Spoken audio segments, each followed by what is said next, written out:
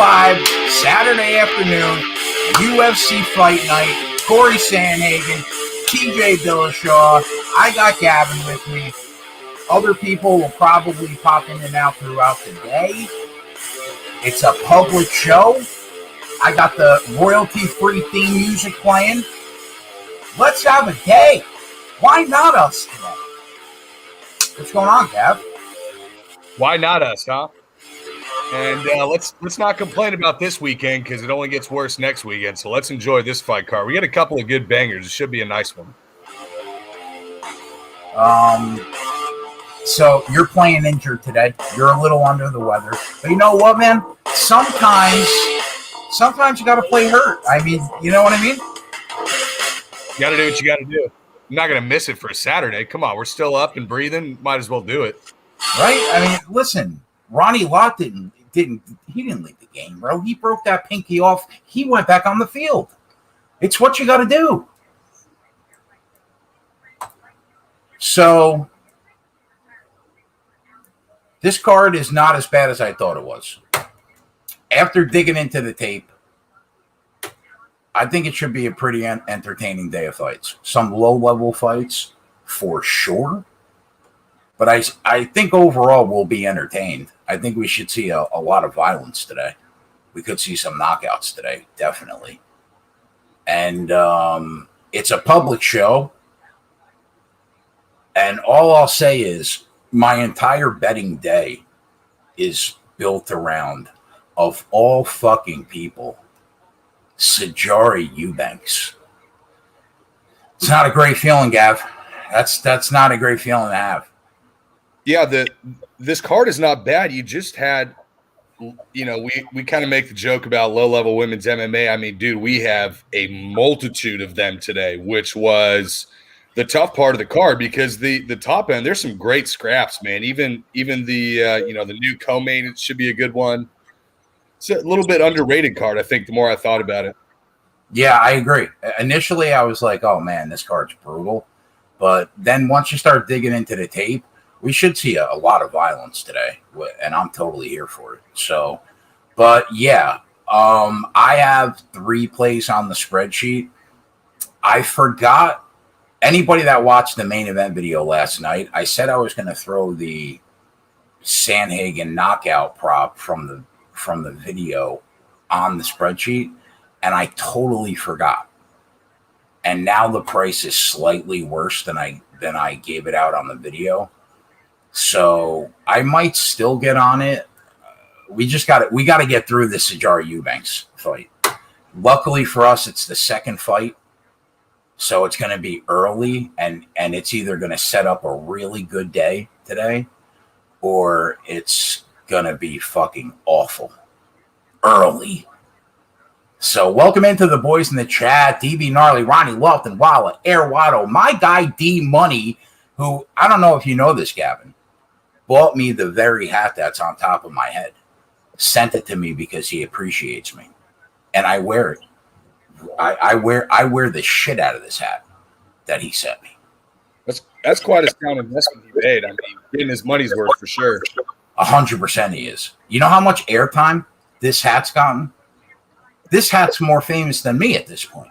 That hat could tell some stories, man, about some live bets. I bet that. It could, bro. It could.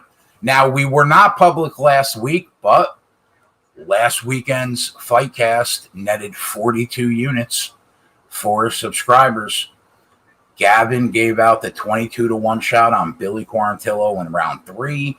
I had Lemos in round 1 at 3-1. We had Makhachev in round 4 at 12-1. We absolutely made more units last fight card than most fight handicappers, MMA handicappers, make in a year. So are we going to duplicate that today? Probably not. Probably a 0% chance that happens again. But we're going to fucking try. We're going to try. I need Gavin's take on the Angels minor league story. Didn't look into it much. Well, our guy Gavin is a pitching connoisseur. So what are your thoughts on the Angels minor league story? that I couldn't tell you what it is. I have no fucking clue. The fact that they picked 20 pitchers in the draft, or what? They spent their first 20 picks on 20 pitchers, Keg. Is that true? On my mother. It was incredible. And I'm not even mad at him for doing that, the way that the franchise has been going the last couple of years. Wait a minute. I don't know if that's the one that they're referring to, though. You're saying from pick 1 through pick 20, they took 20 pitchers? Yep. I mean, that can't be good long term, no? Well, and I guess they're thinking about it from a venture capital perspective. If you throw money at 20 and one or two really hits big, then you get all your investment back and all the others. So I'm not mad at it. And they've always been thin in the rotation and thin in the bullpen. Their pitching staff is always hurt every year. You know, we lost Tyler Skaggs. Just crazy shit happens to the Angels year in and year out. And the fact that they just picked 20 pitchers, they were just fed up with it. They're like, yep, enough of these will pan out, hopefully. We'll see. So the MLB draft just happened? Yeah, what was it? Last weekend, I think? Like, maybe 2 weeks ago? Baseball. No, like maybe 2 weeks ago now. Baseball is just, I'm sorry, bro. It's just the worst thing on earth. It is. The draft just sucks because you don't see those guys for anywhere from 2 to 5 to 6 years, you know, after they're drafted. They just sit in the minors. All right, so I can't our fucking guy Diego, like head cheerleader. Love him. Love the kid to death. All right, so I can't give away all the plays because they're spreadsheet plays, but all I'll say is that Sajari Eubanks anchors almost everything that I bet. I bet a few 2-fighter parlays, and Sajari Eubanks anchors them all. And one play I did put on the sheet was Sajari Eubanks by knockout at like around plus 300.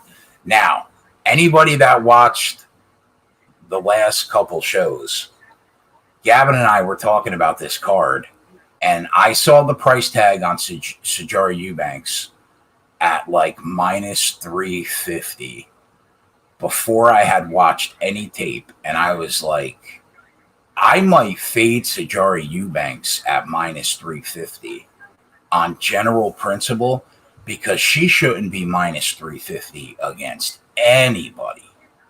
That's what I said. Like that, you could find the tape on that. And then I saw who she was fighting, and I was like, oh, I get it now. I mean, could we talk a minute about Elise Reed? Now, I watched 5 of her fights, her last 5 fights, whether it's on the regional scene. I know she's got a belt, I think, for like CFFC, I think.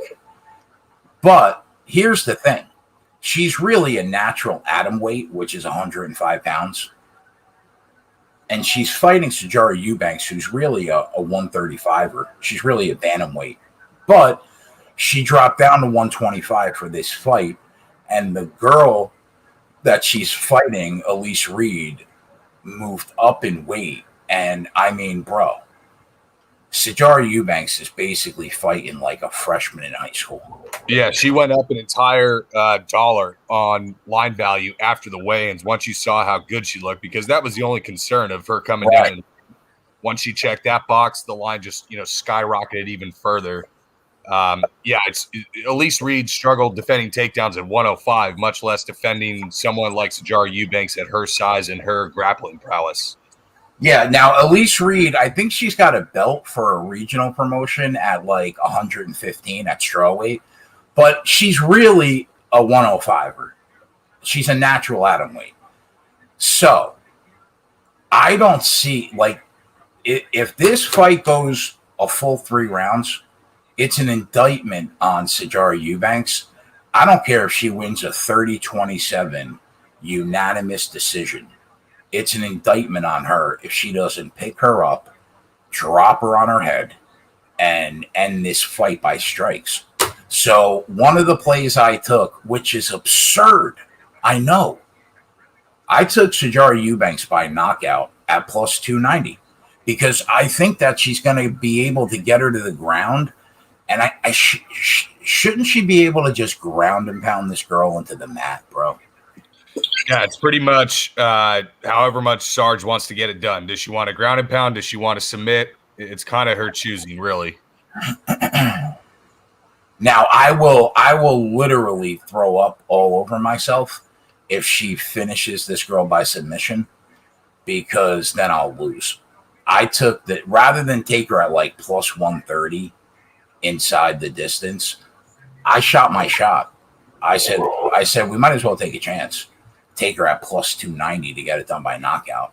But nevertheless, I also have her in a few plays on the spreadsheet where she is the anchor of a couple two-fighter parlays. Our guy Wallace said, I know a friend of Elise Reed's, told her I was rooting for her, but sorry, my guy Keg's on Sajara, and I got to get it. Let's go, Walla. Yeah, I got an anchor for every parlay you make over the next 2 months. What's that? That would be one Rafael Fiziev at minus 350 against Bobby Green. Oh, the line dropped? Well, it's 350, and depending on where you look, it's like plus 275 the other way or plus 250. The handle or the straddle is crazy right now. I called it, bro. I said I thought what the fair line would be and what the line would actually be. We said 350. I'll tell you what, bro. There's no fucking way Bobby Green wins that fight. Not a chance. There's no way. When is this? Do you have a date on that fight? 2 weeks, August 7th. Oh yeah, that's going to be in a shit ton of plays, 100%. Ed Herman plus 180 against Alonzo Menifield. Menifield doesn't get him out early. That could be free dog money. All right, so the first fight, literally the definition of the lowest level of women's MMA that you can get to. Diana Belbita against Hannah Goldie. Now, Diana Belbita opened up the underdog. I think I'll check best fight odds, but I want to say like plus 130-ish maybe she opened up at. And I think she's currently the favorite, right? Did she close the favorite? I honestly did not even look at 1 minute of betting this fight with other people's money, much less my own. Yeah, she's minus 120 now in some spots. So my thoughts are this. I have no idea who's going to win this fight, and I could care less. My money's not going anywhere near this fucking fight. I could tell you that. I could tell you that much. I think our guy Joey, wow, bro, she opened plus 160 against Hannah Goldie, and she closed minus 120. Diana Belbita's worth an 80-cent line move? That's what you're telling me? No fucking shot. I mean, she might win. More power to her. I think our guy Joey kind of has a thing for Hannah Goldie. I could be wrong, but I think I remember Joey saying that like she could get it, Hannah Goldie. I mean, he said more, outlandish shit a la Kay Hansen, so I wouldn't be completely surprised. I love Joey, though. I love Joey. Tim Allenwood says, Goldie, round 2. All right, Tim, if that's what you bet, I'm rooting for you, bro, because I didn't bet this shit show.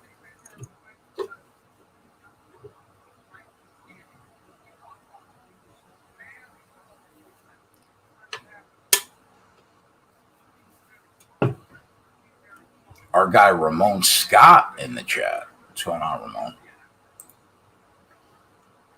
All right, so I guess I'll put our me and you taking a shot on Sarge by knockout at currently plus 300 on DK. Bro, wouldn't it feel great though if she actually gets it done? Yeah, cashing at 290 on a women's fight, I'll take that any day. right? And it sets the day up so well because we have her in a few parlays. It would just be great to see her do exactly what we think should happen. But you know what? That being said, we also thought that Felicia Spencer was gonna get about 4 million takedowns in that fight. I forget who she fought. Do you remember who she fought?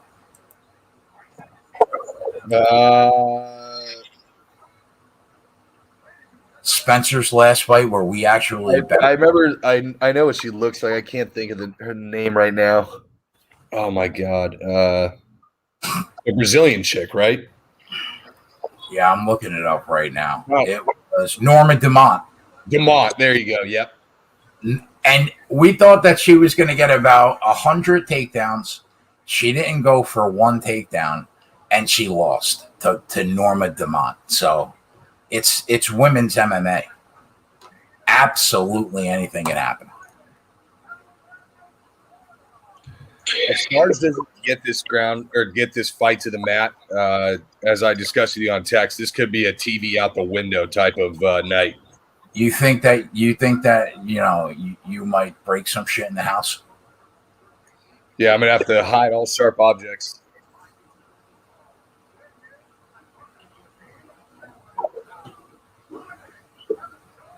Diana Belbita's got some nice ink, though.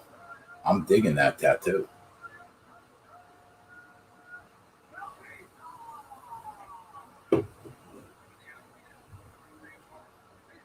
Keith Peterson, this guy looks like he got shoved in a locker in high school, doesn't he?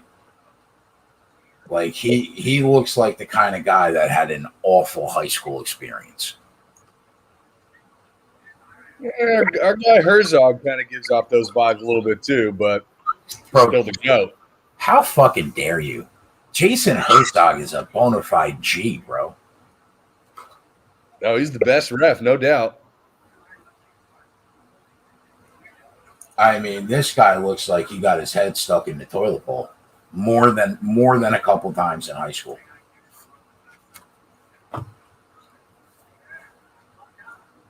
Oh my God! Is that a Cheese Delgado sighting? Cheese.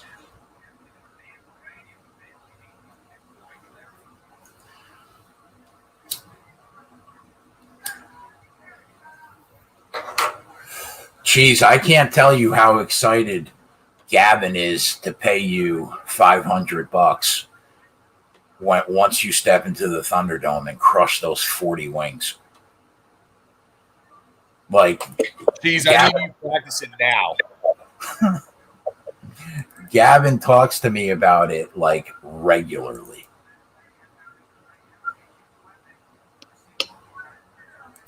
He is very excited, Cheese, to get you into the dome.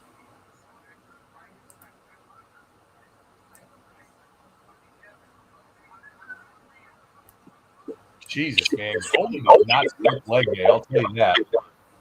What? Goldie does not skip leg day. No.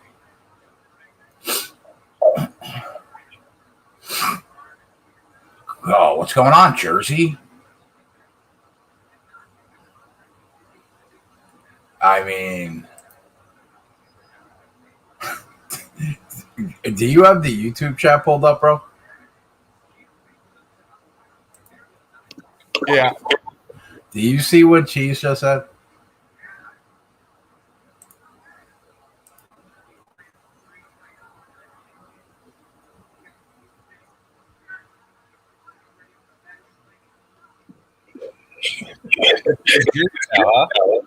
I swear on my mother's life, last night I had a dream that I crushed 40 boneless. Jeez, the graphics ready, bro. It's up. Look. We're rolling with the same graphic as last year. You and Beetlejuice. Your nickname, your favorite color. I mean, we're ready to go, bro. Oh, you know what I just thought of, Keg? On top of the already inflated reward that I have promised, I'm going to get someone an actual championship belt for whoever does it. Like you're going to buy a belt? Yeah, it's like 100, 120 bucks, whatever. Someone's getting a belt for the Thunderdome champion. I'll split that. I'll split that with you to get that belt to somebody. Just don't put me. You hold it until the next person does it. Don't put me in charge of shipping it out, though. That's the easy part, because I don't think it changes hands very often. We got about 100 Sports Keg T-shirts on my dining room table that still haven't seen the fucking light of day. So, yeah, Spreads lady still busting your balls about it. Yeah, so don't put me in charge of shipping it out to somebody. That's what happens when you do, 40 to 50 hours of low-level MMA tape study a week. You don't got a whole lot of a time to deal with logistics. Yeah.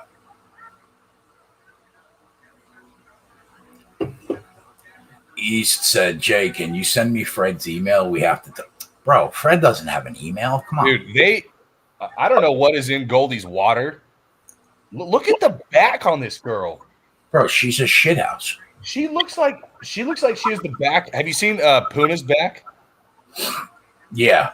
His back is just absurd. Dude, like the muscles in this chick's back are gnarly. You ever see her Instagram, bro? No, I don't use that hipster cesspool. You know me, man. No social media. I keep it low key. Corey said this Goldie guy's about to get knocked out. This Goldie guy. No, that's not nice, Corey. That's not. Was that a Freudian slip, or did he really say the guy? No, he said the guy. He meant the guy. Oh man. Oh Jesus. Listen, we don't support that here at Rump Your Bets. I'm not a Rump Your Bets person, so I can laugh at it. This fight, God, though, this is crazy. This fight's awful.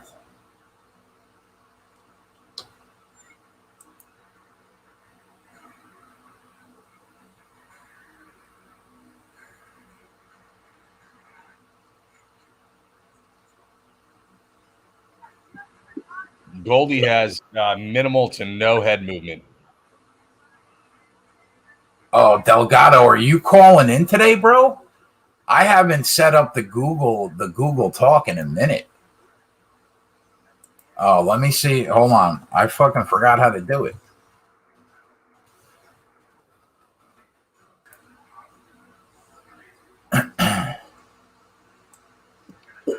Someone in the chat said they love Velveeta. I don't think I would trust anybody who doesn't like shells and cheese.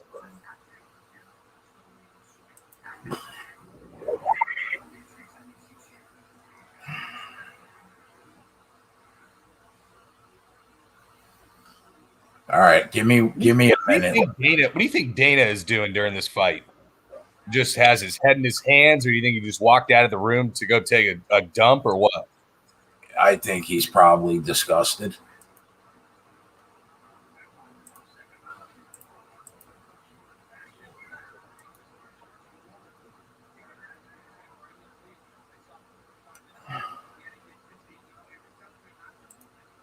All right, Cheese. You calling in, bro?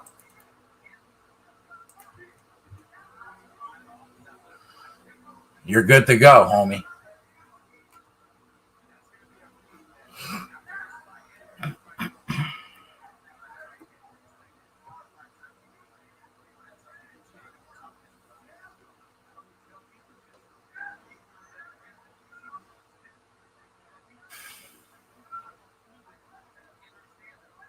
You're good to go.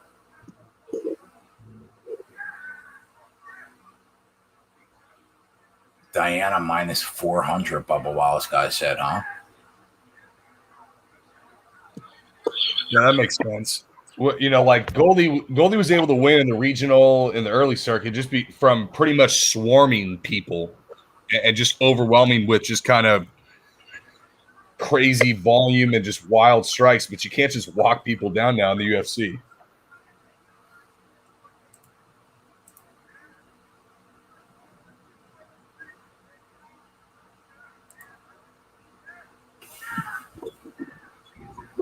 I don't know if it's due to the just the amount of muscle she packs on or whatever, but she's just super rigid as a stand-up striker.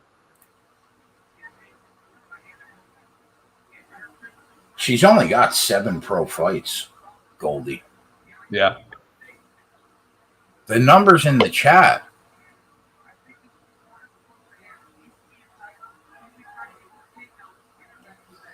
The numbers in the YouTube chat, bro. 862-259-2485.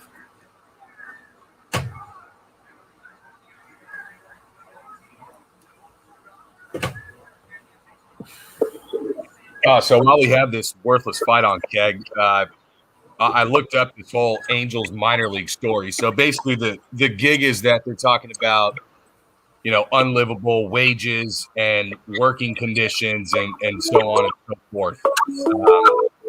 This is not exclusive to the Angels. That's called the minor leagues. Call from Cheese. Yeah, what can we do for you, Cheese? Press 1. To send a voicemail, press 2. What can we do for you, Cheese? What's going on? Gavin, can you hear him? Cheese Delgado, it is nothing less than an honor to be able to speak with you.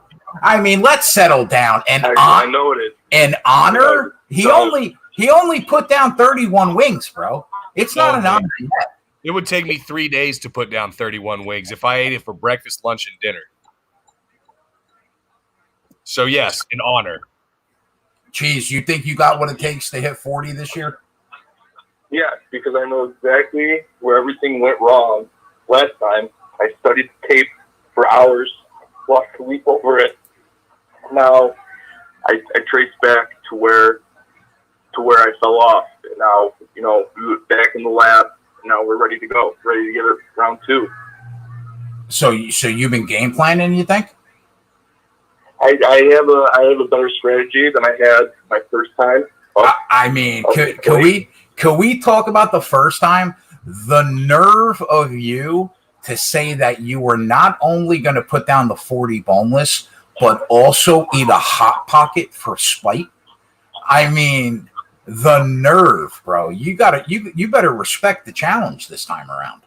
Oh, I respect the challenge. I had a bad strategy going into it. We've fixed that, and now I think I can do it now. If I start training a little bit before and then execute the new strategy, I think we'll be good to go. You know what I think? I think that you don't have a fucking shot. That's what I think. Disrespectful. I mean, hey, bro, listen. Being 9 wings away might as well. That's like being 35 wings away. That's outrageous. That's outrageous. I'm not gonna live for this, Keg. I you know what? No, enough of this shit. Oh, the man has me nervous. He sounded like Joey Chestnut back in the lab, formulating all his crazy ideas of how he's gonna get there. I'm a little bit nervous.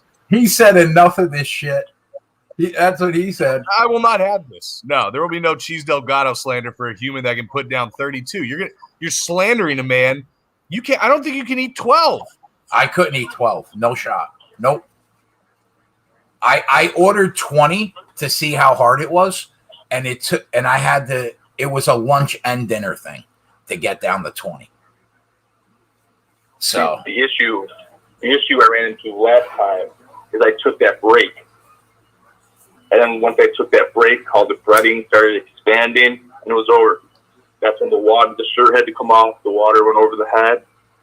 So what's the strategy? Like, you got to put. There can't be a break. You got to power through all 4. Those first 10 minutes. No talking. No talking in between. Not picking you only pick your head up, take a sip of water maybe. Gavin, you know what the best part is? I talk to these people, right, to like waste a little time to fuck with them. That everybody told me that my head games when it comes to the challenge are just there's nobody that brings the head games like me. That's tough, man. It's borderline torturous to get these guys to eat 40 in that time frame, and then you just want to play the mental mind games, on top of it. I want to pay the guy if you can't tell, Shit, I'm trying to figure out how he's going to do it. What happened was that I hammered like 20 out the gate, and then I was like, all right, we're going to take like a 5-minute break but the break just could end you. It's over. You take a break. You have to just power through it. I don't disagree. That means, if it's a 45-minute challenge, you almost just have to make it like a 15 to 20-minute challenge and just speed through it. Yes. Joey worked. I put down 31 with taking like a 10-minute break. Joey works. So if I don't put in a break, just keep my head down, just hammer through it. I think he has a good shot. Joey said 20's easy, bro. That's breakfast. Settle down, he said. Who does Joey think he is? Joey still won't play me in MLB The Show. He's giving me the runaround every single time I tell him to play. I'll tell you what, I would love to see Joey just demolish the challenge and take 500 from Gavin, because Gavin desperately wants somebody to take that money. Desperately. He wants to see it. Somebody not named Joey Work. He's got enough money. So wait a minute. Fair game is fair game here, Gavin. No, if he does it, I'm paying him out. No questions, not even a second thought about it. But shit, I want one of the subs to do it, man. Joey's that guy that'll come in and shit all over the challenge, and he'll put 40 down for spite. I'll go 1v1 against Joey. How about that? 1v1 against Joey. Now that's a challenge that I can get behind. That's all right, a challenge. You book odds. I'm laying it on cheese. Jay is a cheap bastard. Odds for such a bet should be 10 to 1. Bro, the winner gets $600. Yeah, Joey's right. Shut the fuck up. Oh my God, this guy. This guy, man, gets under my skin.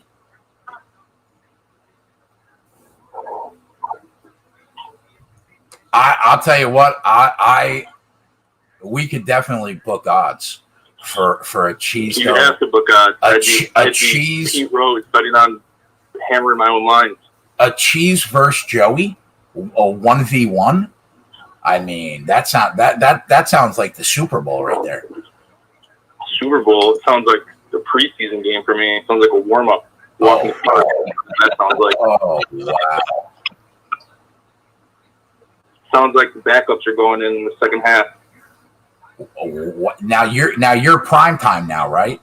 Like you're not doing. And I don't get up unless it's prime time. You're not doing the challenge on a Sunday afternoon. It's got to be like a Monday night or Thursday night football. It's Monday night. It's Sunday night. Oh, it's Sunday night football. Game of the week. Oh, it's all right. All right. All right. I'm looking at the Sunday night football schedule right now, and I'm gonna find the game that Cheese is coming on. Is it a Buffalo Bills game? Because it has to be a Buffalo Bills game. Week 5, Bills at Chiefs. Holy shit. That's it is. That's it. Get ready, big boy. That's it. Bills at Chiefs week 5. That's your week, Cheese. That's your week. Joey said, I got to be plus money. Cheese is double my weight. Yeah. Cheese, it's like bowling. You're going to have to give him like a wing handicap. Like Joey's got to be like plus 7 wings. Plus 7? No, not plus 7. What do you mean? Bro, you're twice the size. I'd go plus 5.5. Joey's got to be like plus 7 wings. I think 7. You're spotting him a touchdown. No, bro, you're spotting him a touchdown here. He's got to be plus 7 wings. Plus 7. Look at him. If you think 32 is your baseline, I'm telling you right now, Joey ain't even sniffing you at 7.5 wings. Wow, this fucking Joey work hate. I'm not here for it. I'll tell you what. No. I love Joey, but come on, brother. We're talking about a different human with Cheese Delgado here. So you're saying there's no way Joey puts down like 24 wings? You're saying, dude, 24 wings. I'm thinking Cheese gets around as a baseline 34 to 35. I think you are fucking delusional, bro. What he did with a 10-15 minute break on the first time. What he did on that show was almost an out-of-body experience. He's never putting 31 wings down again in his whole life. But why would you put yourself through that unless there was some money on the line? I understand that. You don't just go out saying, "Oh, I'm going to eat 32 Buffalo boneless wings tonight," like for shits. To be fair, I did want to die after. So Joey said plus 7 wings is fair, and he's in. Oh, we got Jonathan Nelson week 2. So is DB week 1? Yeah. Derek Weatherly is. Oh, is Weatherly. week. That's right. Weatherly week 1, Jonathan Nelson week 2, Cheese Delgado week 5. Look at this. This is already booking up, dude. Too easy. Look at this comment from Johnny. Everybody thinks they could do 40 and 40. Everybody says no problem. Everyone thinks they can do it. And then they get to and you see a fucking mountain of breaded chicken in front of you. And then they get to wing 15, and they're like, and you're like, wow, what the fuck did I do? The question is, do we limit this to RPS subs only? 1, to make sure that we don't get any ringers, and 2, to make sure that we help out, the people they're paying the bills. Yeah, it'll be the subs, definitely. So far, everybody that's doing it's a sub. Jeez. We should review the prize pool for anybody who is interested. Weeks 3 and 4 are open, but 1, 2, and 5 are now booked. Yeah, look at Gavin. He's trying to book all 18 weeks. This kid. I'm shocked that we don't have all 18 already booked. Oh Jesus! Sorry, hold on. I don't know if I can do a Bills Chiefs. Oh, here we go. I'm probably a plant. Here we go. What week do the Jets play on Sunday night instead of watching that piece of shit fall apart? Oh, you know what? Don't play yourself, bro. Don't get me heated. Don't get me heated right now. You guys drafted Zach Wilson? There will be no Jet slander on this YouTube channel. I'll tell you that. How did you fuck up Trevor Lawrence? How could you? Bro, I don't want to talk about it. All you had to do was lose. I'm not here to open up scabs. All right? Settle down. I don't want to talk about what happened last year.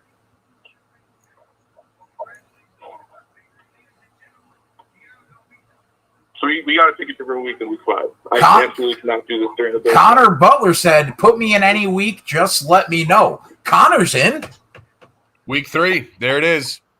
Connor Butler, week 3. So if Joey and Cheese go head-to-head, dude, I'm sending him an eating coach for the 2 weeks prior. There's such hate. What hate towards my guy Joey? I need a good week. I can't do week 5. All right, so week 4. Then you do week 4. So we got 1, 2, 3, and 4 covered. Who's playing? No, it all just goes back to I just want to see somebody do it so bad, and I think Cheese is our best hope. What's the Sunday night game in week 4, Gav? Bucks Patriots. There you go. Perfect. There you go. The return. Tom Brady returns to Foxborough. Oh boy. All right, so that's the first month is in the books. And Cheese Delgado returns to the Thunderdome. Yep. Cheese steps back into the Thunderdome, the reigning champion. I'm excited for it. I'm not going to lie. I want entrance music. I will find you a song. I will find you entrance music. 100%. Thank you. Yep.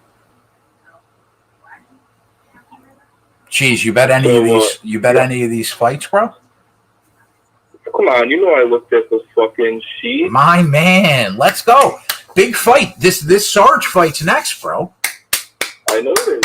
Let's go. Next week, so hopefully, we're our bag today. Why not us today? How about that? Why not us? Gotta be someone. Joey said, I'm ordering 20 Buffalo bones right now as we speak. Joey making me nervous now. Chill out over there. Jesus. He said it'll be my appetizer. Cheese, you know what, Cheese? I think you're in trouble, bro. Not. I'm not even thinking about this anymore. You poked the bear, and now I don't know what's going to happen. Yeah, was Joey here when I said that I am also contributing on top of the added prize pool a legitimate championship belt? Yeah, was he here for that? I think he was in the chat. I think that might have been what piqued his interest. Now all of a sudden Joey's trying to get in on the contest. He wants to scrap. So this is what the winner gets. First of all, you get a free lunch no matter what happens. You get $600 cash, and you get a championship belt for the person that puts down 40 and 40. What week is Joey going? Well, Joey's just looking to do a one-on-one with you plus 7 wings at some point during the year. Okay. You know what I mean? I want that to happen before Cheese does his Thunderdome, because I'm worried that Cheese obliterates the Thunderdome and Joey ups the 7.5. Oh, you think now Joey has way too much pride. If I know Joey work, he's got way too much pride to back out. He wouldn't care if Cheese did 50 wings. He's in at plus 7. He's getting, if he does 50, he's shoveling down 43 come hell or high water. Johnny said, I'm coming for the belt, and I can't wait to crush this challenge. Everyone says that. Let's go. I'm as excited for the upcoming NFL season as I am for this challenge every week. You've been looking at week 1 yet, or what? No, because I don't have the fun. I need the 53-man roster first. I have not bet anything in week 1. Although I thought about taking the 4.5 with Georgia against Clemson in week 1, because I think they're going to be. You know what you can do? I think they're going to be really good this year. You know what you should do? What? You just hammer the 6.5 for the Bills against the Steelers, because it's already over. It's over. Hammer what? Minus 6.5 Buffalo against Pittsburgh. Twatty must be happy because Pittsburgh hired a new offensive coordinator. Twatty must be ecstatic. But the Steelers don't have a shot with one. Yeah, I think your team's going to be really good again, bro. In week 1, all the fans are going to be in the stadium again. The fucking Steelers are going to get booed out of the third. Their eardrums might rupture from all this noise that's going to be created. But you know what? With all that being said, I think plus 500 for the Chiefs to win the Super Bowl is an absolute gift. You think it's a gift? Yeah, at 5-1, they shouldn't be 5-1. They should be lower than that to win the Super Bowl. There's only been 3 teams in NFL history to go to 3 straight Super Bowls. Yeah, I'm not worried, bro. They're the best team in the league by a mile. Come on, let's be real. Did they get it done against Tampa Bay? No, they didn't. They shit the bed. But they're the best team in football by a mile. 5-1 is a gift. I'm just saying the history of the odds say the Chiefs don't go back for a third time. What are the odds? I'll tell you what. If the odds are good enough, I would take Buffalo. You never know. I'd take a little Buffalo money if the odds were strong enough. What's Buffalo to win the Super Bowl right now? I think they're like plus 18 or something. Are they really 18-1? It's either like plus 12 or 18. It's one of those 2 numbers.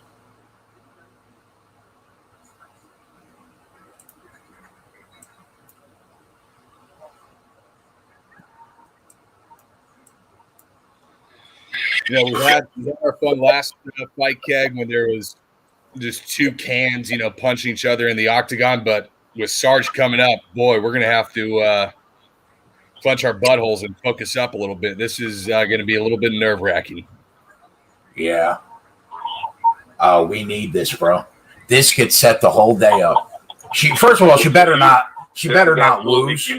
She better not lose. But the knockout sets everything up. Okay, so Buffalo's about 12-1 right now.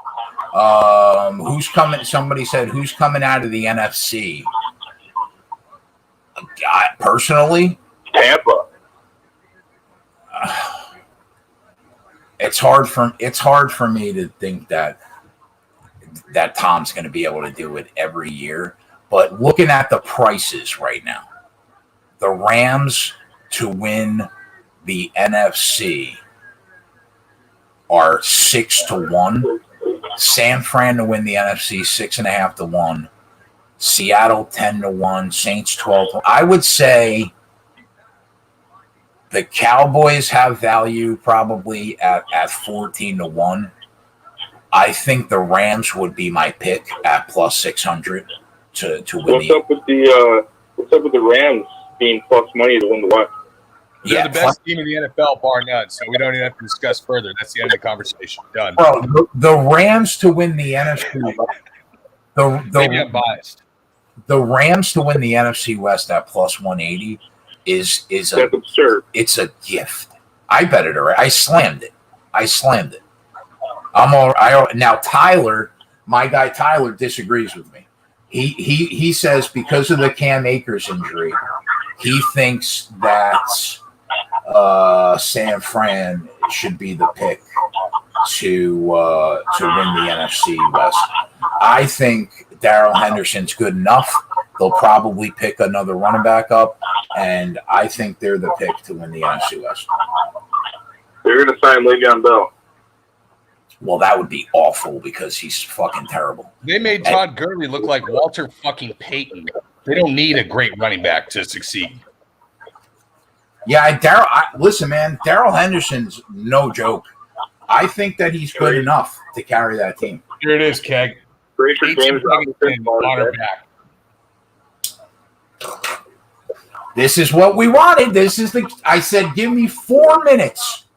Yeah, but the thing is, I don't want Reed throwing a bunch of strikes. Bro, she's got her in a crucifix. She's almost got her in the crucifix. Oh,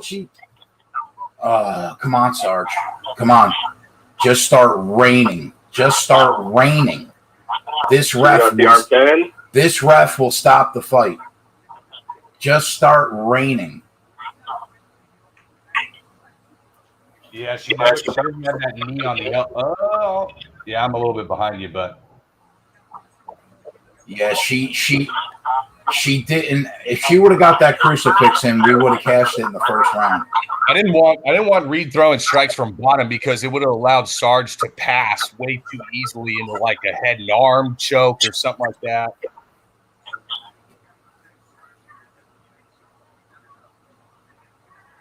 Come on, Sarge. This girl should not get last 15 minutes. This girl should not last. Oh, she's got her in mount. Don't grab an arm. Please don't grab an arm. She's setting it up to do the crossover arm bar. Please just start pounding the shit out of this girl. What are we doing right now? That's it. Start pounding her. Oh, no, she's going to try to get the arm. Please don't. Please just rain. Just start throwing bolos. Gavin, I'm going to puke if she submits this girl, bro. If this is the way we lose, I'm going to fucking. Well, you're ahead of me, so I'm hearing it from you. Yeah.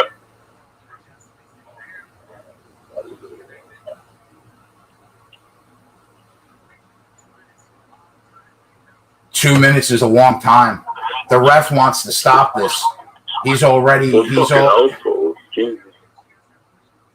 Come on, what are we doing? Throw punches.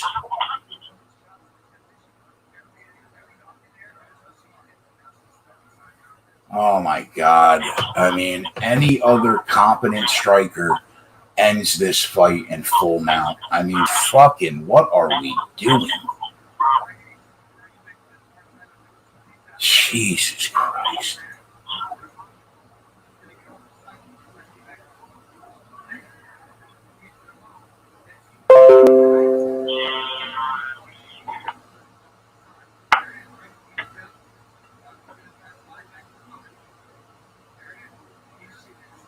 Throw punches. What are we doing? Throw punches. Cash it, baby! Cash it! Let's go, Gav! Let's have a day! You got it? Oh shit! Hold on, I'm at 127. I am a fucking beast. I am a beast. That sets the whole fucking day up, bro. Let's have a day. All right, you just love to see it. You just love to see it. How did you not know that was going to happen? Why not us, Johnny Nelson? Why not us? Why not? That's what I'm saying, Cheese. All that said, Cheese, you don't have a fucking chance in the competition. Okay? You have no chance at 40-40. You have no chance. Don't win one bet here and start. Listen, Cheese, I said you had no chance before the fight. Okay? You got no chance. Now, Gavin doesn't like this Cheese Delgado slander. I don't know what to tell you. I don't know what to tell you. He's our best hope, Keg. He's our best hope. So you're telling me Cheese Delgado's the great white hope? Is that what you're telling me? Of the Thunderdome, until we see otherwise, that is the assumption to be made. It's not even an assumption; it's actually an inference. Didn't someone else try it last year after me? Didn't someone come on the Thunderdome? Yeah. Well, first of all, Twatty, who got How many did Twatty put down? 12. Okay, who was next? Twist, How many did he put down? 16. All right. Now, I'm not good at math, but that sounds like a long way from 40, if you ask me. Bro, no, don't you understand? Nobody's doing it. Nobody's doing it. I'm doing it. I want that fucking belt. Now there's the belt involved. I'll tell you what, the belt idea, Gavin, is phenomenal, bro. Yeah. Here's what else I want to add, Keg. If any of the subs, tell me this isn't the spot to hang the belt until somebody wins. Yeah, like right here. And here's the thing: if any subs are good at designing shit on a computer, because I don't know a fucking computer chip from a potato chip when it comes to technology and whatnot. There is a site that allows you to custom make belts. I will obviously pay for the belt and I will pay for their time. If it's whatever X amount of dollars, if it takes them an hour, if it takes them 2 hours, I want that thing looking pristine. I do media design. I can't wait. I can't wait for this belt, bro. I'm more excited about the belt than I am the competition. Bro, that girl looks like an alien. Yeah, she got that Joanna hematoma under her right eye. Holy Christ. Go ahead, Sarge. Good for you. I cannot believe we strapped our day to Sajari Eubanks, but you know what? We're in a spot to have a day. We said that, or I said that if she blew out her knee in this fight and had one of two knees, she could win this fight. If she leg kicked and broke her leg short of a Chris Weidman, your leg making a 180-degree turn at the ankle, she could win this fight. If she broke her hand punching, she could win this fight. It would take like a fluke freak act of God for that girl to beat Sarge. Air Watto said, should have bet our lives on her inside the distance. Oh, well, we'll take. I mean, I can only put one unit on the spreadsheet. So, I took the 160 and I had 280 for the KO. Yeah, so I answered 20 cents. I bet the knockout prop for a unit, and then we have two parlays halfway home with Sarge and two other fighters. So we're in good shape. And I forgot to put the Corey Sandhagen bet from the main event video. Depending on how the day goes, I might throw it on there. I just want to see how the next couple fights go. All right, what do we got next? Money. I'm looking for some D-Gen round props here. What do we got? What do we got next? What's the next fight? I don't know. I just hope not another low-level women's fight, for the love of God. if this is Maverick Barber, oh Jesus. I'll tell you what, bro. I think Miranda Maverick has a substantial edge in that fight. If Maverick gets that sub, Joey Ward just slaps his dick and balls on the spreadsheet today, that'd be huge.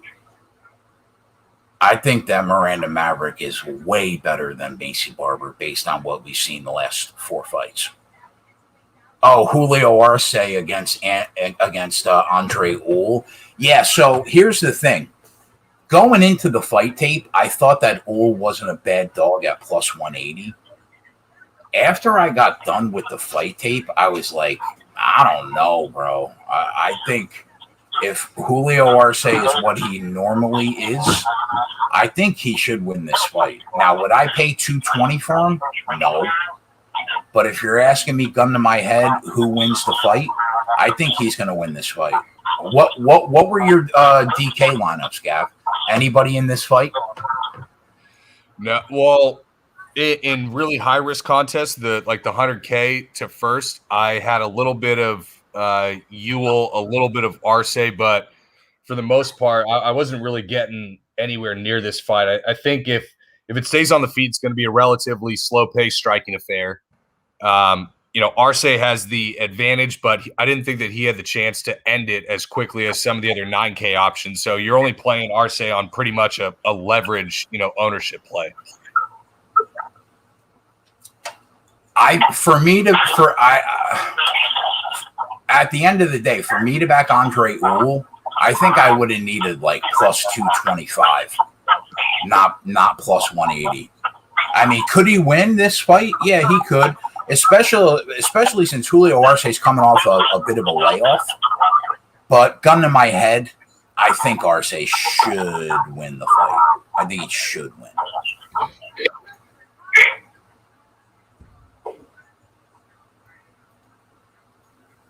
I'll tell you, bro, I found this card really hard to find dog money. Did you make any dog money bets on the money line, Gavin? Not on this card. I don't believe so.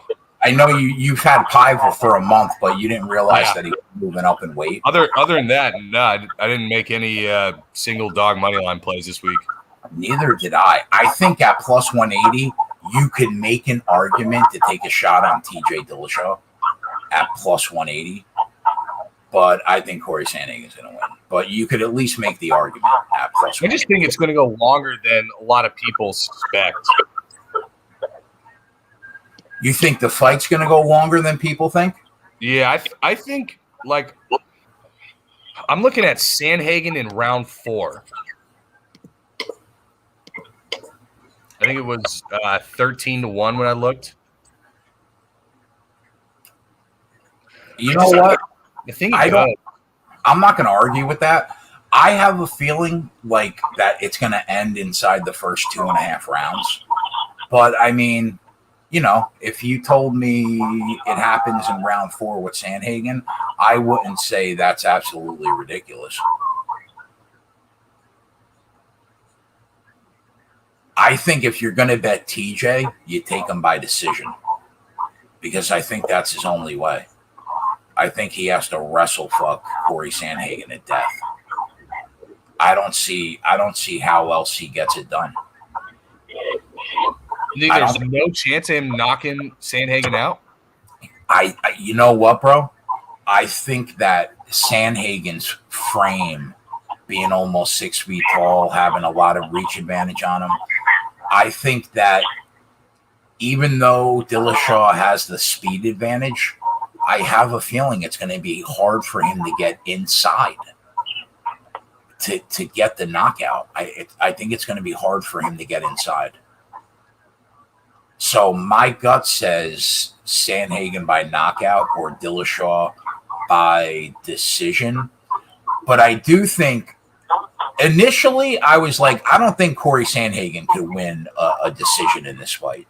But then you go and look at his volume, bro. He definitely can win a decision, 100%. If it stays on the feet, he wins a decision if it gets to the cards. You're right. I didn't think that before I really dug into the numbers. But 7 significant strikes landed per minute. He'll definitely win on volume. Definitely. Listen, TJ has a lot of power at 135. Could he leap inside and catch Corey Sandhagen? It's possible, but I think it's unlikely. Just because of the movement of Corey Sandhagen and his use of range, I think it's going to be hard for TJ to get inside. But yeah, you see these elevation guys with just ridiculous gas tanks, man. Would it shock grappling or Sandhagen or Dober on the feet? I mean, these guys, they rarely tired. Yeah, would it shock me if Dillishaw won by knockout? No. I mean, his whole 5-year run where he was basically the best bantamweight in the world. I mean, he knocked a lot of guys out, but none of them were 6 feet tall. And here's the thing, too, like, you know, Dillishaw, he's a guy who can fight at featherweight, or excuse me, at flyweight. There's no world in which Corey Sandhagen is cut into 125. Like, just when you talk about just body mass and size of humans, you know, in that realm, it's going to be tougher for TJ. But I think that he's way more alive on the feet than people are giving him credit for. That chin is going to be as fresh as it has been, you know, maybe in his entire career with that 2.5-year layoff. We lost Cheese. All right, Cheese, be good, bro. We'll see you during football. Say that one more time, that last sentence you said about his chin.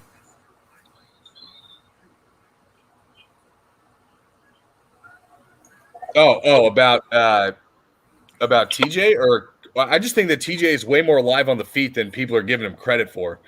But there is something to be said about the fact that, like, TJ is a guy who can get down to flyweight. You know, part of it is obviously the size discrepancy, and a 6-foot guy is never going to cut down to 25 unless you're almost Luis Smolka. But I just think that TJ is way more dangerous than people are giving him credit for in this thing. Well, the chin is – he hasn't fought in 2.5 years, man.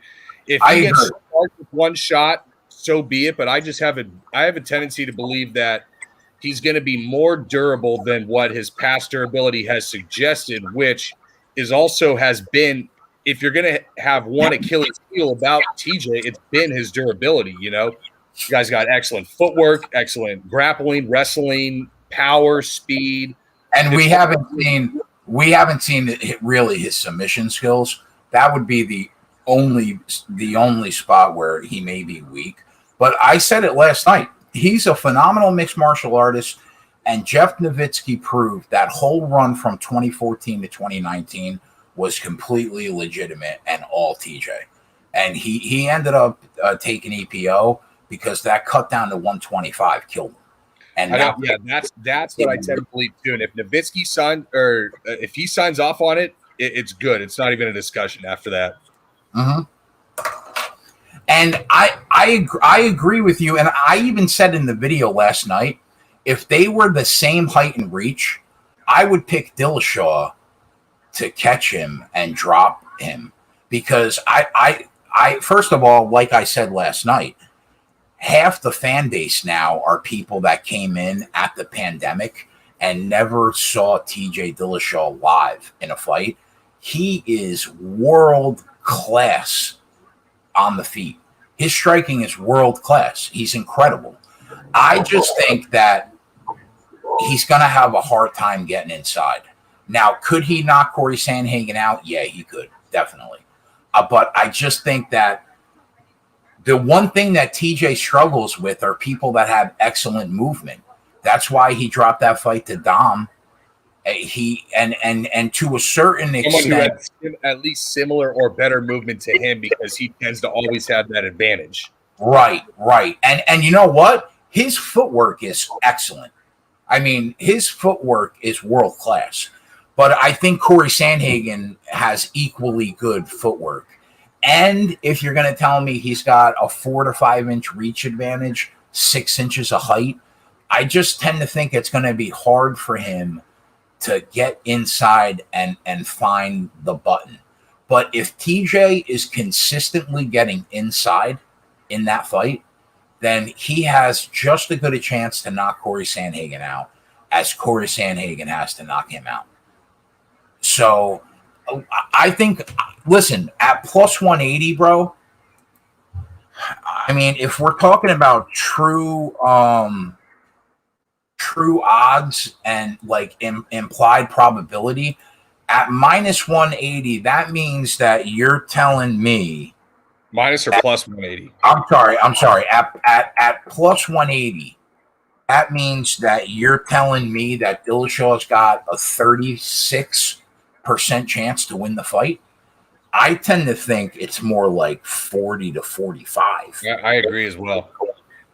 I think like maybe Corey beats him 6 out of 10 times, maybe 5.5 out of 10 times. Yep, and it goes back to our Volkov versus Gane, where we think we're on the right side of implied probability, but are we just holding something that we think is going to be a loser at the end of the day? Oh, shout out to is Consigliere in here? My man. Shout out to him. I love him. He's been consistently the best MMA handicapper in the chat in the chat of my videos for 3 years. Love Consigliere. Have a lot of respect for him. My guy, all right. I don't know if I've seen him around, or maybe I just don't have the YouTube chat pulled up every weekend. But you know what? I don't think you have, because normally we do these behind the paywall, and I've been doing the NASCAR videos for free. So I don't think he's a member. But yeah, I have a lot of respect for him. He's really good at what he does. So yeah, but I think Corey Sandhagen's going to win, man. 2.5 years off. I think TJ's still in his prime, though. You're talking about a 35-year-old kid that has taken no damage for 2.5 years. That means he's basically like 33. So I think he's live. I just think that this is Corey Sandhagen's time. I think Corey Sandhagen is the second best bantamweight in the world right now.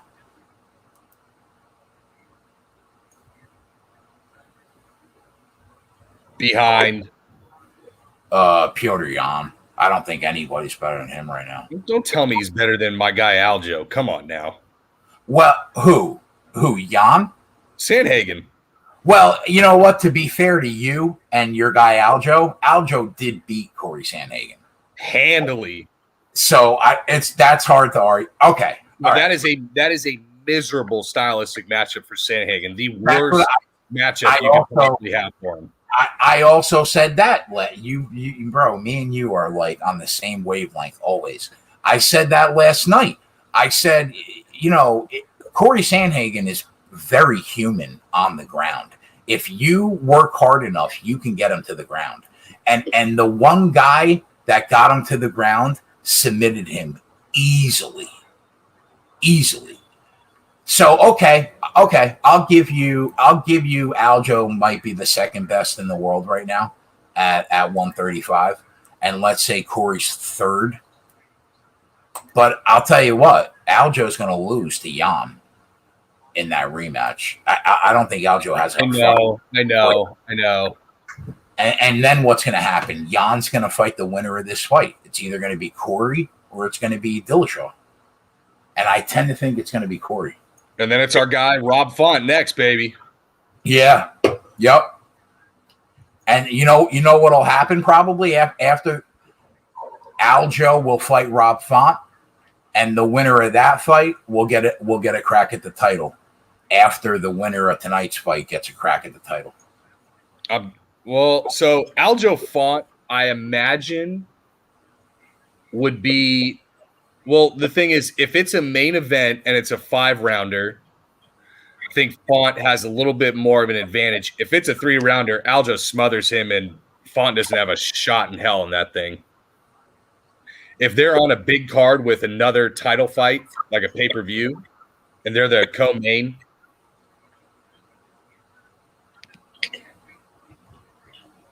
$35. The thing that 35 has over 50.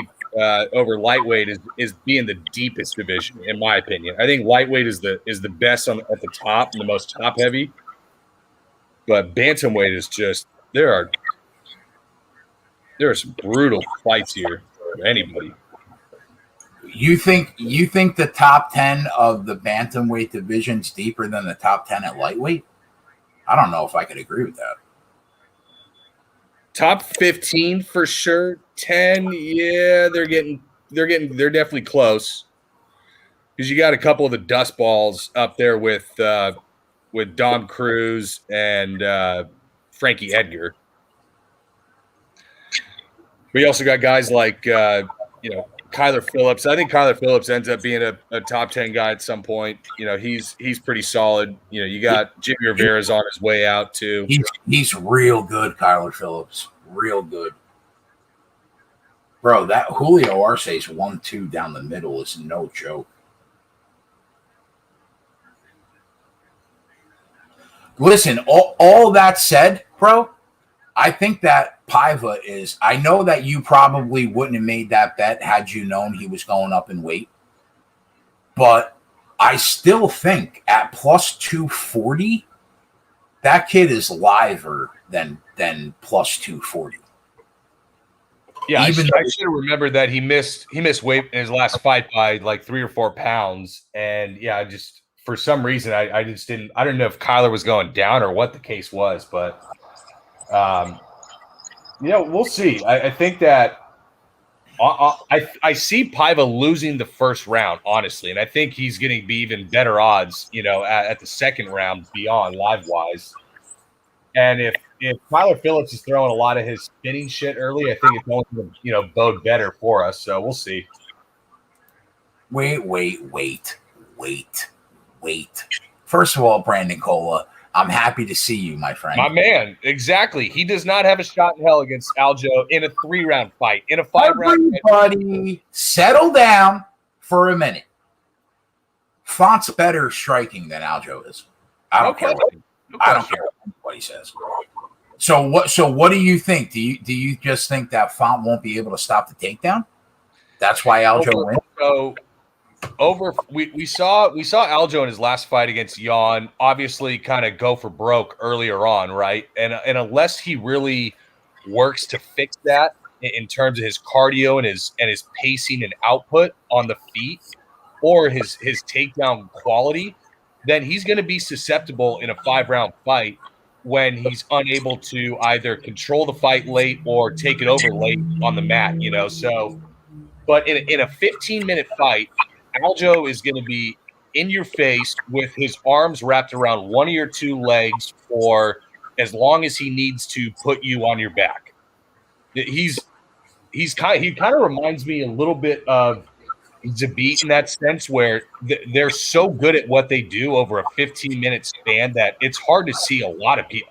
Honestly, like if Aljo and Jan fought 3 rounds, I think that'd be a more competitive and better fight than over a 5-rounder. But if that's what I was saying. If it's a 5-rounder on its own as a main event on a fight night or whatever, Font is way more alive. But if they're on a pay-per-view as the co-main to a title fight, Aljo, I don't think Font really has much of a chance in that battle. Consigliere says, I think there's better live bet spots tonight, like Allen or Yanez, if they were to Allen's the number 1 live bet of the night if he makes it at round 1. Okay, so I think that Adrian Yanez, right, is currently one of the 3 best prospects in the UFC. I think him, Rafael Fiziev, and I guess Chimaev, are probably the 3 best prospects in the UFC right now. I love Yanez, bro. His counter striking game is so legit. It's like a beautiful thing to watch. And it's a nightmare for someone like Randy Costa. Yeah, I think Randy Costa is in for a fucking long day, bro. Because I think Yanez is one of the 3 best prospects in the UFC right now. I really do.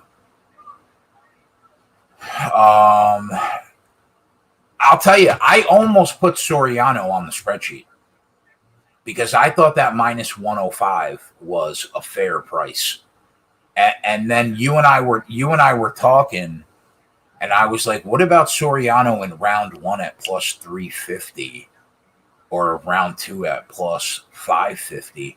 I kind of think that there's value in those numbers also. Now, your argument is what? If the fight gets out of the first round, it's Allen's to lose. I would get pretty close to that kind of take. What I'm saying is that I think if first of all, if the fight hits the third round, I think Allen is in 75 to 80% implied probability of winning that third round if the bell hits round 3, right? So you're kind of already going in down 1. I thought you were leaving money on the table by not betting Puna KO, but the books were on it. They didn't really leave any breathing room there. Yep. The round 1 prop was 3-1, which that's pretty good, bro, considering it's his only route to win the fight. True, but ultimately, if it gets out of round 1, it's hard to see Allen not taking 2 and 3 unless he's taken serious damage in the first round and doesn't quite have his wits about him.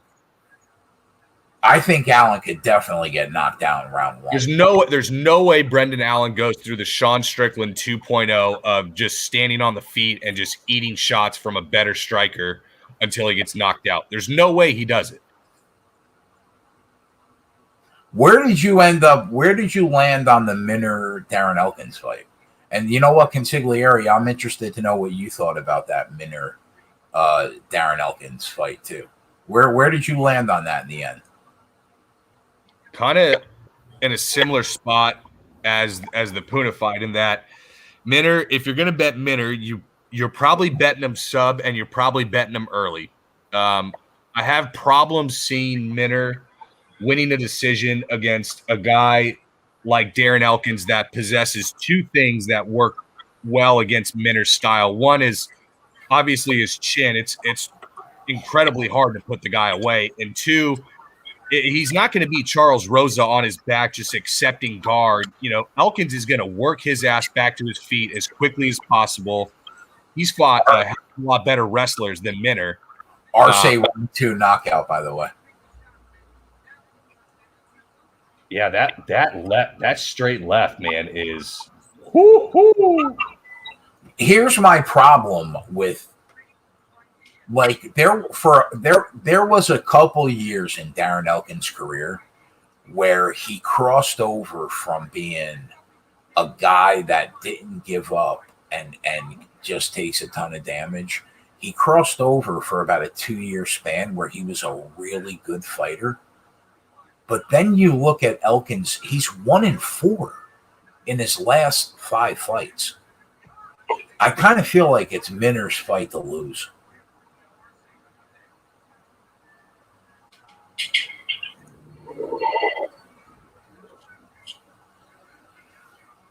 And the thing you can't forget is Elkins lost to Ryan Hall, who we just saw put up maybe the most pathetic UFC performance of all time. It was bad, yeah. It 2 was weeks bad. ago, whatever it was. It was bad. Consigliere says Minner or pass. It's hard not to think a guy who's never seen the scorecards didn't have a fluke last fight. James Krause. I'll tell you what, bro. James Krause is right now one of the 3 best coaches in MMA. Number 1 fight game planner, I think, is I think pretty clear at this point. He is so good. Rarely you see Krause fighters go in there with not what you feel is the optimal kind of easiest path to victory. Yeah, so I tend to think that it's Minner's fight to lose. I think that he's going to have to fuck it up to lose. I think that stoppage was questionable.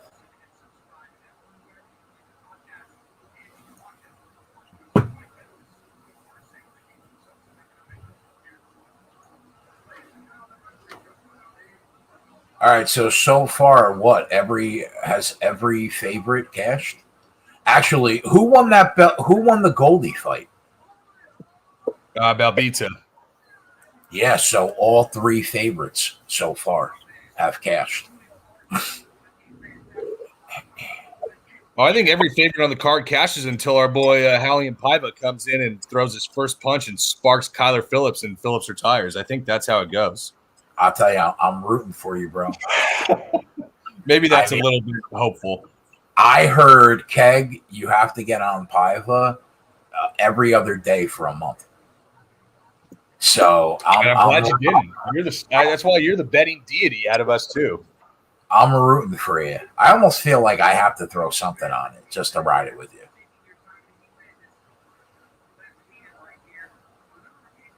Oh, we got the Ian Heinisch fight now. Yeah, Heinisch is in play for me. I have him in now that the fight's over, I could say. I have Eubanks Ian Heinisch parlay at plus 112. So basically, we're getting Heinisch at plus 112 in a fight that he's minus 175. Yeah, I have 111 on the same one. Yep. So hopefully we get that home. Oh, is it Gal versus Williams? Is that it? You see Cheese Delgado? You see that comment? I'll tell you what, after today, Gavin is on the top of my list at RPS. And you know what, Cheese? Settle down over there, okay? Gavin's not even at RPS. Take my money, Cheese, please. Oh, what do you think about the Mickey Gall fight? I saw a lot of love for Mickey Gall. No. After I saw, okay, there were a couple people that I was worried about on the scales. Usually, I don't put too much weight into it. All pun intended, I guess. But I was concerned with Sarge moving down, and I was concerned about Jordan Williams moving down as a diabetic. But I think he had like stem cell therapy, and had his weight cut like really down to a good science, and he looked good. Dude, like Mickey Gall's another one of these guys that has minimal to no cardio. Williams has a cast iron chin, but that's not really how Gall is going to get the win. I don't know how. What's the line at right now for this? It was still like in the minus 170 range-ish, I think. I think that's there. I don't think there's much value. Really? You're talking about the odds on the Mickey Gall fight right now? Yeah, I'm looking at Williams minus 170. I don't know. I think that's probably well lined. Yeah, I don't know what to think about that fight, to be honest. I kind of just skipped over it. I had no interest in either guy. I kind of thought that there was some value on the under, being that if it stays on the feet for that long, I mean, Williams is live to knock out Gall at any point. If it gets to the mat, Gall is able to finish it. So you get typically when I'm taking an under, you want two fighters that have early finish potential. Otherwise, you might as well just bet one person inside the distance. But I think both these guys could potentially do it depending on where the fight goes. I'm loving these DK alternate total round props. You could parlay like 5 fights to go over a half round, like 2.5 minutes. That's all you need.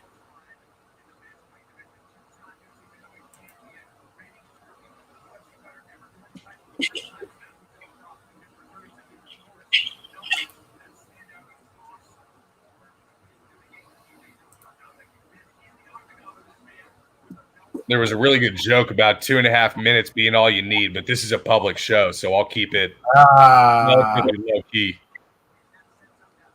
Bum.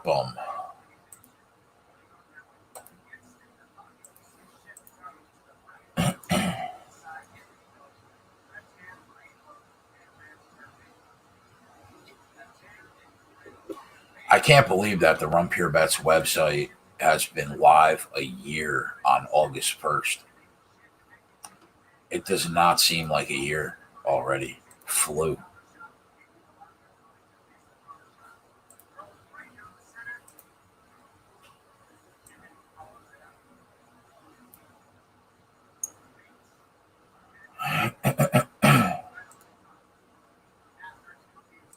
Yeah, this time last year I was betting on MMA and Counter-Strike.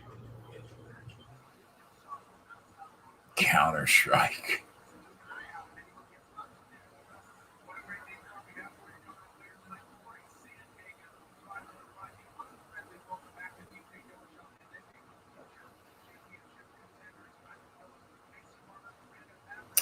Yeah, Airwado. I'm happy to see the change in lines. So many options now on DK. How about Rachel Ostovich beating old Paige Van Zant in the bare knuckle endeavor? Can I ask you a question? Do I want to answer it? Like Paige Van Zant, right? She makes a few $100,000 a year just promoting products on her Instagram. If that's the case, why? The girl is beautiful. Her face is beautiful.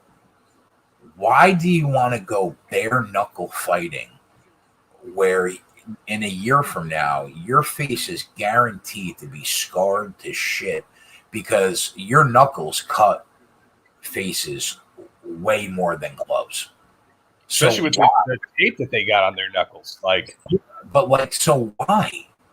Just make a couple $100,000, a few $100,000 a year promoting products on Instagram. Like, why do you want to fuck up? I'll tell you, for a fight that went to the decision, they were both relatively minimally marked up. I didn't watch the fight because I couldn't bet it. So, what was it? A clear decision? Yeah, I didn't even watch it myself. I got the kind of updates from buddies, but I heard pretty much PVZ needed a knockout in the final round, or else she was toast, and Ostovich took the decision. Did Crack Streams not have it?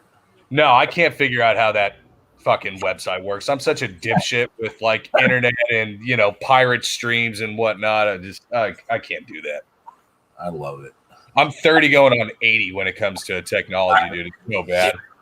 Bro, if I could figure it out, you could figure it out. I'm telling you. Nope, I tried. It was a feeble attempt at best. Y2J says Ostovich dominated. Okay. Yeah, Y2J, I sent him the link in the Discord.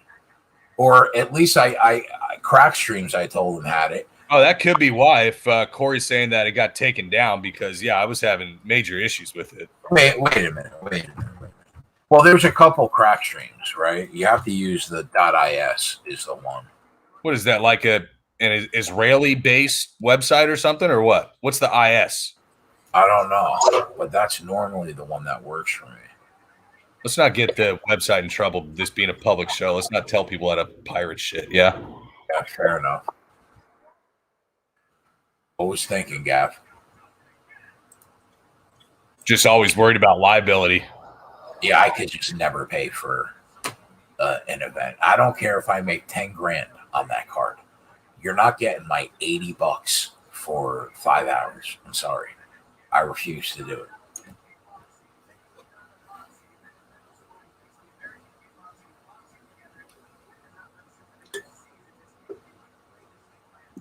What do you think about Randy Costa? I actually think he's pretty good. I think Randy Costa. He was one. Him and Heinisch were the ones that moved to Sanford for this, right?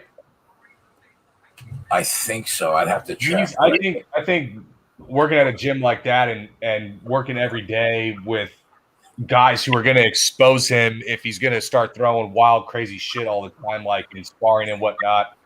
I think it's going to be obviously good for him. It probably mellows him down as a striker. We'll see, but I don't think we see the full effects of it for a guy like Costa this round, this fight.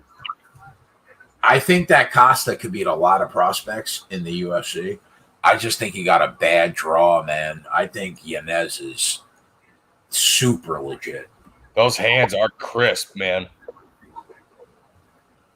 Right? You could just see it in some guys that are just They just have different stuff, like a pitcher, like with you and pitching. Like you could see that Jacob DeGrom just has different stuff from like a lot of people. Adrian Yanez has hands that a lot of people don't have.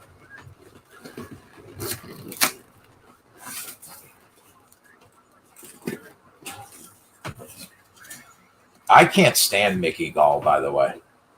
He is like the hardest guy to root for in the UFC. Well, maybe after Greg Hardy. I think there is something to say, though. If Mike Perry ain't finishing him, you know, he did go for a grapple-heavy approach, which is the most Mike Perry shit to face like a BJJ guy and say, oh, fuck it, let's wrestle, you know? Well, yeah, Perry, he laid on top of him for the majority of that fight, didn't he? Yeah, that's what I'm saying. That, you know, like the no IQ fucking Mike Perry move. Let's take Mickey Gall to the ground when I could literally just stand in front of him and box him the entire fight for 15 minutes and not get knocked out. Keg, do you have a play in the Nasruddin fight? Yeah, I parlayed Sijara Eubanks and Ian Heinisch, Brandon. I think Ian Heinisch wins. That got me like plus 112.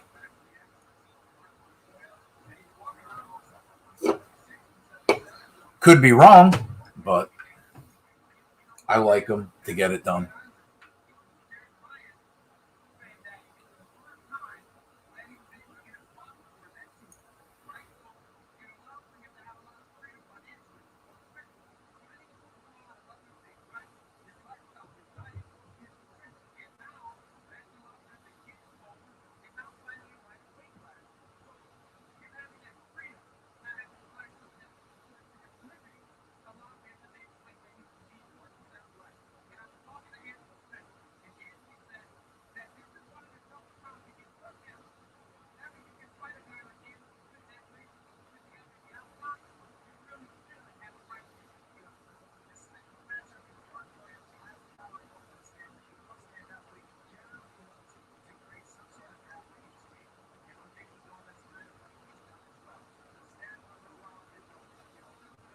So,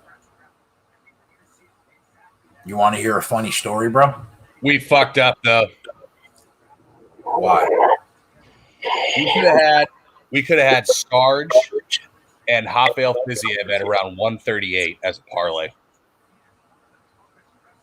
Oh, yeah. I don't even have a line for that fight, though, bro. Yeah, I got it on a couple books now. It's only 2 weeks out. It should be popping up. I'll check. Dude, that would have been a two-legger take it home to the bank. I'll tell you right now, that will be probably in 4 parlays on the spreadsheet. And I'm completely fine having that much exposure being anchored to Fiziev. He is my favorite prospect in the UFC by a mile. And nobody talks about him. Nobody. If not for me and you. Because he isn't fighting enough. You wouldn't hear his name. Bro, what he did to Renato Moicano is just stupid. Yeah. All right, so funny story. My daughter's here, right? Her birthday's in August. So she's telling me what she wants for her birthday and shit. And I'm like, all right. And do you have that app Game Pigeon on your iPhone? No, I have no idea what that is.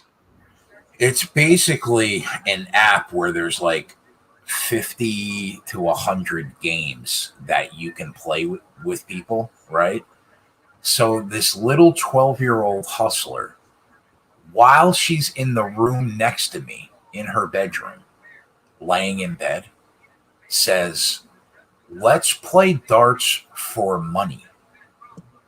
Now she knows what I do for a living. Like I tell her everything. So she knows like how dad makes money betting on sport. Her mom's a vice principal and her dad makes a living betting on sports, right? Now, dad paid for her mom to go to college so she can be a vice principal, but that's neither here nor there. Okay. So she's like, let's play darts for money to add it on top of my birthday money. So I'm like, okay. So about an hour in, I'm down $230, right? And I have the screenshots. I tweeted them out, bro. I tweeted them out.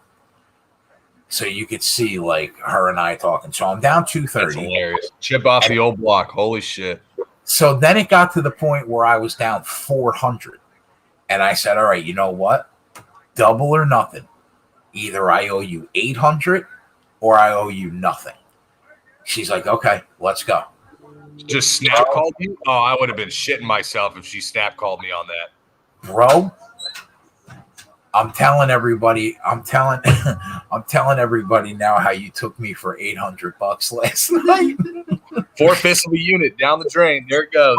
Bro, I said double or nothing for 800. She said, let's go. She beat the shit out of me. So I owe the kid a birthday present and $800. No, just 800. Just 800, including the birthday present? Yeah. Oh, you fucked up. You should have said plus the birthday present. No, okay. So she's green in the betting game. She'll learn. So she took me, bro. She straight took me. So now I got to give her $800. Hey, you got to take what you get. You hear? Play the cards that are dealt. I hear.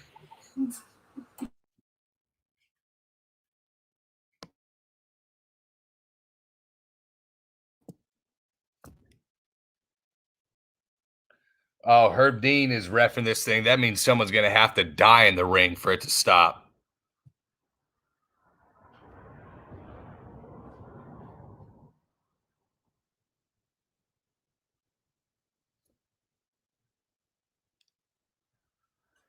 Yeah, Ron, I thought under 2.5 was not a bad place to look. It didn't get, my money officially, but I texted Keg. I looked at it for a while. She said she played that dart game every night for a month before she asked you to play. Here's the kicker. You want to know the kicker? The kicker is earlier in the night, earlier in the night, I won 8 out of 9 games. She fucking hustled me, bro. No shot. He just, no way. Oh, wait. Oh, whoa. Can you hear me? Yeah, I can hear you. Sorry. Gall almost had a fucking guillotine that turned into an anaconda almost snatched up, and Williams sprawled out of it. Yeah, so earlier in the night, I beat her 8 out of 9 times. So I'm like, there's no way. You got slow played so bad. No. Sandbagged. Oh. And then 3 hours later, all of a sudden she's fucking Fats Domino that can't lose in darts. I won 6 out of 7 games. Yeah, I don't want to talk about it. Oh, you don't. But who's counting? Yeah, go away. All right, Sure? I owe you 800. Get out. We're trying to win that 800 back. Damn it. Yeah, I'm trying to win that. I'm trying to win that 800 back right now, Abby, so I can pay you. Corey said the definition of a hustle. Bro, I destroyed her at like 8 o'clock at night. She comes back at like 1 in the morning, like, all right, let's play for money. I mean, I'm teaching this kid well.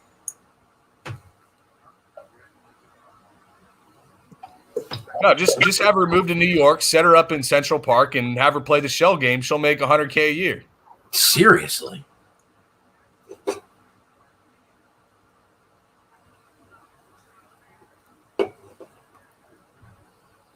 I'll never not think of Mickey Gall and not think of CM Punk.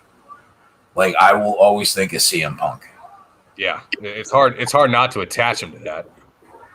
Oh, that guillotine is deep. Oh, he used it to mount him. Does Run Pure have an Olympic surfing capper? No, they don't, sir. No, they don't. Oh, I'll tell you what. A little bit of surfing. I might have to look into that. Yeah, well, Gavin might come with the Olympic surfing bets. Now, I did place a couple bets in the Olympics, and I'm going to try to do a couple live shows, but the 13-hour difference is a little. I'm not going to do it if nobody's going to watch. But the one bet that I did make, oh, Mickey Gall got the submission. What happened? Wow, I saw a lot of Mickey Gall love too this week. Oh yeah, look at that toast. Good for him, man. Yeah. Yeah, so Good for DraftKings account. I'll tell you that. I bet Sydney McLaughlin to win the 400-meter hurdles at minus 200. I think that she's a fucking lock. So I laid it there. I have to look into the swimming though. I was pulling up the odds saying, all right, what's Gabriel Medina at? Plus 130 is the fucking favorite. God damn it. Julian Wilson, 10-1, man. That guy can jam. What are we talking about right now? Surfing. Oh, bro, I started watching the 100-foot wave documentary on HBO Max. The first wave. It's got to be like Piahi in no, it's Nazaire in Portugal. That's the wave that went viral. Yeah, no, I know what you're talking about. Piahi is typically where you find those fucking monsters. Yeah, so apparently Nazaire in Portugal is where the biggest waves in the world are. So it's every Sunday night. It's like a docu-series. I watched the first one. It was really good. I'm looking forward to the second one. I'm definitely going to bet on some swimming for sure. What's that chick for the U.S.? Katie Ledecky, I think. She's no fucking joke. And I'm going to try to back Simone Biles any way I can, as long as the price isn't insane.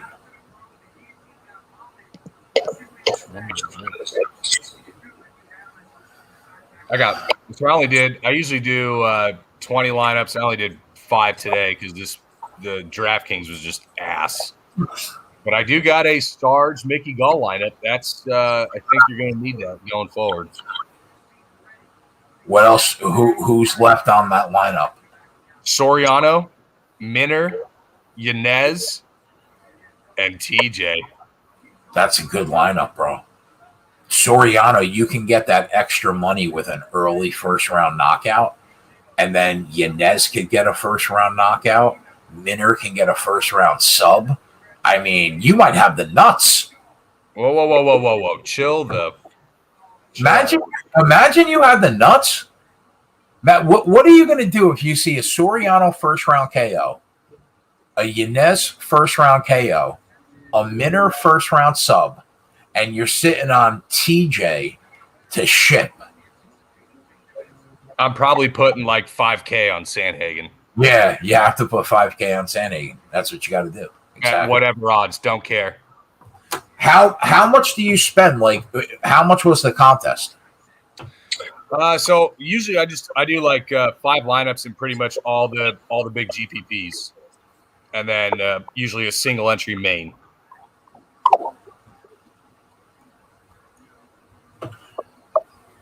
Yeah, Brandon, I made a lot of money last Winter Olympics betting on skiing. I probably made like 5K on the Olympics. I'm definitely. Look at Joey. Joyzy 3-0. Let's go, Joe. But who's counting? Joe, I mean, I wouldn't mind a fucking Joey we're here appearance on this show right now. I'm just saying. I'm asking for a friend. Just saying. We got to get this Minner fight home. We got to get the Heinisch fight home, the Yanez fight home. Probably going to end up betting Corey Sandhagen. I wouldn't mind a Joey work appearance to come shit out these winners.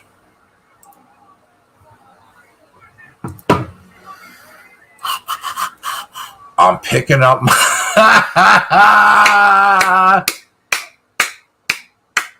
that was for Gavin.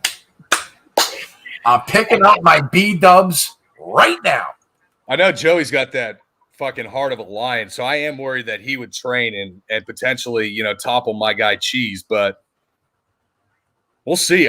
We got to do that, man. We got to book that head-to-head. I'm telling you right now, I'll take action. Give me Joey. Give me Joey work plus 7 wings, and I'm taking action. I'm telling you that. I got faith in my guy.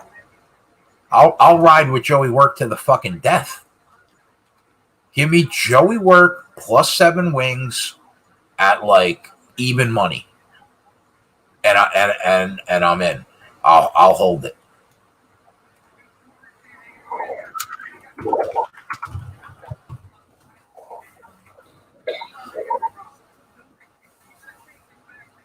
Yeah, that's the question. Who holds this fight? Because I'm just thinking, like, do I just make this a low limit thing and just take everyone's bets and just do like minus 105 at a certain number?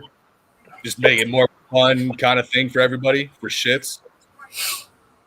I want to take Cheese Delgado's action. That's what I want. I want Cheese. I'll give you even money bet. Joey gets plus 7 B-dubs, and you name how much, and then I'll book it.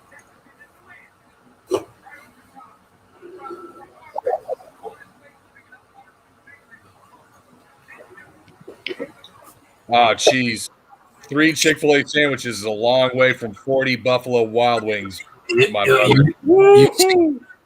see him touting the fact that he put down 3 chicken sandwiches? Like, what the fuck is that? That's not instilling much confidence in me, man. She said, you better give me even money since I gave you the Chiefs at even money. Hey, bro, that wasn't my fault. Okay? You wanted to take the Buffalo Bills heads up against the Chiefs in the playoffs at even money. I'm going to rape you for a nickel. And that's what we did. That's what we did.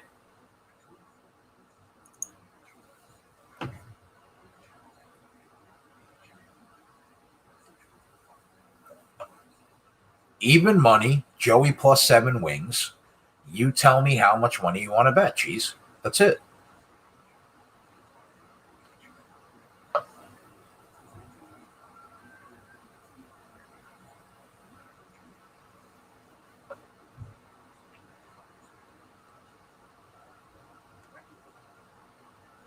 Remember when it was 9-0? Yeah.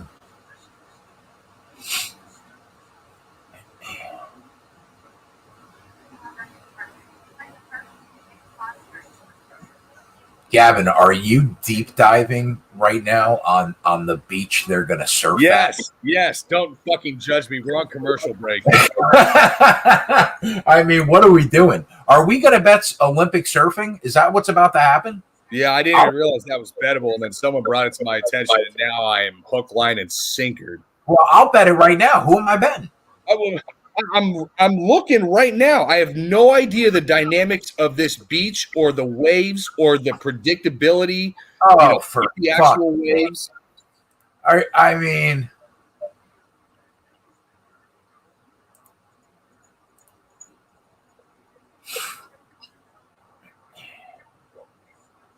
let me pull up my surfing lines. You know, nobody was complaining when they cashed their Mississippi State 19-1 in college baseball. So let's just settle down over there. Hey, bro, listen. You had me at we're betting. After that, there's nothing to talk about. Andrew said Joey plus 7 wings against Cheese? Question mark. Yeah, Joey work plus 7 wings against Cheese at even money. 100%. I got plus 130 on Medina. Oh my God, dude. They're saying, oh my God. basically around this time of year, this Surigasaki Beach is known for being small and gutless this time of year. Oh my god! So it's basically just going to be a pissing in the wind bet, regardless of who you take. What does that mean? Like the waves? That basically means if there's barely any surf, it's basically like betting fighters in a really greasy decision. It's hard to differentiate style on much smaller surf. Well, who's your pick, bro? How about relax? And by the time the end of this card comes, I might have a pick that's somewhat well informed. We might have a shot at cashing. How much time do we have until it actually happens? That is a good question. I have no idea now that you say that. And yeah, if it's like in the middle of the night, that could be bad. Today? No, it's today at 9 p.m. So you got 3 hours to figure out an angle for us to bet. All right. Well, fuck, if it's that close, I'm just going to look at fucking Surfline. Yeah, go ahead. Let's go. Make me money, Gavin. It starts in 80 seconds. What are you talking about? Shitting me. No, it does. It says 9 p.m. on DraftKings right now. I'm looking at it. It says 9 p.m. All right, then everybody settle down. You get my anxiety, my blood pressure up. My doctor doesn't recommend this shit. Yeah, don't listen to Brandon Cola. Fucking Cola. Big fight coming up for us here, Keg. What's next? Is this the Heinisch fight? We're big Ian Heinisch fans right now. No, I'm looking at it, Cola. It says Olympic surfing men today at 9 p.m. And then all the lines on DK.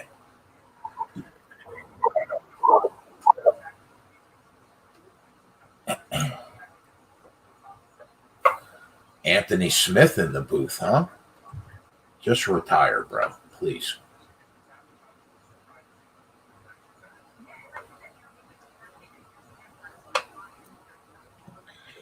He's been retired since that since he lost teeth against, was it Glover? Yep. Who's sitting next to him? Is that Alan Joban? Who the fuck is that guy? Yeah, they've used him on these fight night telecasts for ESPN multiple times. Keg, me versus you in a foot race. What's the line? The line is, if you bet on me, it's like plus 2,500, probably. I'm probably plus 2,500 in a foot race against you, Cheese. I've got 5 back surgeries, a foot of metal in my back. I'm fucking chubby. I'm slow. I got to be probably plus 2,500. Betting on me is like betting on Bubba Wallace to win a NASCAR race. It might be higher than plus 2,500. I might be like plus 5,000.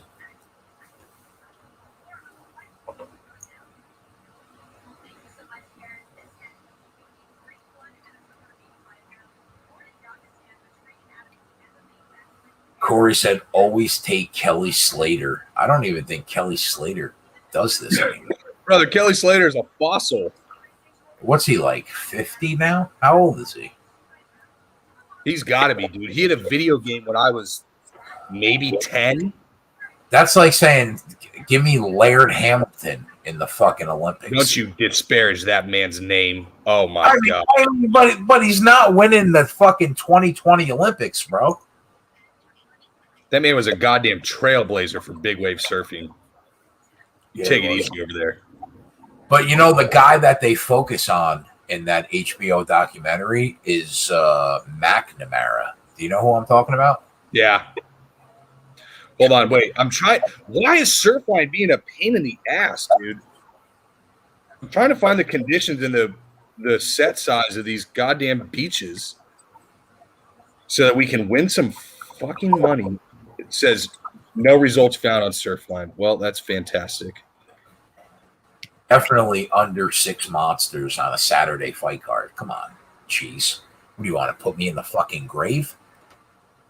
I'm not drinking one monster per hour. What are you fucking out of your mind? I'll be right back. I'm gonna hit the head. Be right back.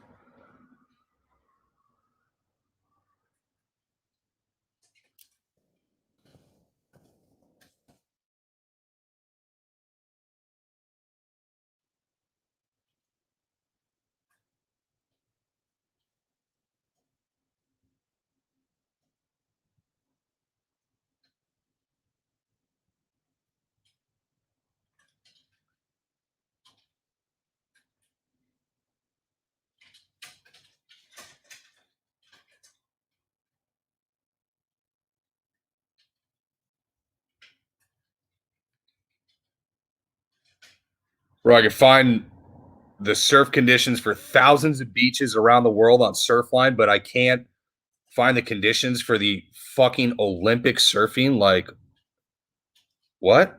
This should be the front page of their goddamn website. Really pissing me off.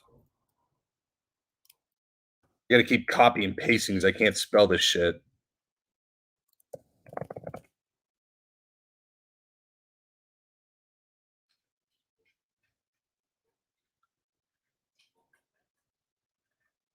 One day ago, Reuters said they were expecting a typhoon. Oh, God.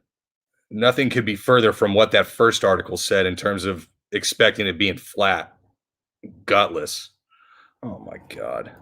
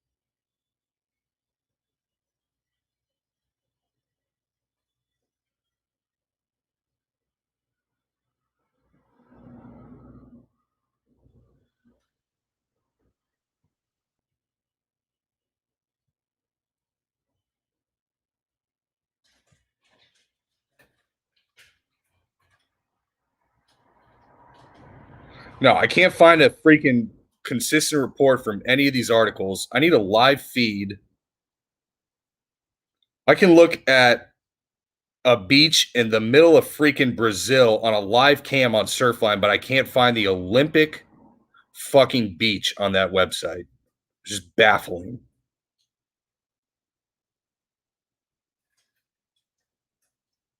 International Surfing Association president said less than 24 hours ago, believe it or not, we have a typhoon. Now,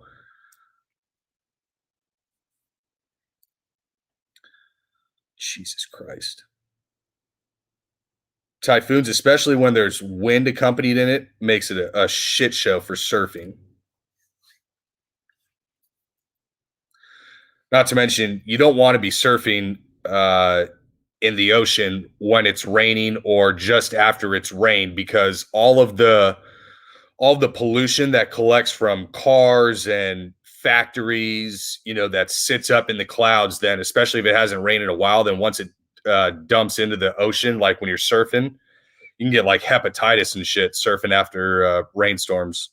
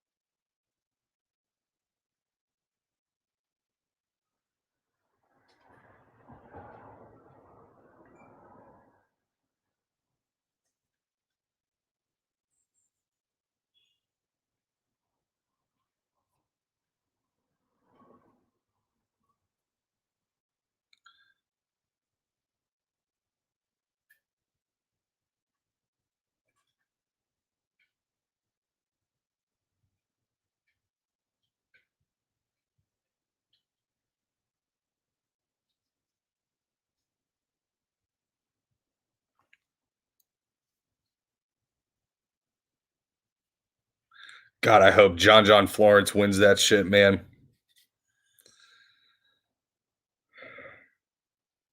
But they're saying head high to overhead. Okay, we're talking about 4 to 7 feet, maybe, if we're calling it head high to overhead. Which leads me to believe that, oh man, because John Florence and the 3 Brazilians at the top have accounted for the last 5 wins on the tour, all of which have been sub kind of typical 10-foot sets, of which that unless they break a completely different way or are a completely different thickness or speed than the other waves that they've surfed on, leads me to believe that one of those 3 Brazilians, more likely than not, are probably taking this home. Question is, which one are we stabbing at? You know, we might have to bet John Florence just on, you know, the whole USA vibes, but and you know, he's the only person other than those 3 Brazilians that's won an event, so he has that upside if the conditions are in his favor and he's got, you know, good enough form recently.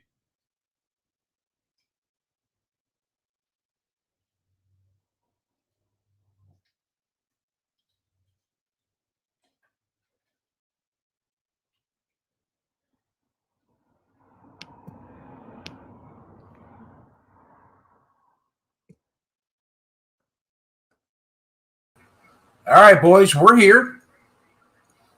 I heard something about hepatitis. I don't even want to ask. No, it's just they don't a lot of times they don't recommend you surfing during a rainstorm or after, because all the pollution that accumulates in the sky and the clouds gets dumped on you, and you get a lot of bad bacteria in the water. Hey, bro, it's all good. You know what I love about Bruce Buffer? He doesn't care how small the card is. Nope, he's in it full on. He doesn't care if he's got to go to Abu Dhabi. He doesn't give a fuck. All he cares about is every single UFC fight that has to be introduced. Our fucking guy, Bruce Buffer's doing the damn thing, bro. Diego said, big Hep C guy. I mean, I don't know how to take that. Diego's my number 1 guy. I don't know how to take that. All right, come on, Ian Heinisch. Do the damn thing for us, big boy. What a drop in class, huh, for Ian Heinisch? Yep, no doubt. But Imavov is just one of these guys who's just going to fight you to a greasy decision, man, one way or the other. Yeah. He's not good enough to pull ahead from you in any part of the fight, but he's just good enough to kind of hang around and keep it competitive.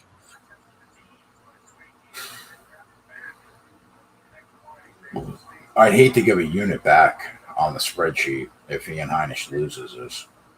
I'll tell you what, bro. If he loses this fight, I mean, I don't know where he goes from here. This is a severe drop down in class compared to what he's been fighting.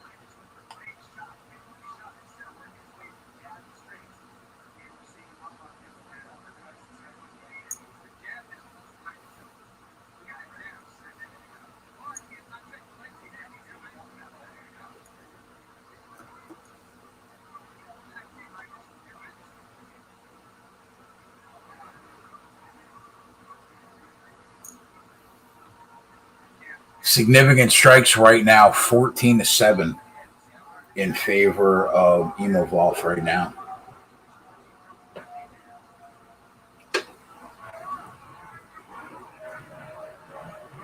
I thought he would, Gav. I thought he would be able to get him to the ground pretty easily.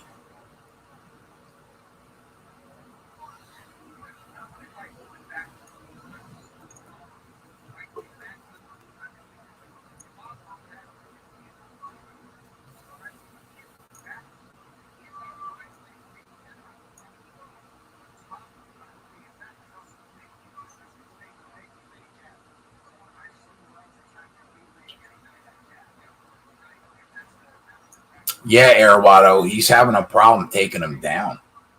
And I thought that was going to be the key to winning the fight here. So if he can't take him down, I don't think that really bodes well for Heinisch. Right now, significant strikes are 17-11.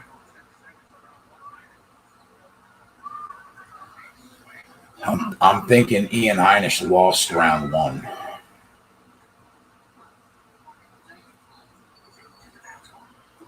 But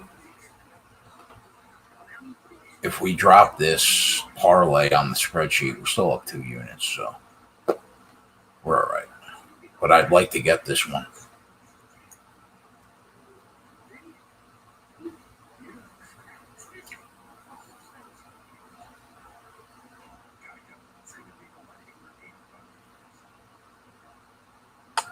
Can we get a dinner menu preview?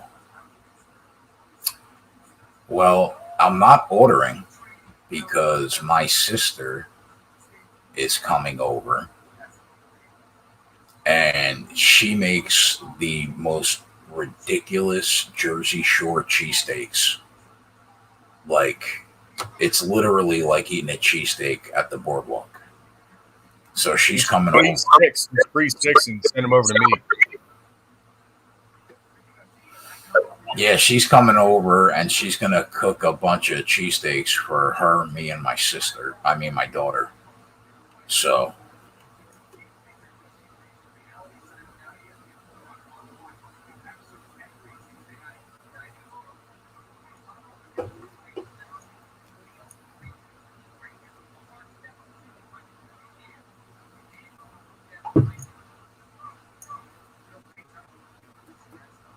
But Diego, I tried to order hibachi last night, and it was an epic fail. I think DoorDash lost a customer for life after the shit that I dealt with. Man, Ian Heinisch looks fucking awful. What's the live number right now on Evolve?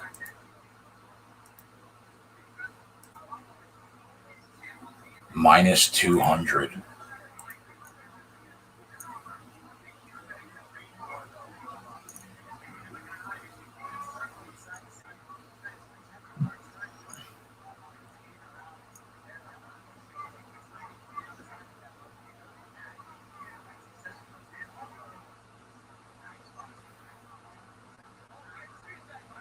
Wow.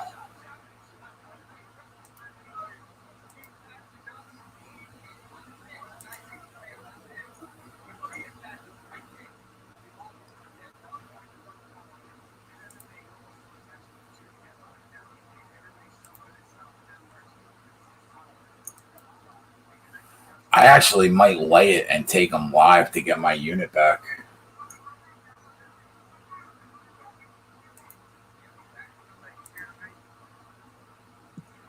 Yeah, they might not even give Heinisch another contract renewal.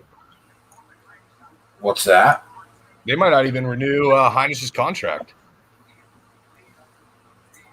I mean, I don't know where he goes from here if he drops this fight.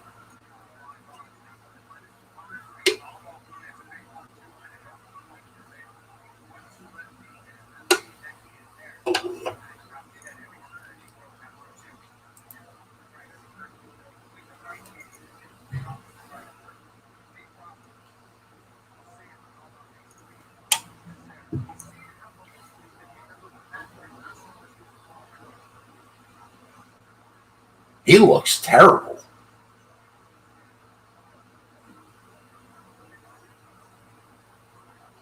I really didn't expect this.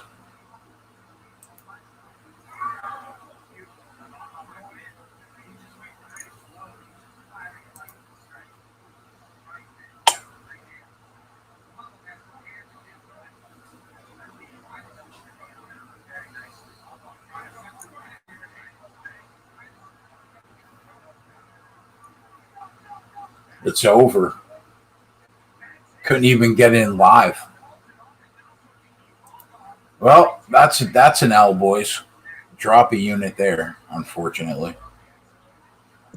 Oh, what a showing by Highness. Oh my God. Yeah, that was really bad. If Yanez could win, then we'll be back up 3 units on the card. So we got to get Yanez home. But man, that was a bad showing by Ian Heinisch. I'll tell you what, man, I'm hard pressed to back Ian Heinisch again after what I just saw. I don't think I could back him again. Yeah, Corey, I'm with you. Backing him on a Bellator card coming up in the near future. I tried to get Imavov at minus 200, and I couldn't get it in to get my unit back. I was going to lay it. Yeah, Erwato, you're right. He couldn't have looked worse. And, bro, take a look at the people that he's been fighting. I mean, this was a big drop in class. This was a if not now, when spot for Ian Heinisch. And the answer is never. That's the answer. But you know what? At least it cost us a unit to figure that out. But now we know.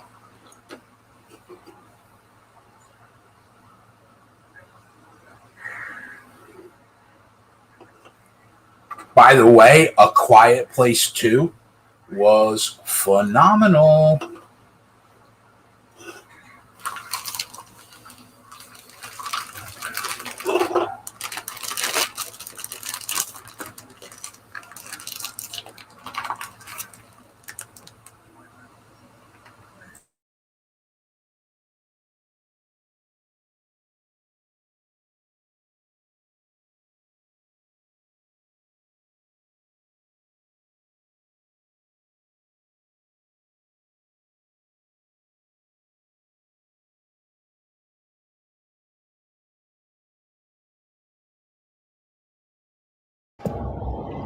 All right, what's our next fight here?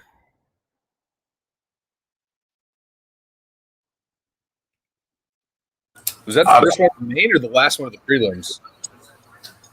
I'll tell you what, bro. In retrospect, that's probably shame on me for betting him. The whole world thought Ian Heinisch was going to win the fight. Everywhere you looked at every big MMA site in the country, everybody picked Ian Heinisch to win the fight. Everybody. That should have been my first clue to stay the fuck away from him. So that's on me.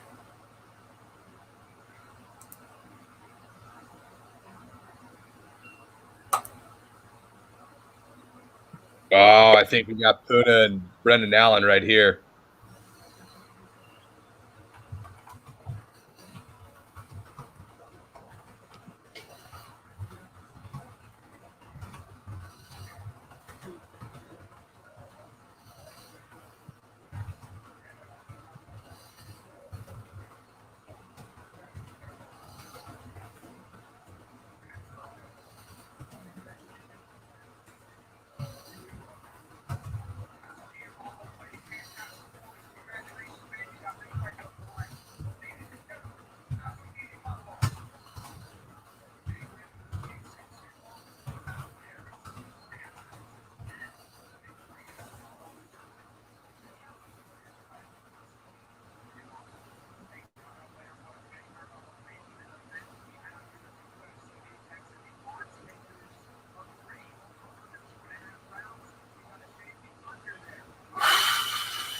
Puna round 2 KO, 8-1. That's a tempting D-Gen stab. Well, I'll tell you, bro, when I mentioned that bet to you, it was like 5.5 to 1 in round 2. So it's gone up. Because everybody's got to be betting him round 1. I imagine that's why it's come down a little bit. Yeah, it's gone up substantially.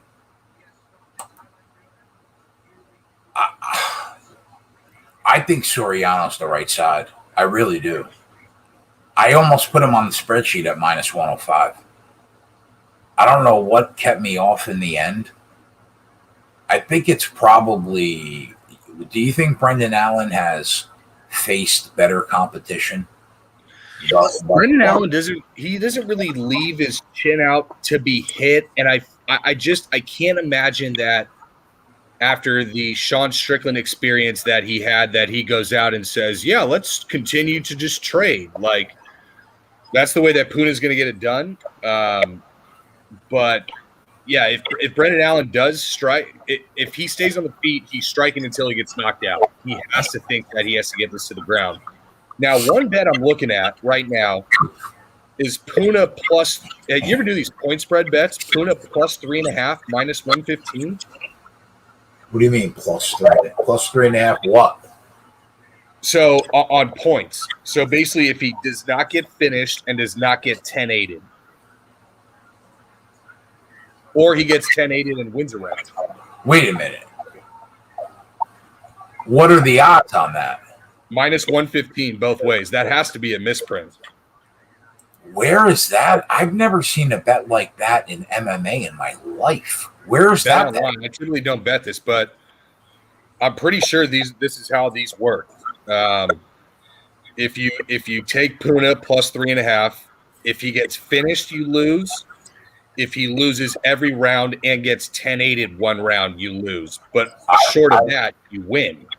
I like that bet. Yeah, that is. I mean, how does he lose round 1, bro? I can't see that happening. I can't see that happening. Yeah, it's man.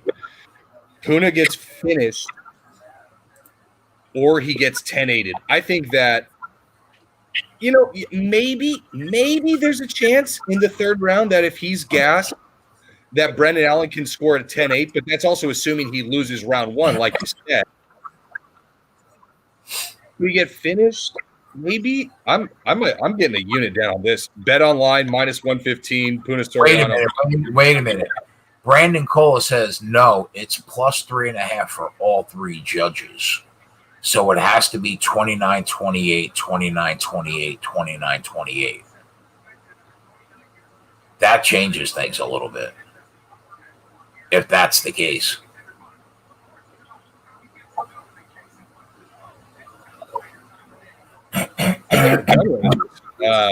But yeah, that would be lined at 15. Bro, I've been betting the sport for a decade and never saw a bet like that in my life.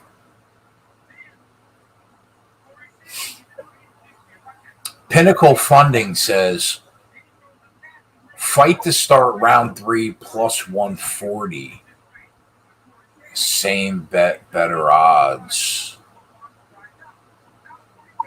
I just don't see Soriano losing the fight, man. I'm sorry. I don't see it.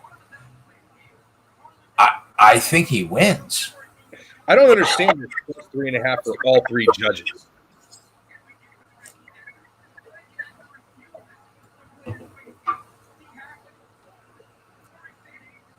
Consigliere, who do you have winning the fight? Personally, Consigliere has it down, dude. This is the easiest live betting spot of the entire night. Is if Brendan Allen makes that a round 1, bar none, no question about it.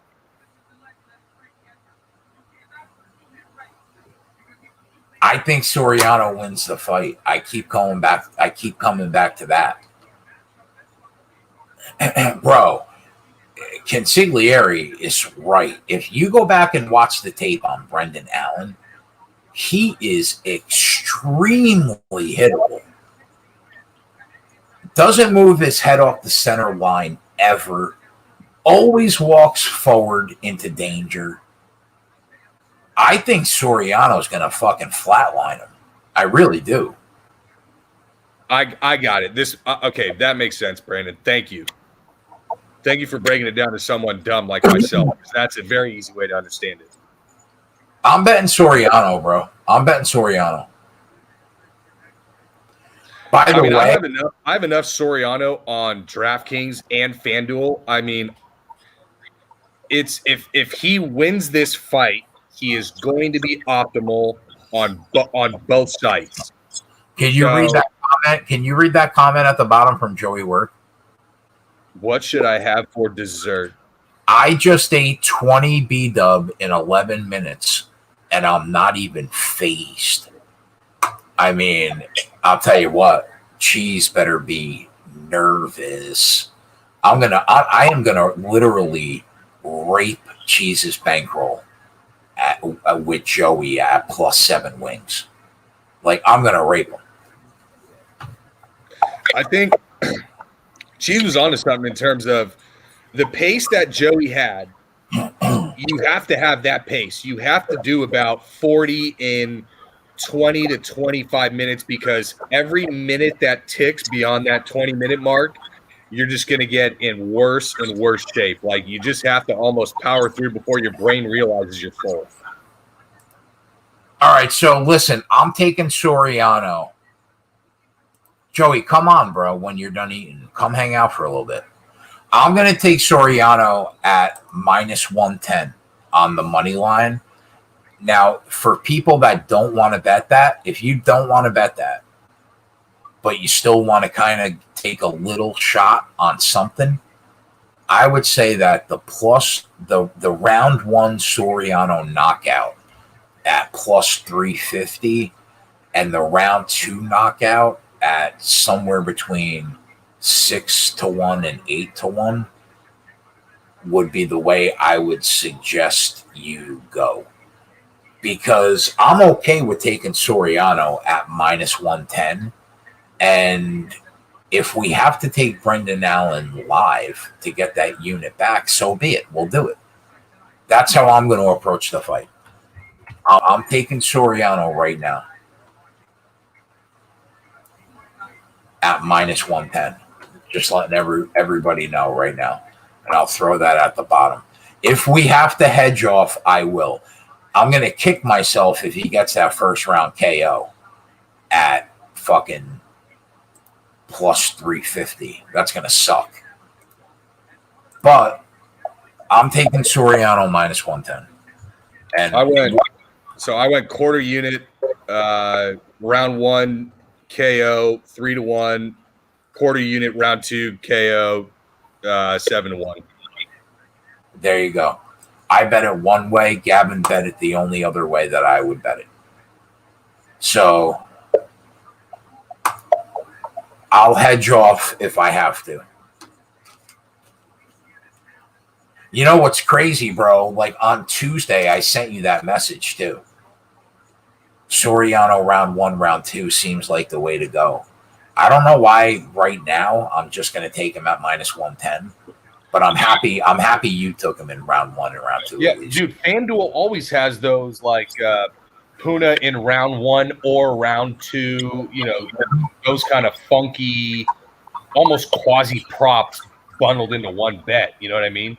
When I was talking to Joey about this fight earlier in the week, he kind of leaned Brendan Allen because of the level of competition that he's faced as opposed to Soriano. And I guess that's a valid argument. 100%. No question. That's a valid argument. But man, I'll tell you what. Puna Soriano hits a hell of a lot harder than Sean Strickland. And bro, if you watch Brendan Allen, he almost looks like a zombie. He always walks forward and never takes that head off the center line, ever. If Brendan Allen doesn't shoot a takedown in the first 120 seconds of this fight, he is asking to be knocked out. Yeah. That's kind of how I feel. If you're going to have that low a fight IQ, then you just deserve to just get sparked in there and just be a a shit-eating wild man for the viewers, enjoyment. Joey says, is Soriano better than Carl Roberson? I don't think I could say that. But he hits a lot harder. He hits a lot. Carl Roberson is such a dipshit. Like, he gets on the ground. Brendan Allen puts him in a ankle leg lock. Roberson tries to do the same thing. Roberson doesn't know what the hell he's doing on the mat. Like, it was just the stupidest shit you've ever seen. Now, I was on Brendan Allen via sub in that fight, but I think Puna's and Puna has a little bit of a wrestling background. Like, I don't think takedowns are going to come as easy as people feel, just because Brendan Allen was on the mat a lot more in his last fight than versus when he fought Strickland. Consigliere says, I'm on Soriano personally, but I'm not trying to talk anybody into it. When it's hot to minus 110, I couldn't pass. Yeah, I kind of feel the same way. That's exactly where I'm at, bro. That's why I took the shot. I think at a coin flip with that striking advantage, I'll take my chances. If it goes down, it goes down. That's exactly where I'm at. So hopefully we can cash both of these. Hopefully I can pick up a unit on Soriano and Gavin gets either a round 1 or a round 2 knockout, and then we're good all the way around. From your lips to God's ears. Win or lose, the pre-fight bet has to be Soriano or pass. Yeah, that's where I'm at. Agreed. And I've been talking about it all week. I did not put it on the spreadsheet, though. I don't know why, but I didn't. But we got it on the live show, at least. All right, Gav. I just had a weird feeling that line did not budge the entire week. Like, no, it stayed basically. Kind of scared the shit out of me, in all honesty. I thought money was going to pour in on Soriano, but it stayed a coin flip all week. Yeah, I think did not move within 10, 15, 20 cents. You know why? Because you have to respect Brendan Allen on the ground. I think that's why. Dexter said Soriano round 1 KO. Yeah, I'll tell you what, bro. I'd love to see it. I would back myself up, though. If you're not taking them on the money line with me, I would at least back yourself up and throw a little bit of money on the round 2 KO at 6-1. If you want, basically throw half of what you threw on that round 1 KO on the round 2 KO, because it's right around. It's a little bit better than 2-1, but yeah, because if Soriano doesn't get the knockout in round 1 and 1 minute in round 2, he gets the knockout at 6-1, you're going to throw up. Because when he gets that breath off the stool, he's going to be live for the next 60 to 90 seconds. 100%. 100%.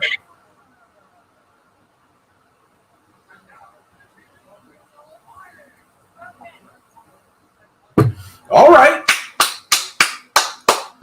Come on, Soriano. Get me this Ian Heinisch money back. All right, you've been ahead of me all day, and this is a fight that I actually want to enjoy and watch as much as I enjoy your I won't say, listen, I won't say anything. No, you're good.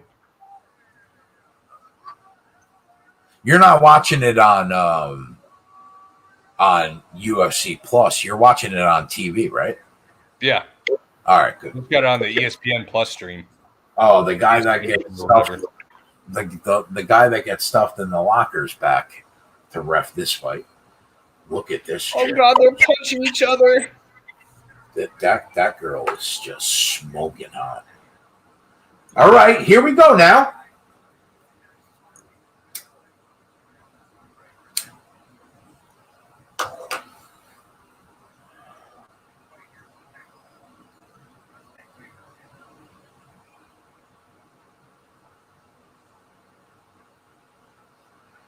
You know, another thing in this fight is Brendan Allen is like a zero threat striking. Like literally zero. If you get knocked out by Brendan Allen, I mean, kill yourself. So the only threat is the takedown, and he's already getting pieced the fuck up.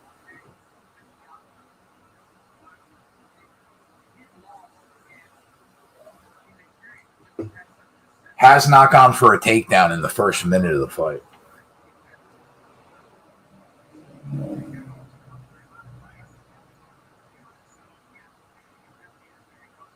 Come on, Puna. Man, his head is just out there to be hit, bro.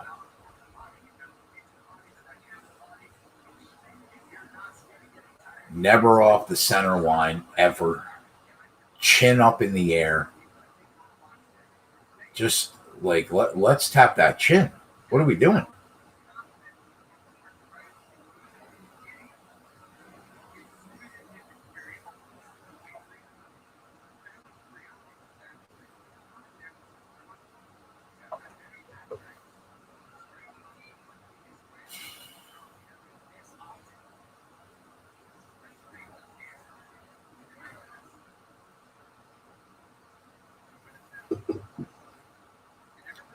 I definitely think that Brendan Allen has the better stamina and gas tank, though. That's my one worry about back in Soriano.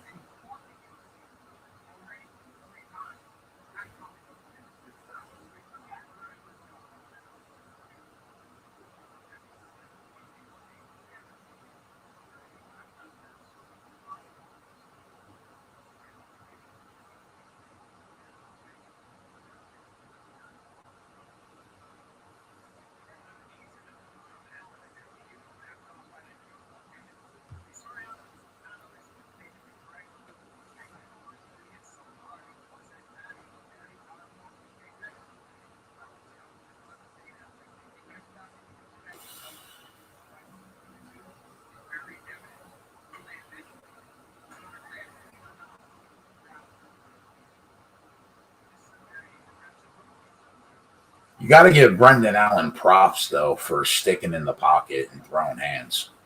You got to respect him for that, at least.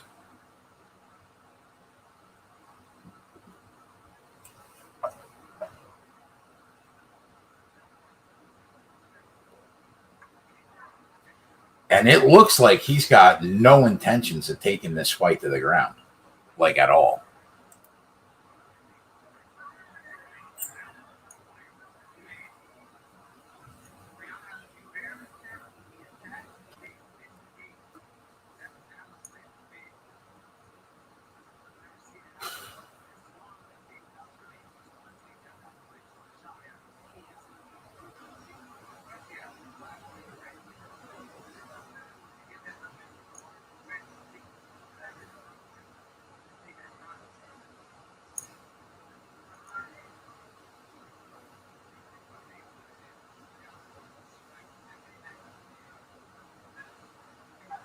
Oh, man, what a combo to the body, though. That was a nice combo to the body. Don't get stuck in a fucking standing guillotine, because that would suck.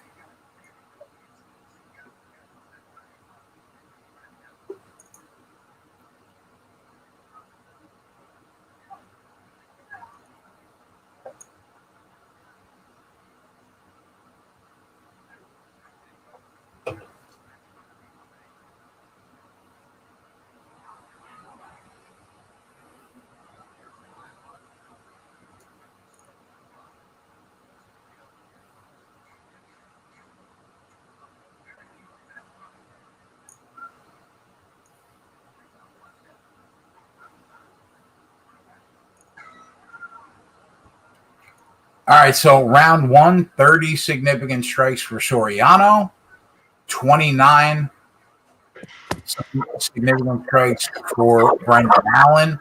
The live line right now. That was the end of my round right there.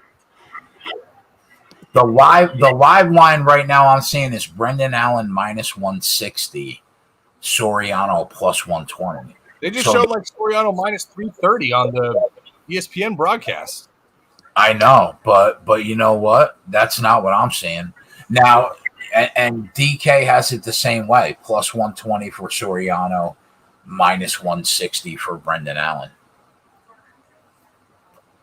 I'll tell you, bro, I thought that round was like literally dead even. If you told me Soriano won the round, I would be okay with it. If you told me that Brendan Allen won the round, I would be okay with it. I mean, Yeah, I think I thought Soriano had the first half of the round. I thought Allen had the second half of the round.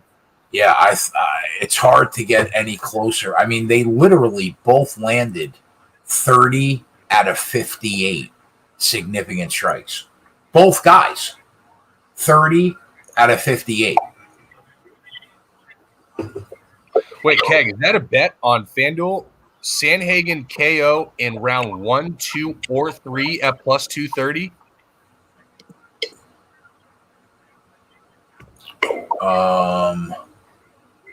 Probably they do those bets.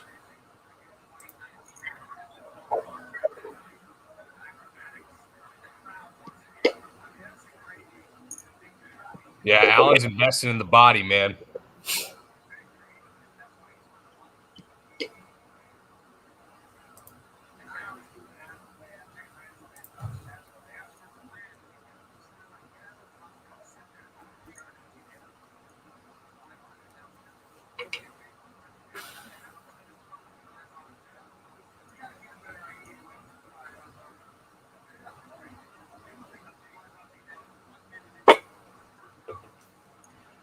You know what my issue with Soriano is? He just doesn't throw enough volume. I don't think I've seen one true liver kick from Soriano. He's got the open side on Brendan Allen being a southpaw. And I don't think I've seen him. He's just he's a little bit too much of a headhunter. And Allen's a tough customer, man. He's a tough SOB. I'll tell you, Soriano, like, here's the problem, bro. Soriano is dead tired and Allen is fresh. Yeah. Allen, every time this fight gets into the clinch, Allen has 1 to 2 knees on his chin every time for him.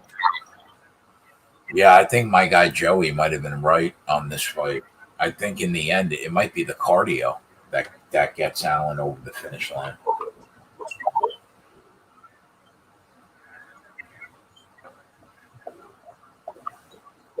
Regardless of what happens right now, I'm really happy I didn't put it on the spreadsheet.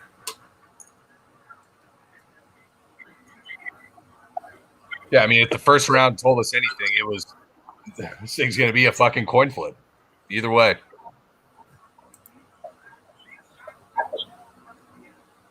Bro, he's minus 700 on Bet365. I think that's a little excessive. I think that's a little bit excessive. Minus 700? Really? Puna's still showing some good spurts.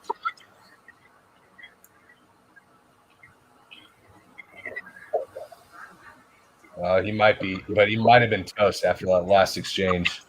You know what the problem is? It goes back to what you said before the fight. You could pretty much book Allen for the third round, right? Yep. So is Puna up 2-0? No. No shot. No shot. 1-1 at best. 1-1 at best. 1-1 at best.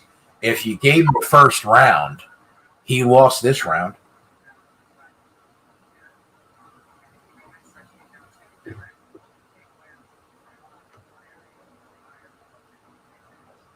I wish there were props to, like, who will win round 1?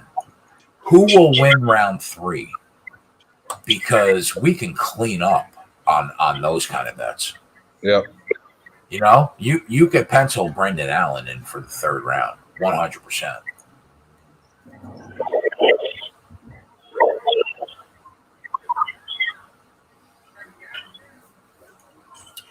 I'll tell you what, bro. Props to Brendan Allen for keeping the fight on the feet the whole way, and outstriking Soriano. Son of a gun. Like, yeah, he did it. But you know what? Like I said, I'm willing to take my L at minus 105 or minus 110 on a coin flip. I'm willing to take the L. For every one of those we bet, we're also betting Carlton Harris at minus 120 when he anacondas his opponent in the first round. So, you take your lumps, but So yeah, sometimes the thing with UFC, dude, and I know that you've seen it, but when you're saying that a fighter, in terms of easiest path to victory, optimally has to fight another way, ego comes into it so much where they're like, no, fuck it, I'm going to beat him on the feet, even though I know I can win it on the mat. I'm going to beat him on the feet. This happens so frequently, like.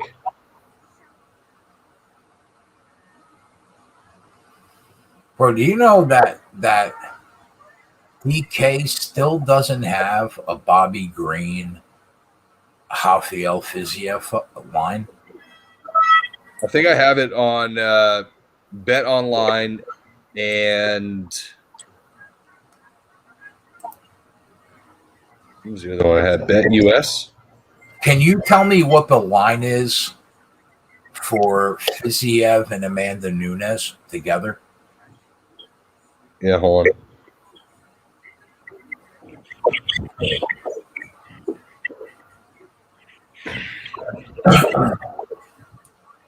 Oh, Nunes is only minus 900. She's a complete bargain. Oh, I got it. I got it at Bet365. There you go. Is it 350 for you too? Yep. That's where it's open pretty much everywhere.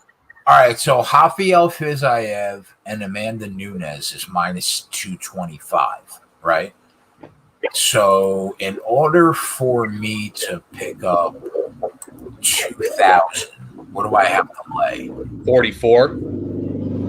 44. Sorry. 4,500 for 65. Okay, so 45 to win 2K, right? That's probably getting bet. I'm probably gonna lay 4,500 to win 2K. That's probably getting bet. Also, I am the biggest Michael. Like everybody that's watching. Don't say it. Don't say it. Listen. Everybody that's watched me for 3.5 years knows. Everybody that's watched me for 3.5 years knows two things about me. Number one, 3.5 years ago, I said Charles Oliveira is the best lightweight in the world, not named Khabib. Okay, that's come to fruition, right? Number two, my second favorite fighter in the lightweight division has been Michael Chiesa. Okay? Give me plus 125 against Vicente Luque, and I will bet that with my balls out, half naked. I will bet that. I'm letting you know right now. Why can't, bro, come on. Why can't he take Vicente Luque down and win that fight? Now, if you parlay Fiziev with Michael Chiesa, that's plus 190. That's $1,000 bet. I'll lay the 1,000. I will. You're killing me, bro. This is hilarious. Why are you a Luque guy? Oh yeah, I'm thinking about betting Luque in that spot. Well, that's a 30-second timeout, unfortunately, for my guy Gavin. Sometimes you got to give people a 30-second timeout. You know what I mean? Sometimes the comments make up your mind.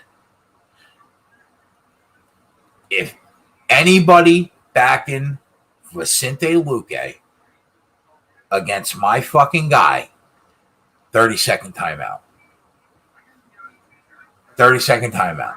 Now I'm going to bring Gavin back and I'm going to let him explain himself, but that's a fucking 30-second timeout, bro. I mean, how dare you? How dare you fade Michael Chiesa? I sent you a text to try and get a triggering response saying I'm getting ready to bet Luque, and I didn't even get a response. Now, getting timed out at this stage has almost become a badge of honor for me. You know, you never did it early on when we were just kind of starting out. We were early on in the friendship. Now that I've cashed a couple of 22 to 1s, 18 to 1s, now you feel like you can just time me out whenever you want. Yeah, like a bet time out later. We're deep in the friendship now. We're deep into the friendship. I'm telling you right now, he's just losing that fight. Say it again. Michael Chiesa is going to lose against Vicente Luque. Oh, that's another 30-second timeout for my guy Gavin. Listen, I don't have control, okay? My computer gives 30-second timeouts. They hear something ridiculous, and my computer has a mind of its own, and it just spits out timeouts, okay? It's not my fault that my laptop is a big Michael Chiesa guy.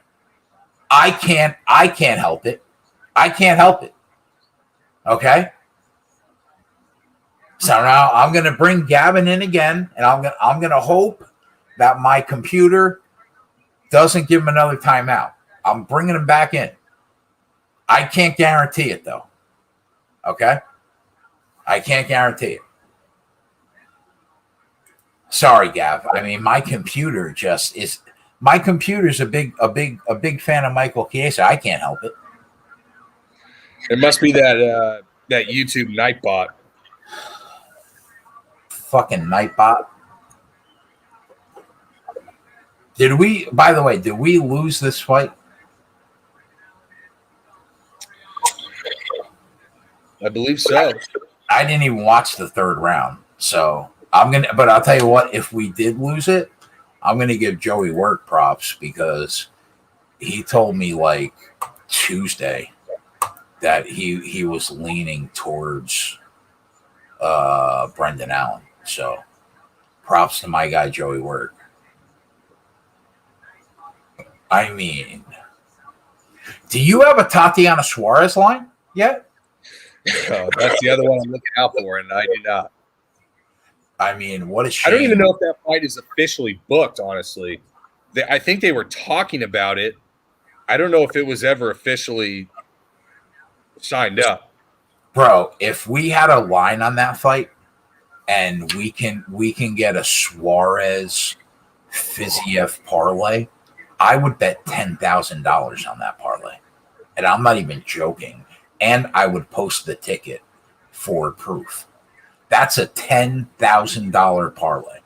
So Sarge was, when we were talking about it, around minus 300 before the weigh-in when she skyrocketed up another full $1, attaching that to Fiziev. And I said that was like 138. So you got two minus 300-ish, 325-ish fighters to get you down to 138. So it's close to that, I imagine.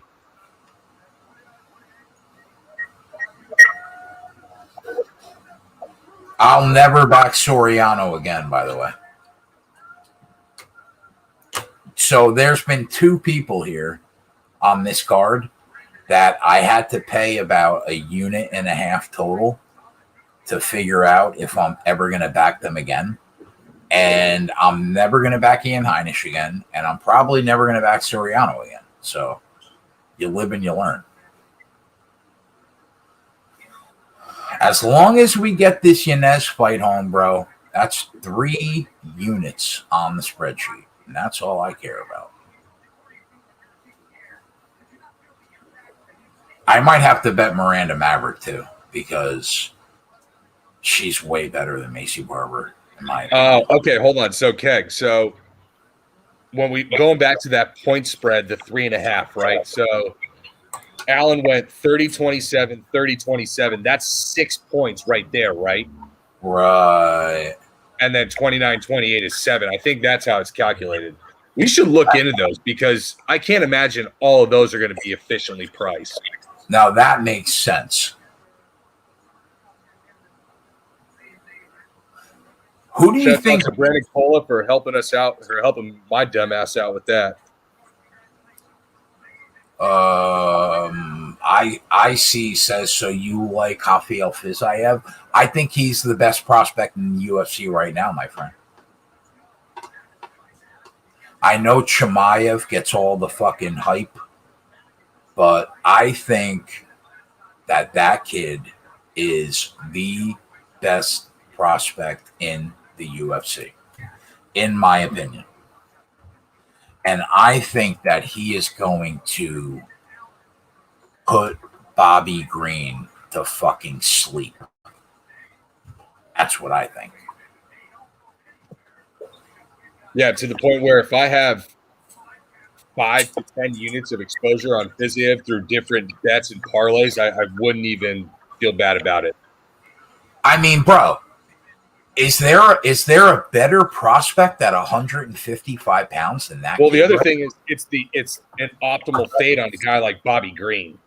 You want to fight a greasy stand-up decision with Rafael Fiziev? I dare you. I mean, listen. You know what?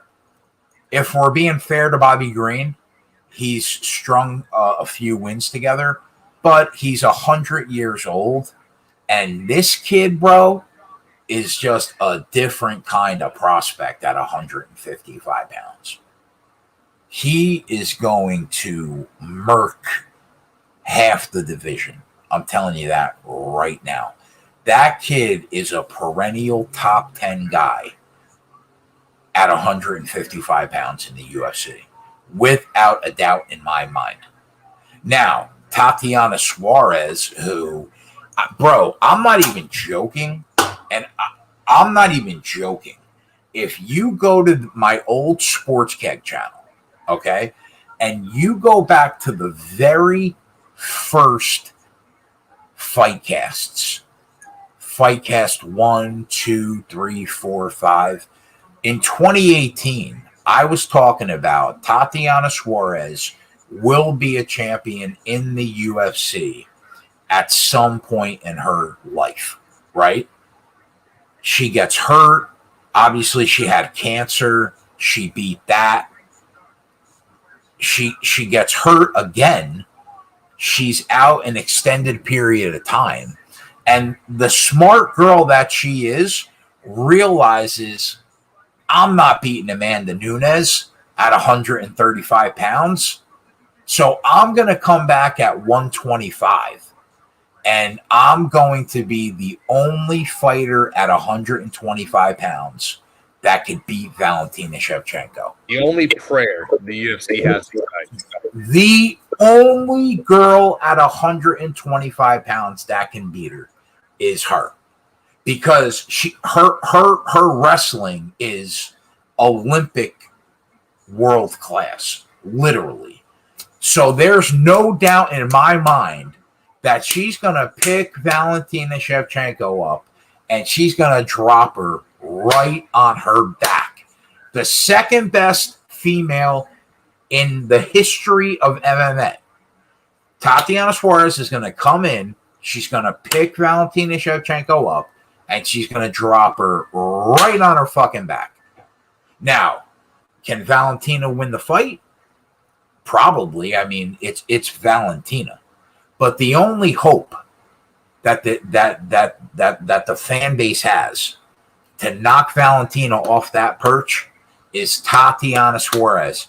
And she's going to fight Roxanne Modafferi.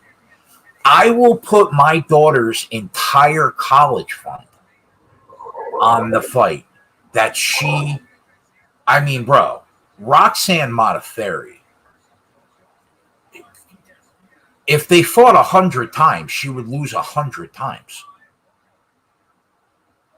Like, there's no chance. Now, we don't have a line on that fight yet. I can't wait to see what the line is. If it's anything south of minus 400, I might put 20,000 on her. If Fiziev came out at 350, I was going to say like she probably comes out 450. I might put 20,000. There's no way she loses the fight. She wins 100 out of 100 times. Nobody beats her. Nobody except Valentina. Nobody in that division has a prayer except Valentina. So I am going to probably end up breaking a fucking IRA to bet on Tatiana Suarez in that fight?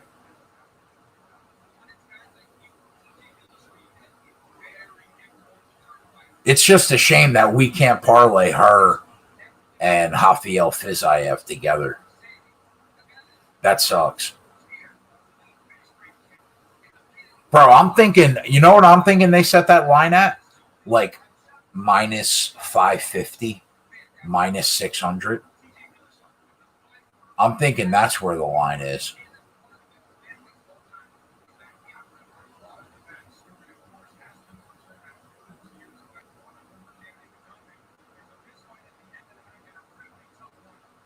And you know what's crazy? Like 75% of the fan base right now, currently in the UFC, has never even seen Tatiana Suarez fight. Ever. They don't even realize how good she is. Because half the fan base came at the end of the pandemic. So they don't even realize how good she is. She's world class. She's one.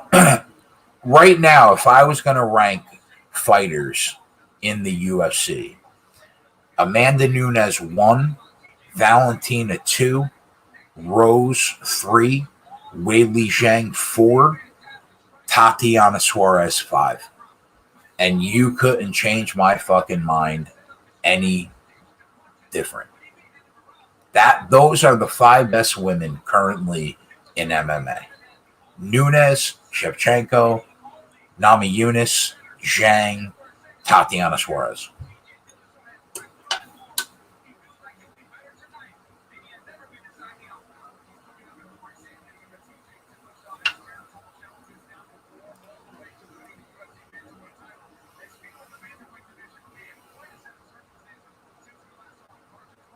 So I'm looking forward to betting her, but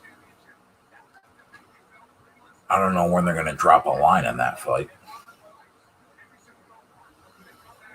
All right, let's get this Adrian Yanez parlay home, bro. That'll get us back up to plus 3 units on the day.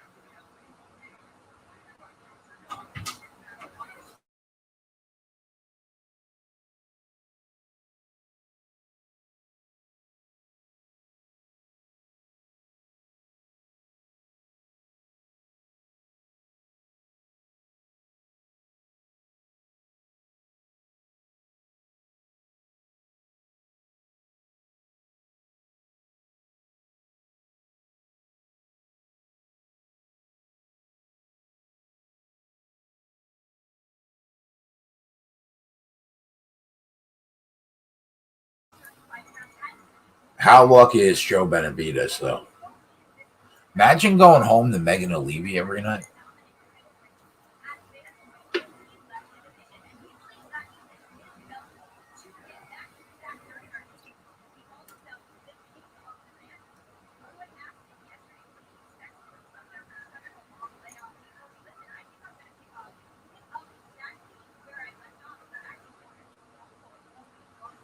Nobody can hear me. I didn't say anything.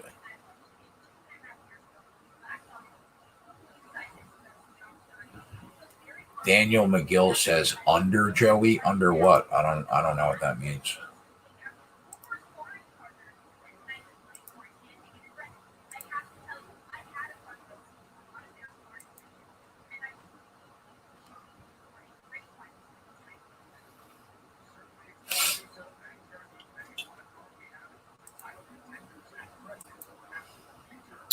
Man, we're like 1 week away from the website being live for a year.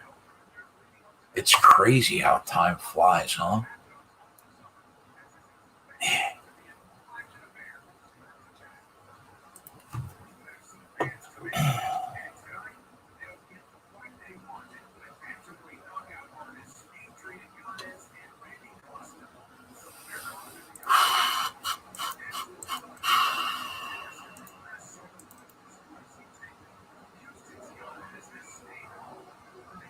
Joey's currently hanging out in the Pizza Hut parking lot, looking at the bitches that he could pick. I mean, it's Joey Work, bro.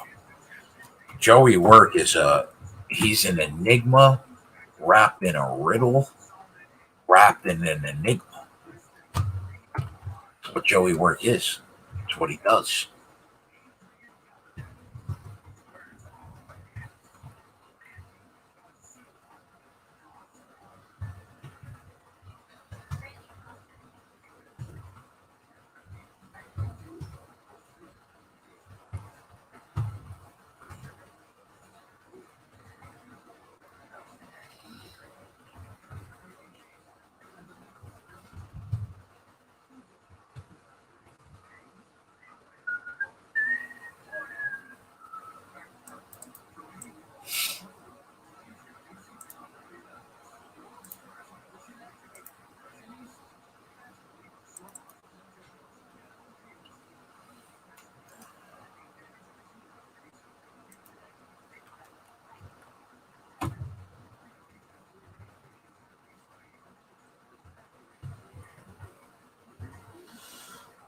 Hang on 1 second, boys. I'm just logging these plays into my track spreadsheet.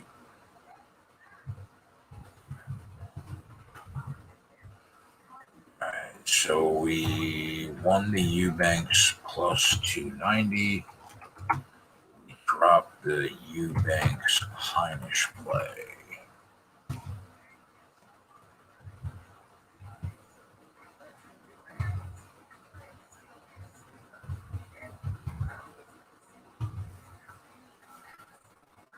All right, that's where we stand right now.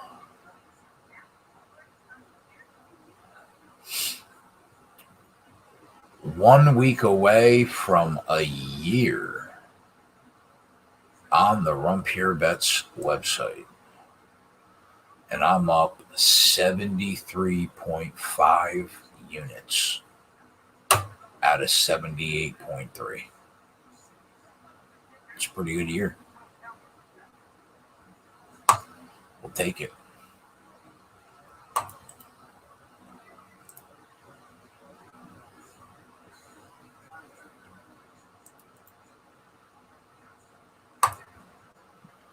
Hopefully we can get this Yanez bet home. Wait till you pick up a unit with me on Vicente Luque. Oh, don't you fucking dare. Don't you dare.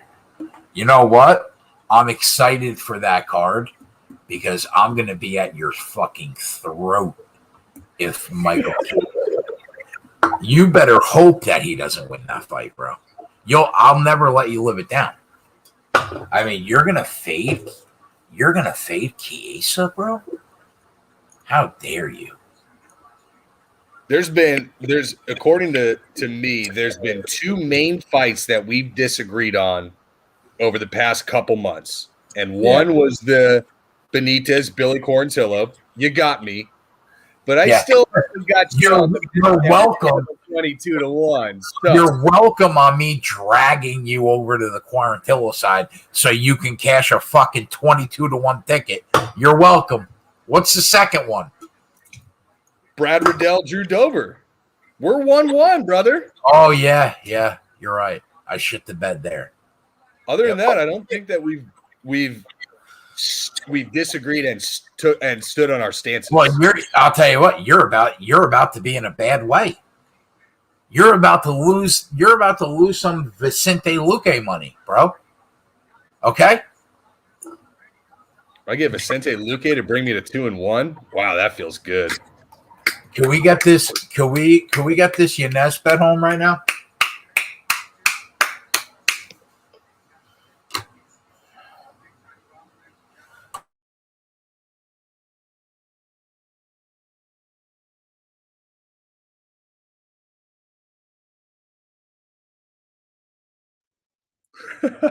Bucky bringing in Pizza Hut references, man. If you know, you know.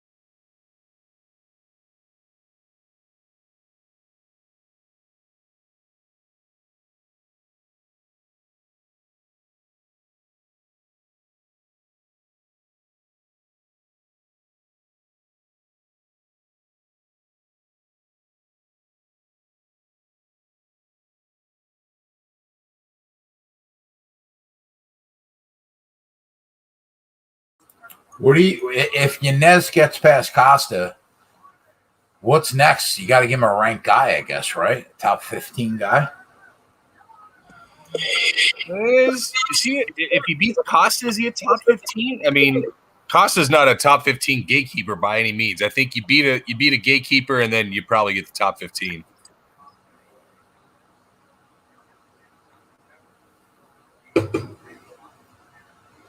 Man, this kid right now, how many people have more slick counter striking in this division than this kid does? I mean, his counter striking is no joke. The thing though is at this division, especially at 35, if you're a one-dimensional fighter, it's so difficult to break into the upper echelons unless you are truly elite in that category. I mean, elite, top 2 or 3 in the division. I do think that Randy Costa is really good.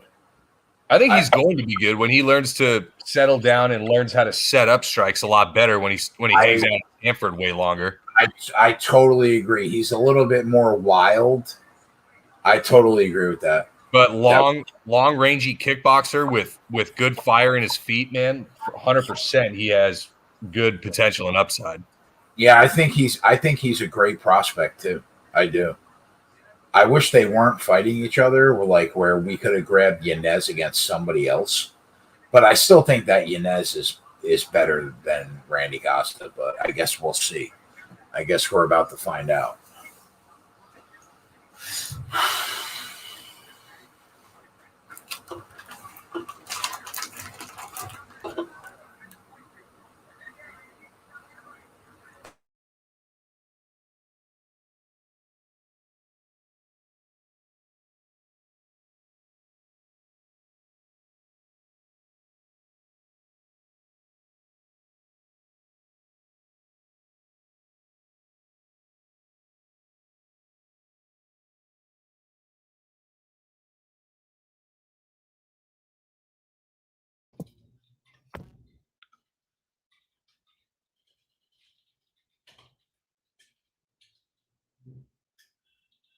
Man, Costa is in his face.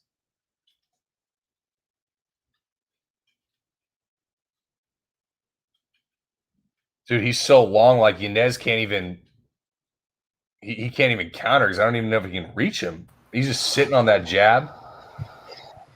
But I mean, for Yanez, right? For Yanez, this is the game that he typically excels in, right? He wants somebody. He wants someone walking him down, 100%. Exactly. But right now he's having a hard time with it. What's the live line on Costa right now? I would definitely not take him live at laying money, no question about it. He's laying money right now. Yeah, it's not even a discussion to me. But aren't you surprised in how this is literally exactly what he wanted to happen. He wanted Costa moving forward, walking him down, and he can't get anything off right now. Costa just keeps pumping that jab, dude, and Yanez is just having a hard time getting distance manipulation whatsoever. I'll tell you what, though, bro. I have faith that this kid's going to figure it out in round 2 or 3. He's too good. I think he's too good. He's gonna figure it out.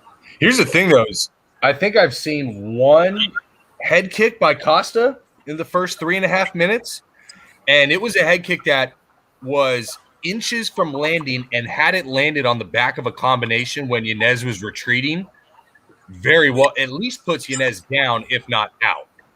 All right, Yanez is way better. He's starting to get comfortable. You could see a little, bro, 51 significant strikes to the face in round one. But it's the same kind of thing with Rob Font against Cody Garbrandt, right? How many of those were jabs just right on Garbrandt's nose, right through the guard? The good thing is when round 2 starts, those 50. Ooh, there's a question mark kick that got him. When round 2 starts, those 51 significant strikes in round 1 don't mean dick, aside from the fact that you won round 1. That's all it means. You could tell Yanez is settling down a little bit. It feels like he got caught off guard a little bit with Randy Costa, and he settled in the last 2 minutes of round 1. Yeah, they call Costa the Zohan because you're worried about his feet so much. He just showed a great just sit down jab for 3.5 minutes of that fight, where he was almost being uncontested with that jab. Well, I'll tell you what, boys. He's still minus 150 right now live. He's still minus 150 live. Is Yanez winning? He dropped round 1, but he looked better than Costa the last 2 minutes, I think, of round 1. But he lost round 1. He's down around. But I feel like he settled in a little bit. You're right, Gab. It was the jab. That jab just gave him some problems. He couldn't get inside.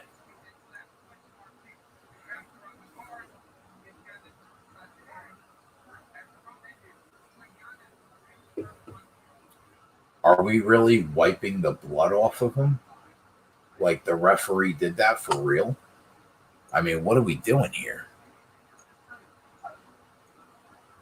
Like, really? Yeah, Costa got that question mark kick. Good for him. That's such a nice strike when it lands, man. Yanez has to be first, bro. He just can't let this kid pop out that jab. Yanez is like licking his blood. I want to see a sicko Yanez right here. He has to be first because he'll get jabbed to death in this fight. He'll get jabbed to death. Yeah, but they're not stopping the fight due to blood from his nose, and they're not stopping the fight due to Costa jabbing him to death. So until Costa decides to throw heavier shit, Yanez should have the advantage in terms of even if he doesn't go first, he should be all right. But yeah, the uncontested jab at distance was the issue, round 1, no doubt. 100%. Totally agree.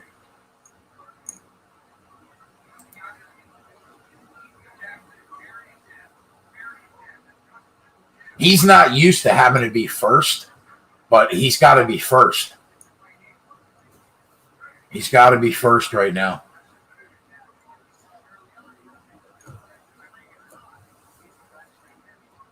He's back up to minus 190. You know what the good thing is, bro? How many times do you and I talk about what a fighter has to do and they don't do it?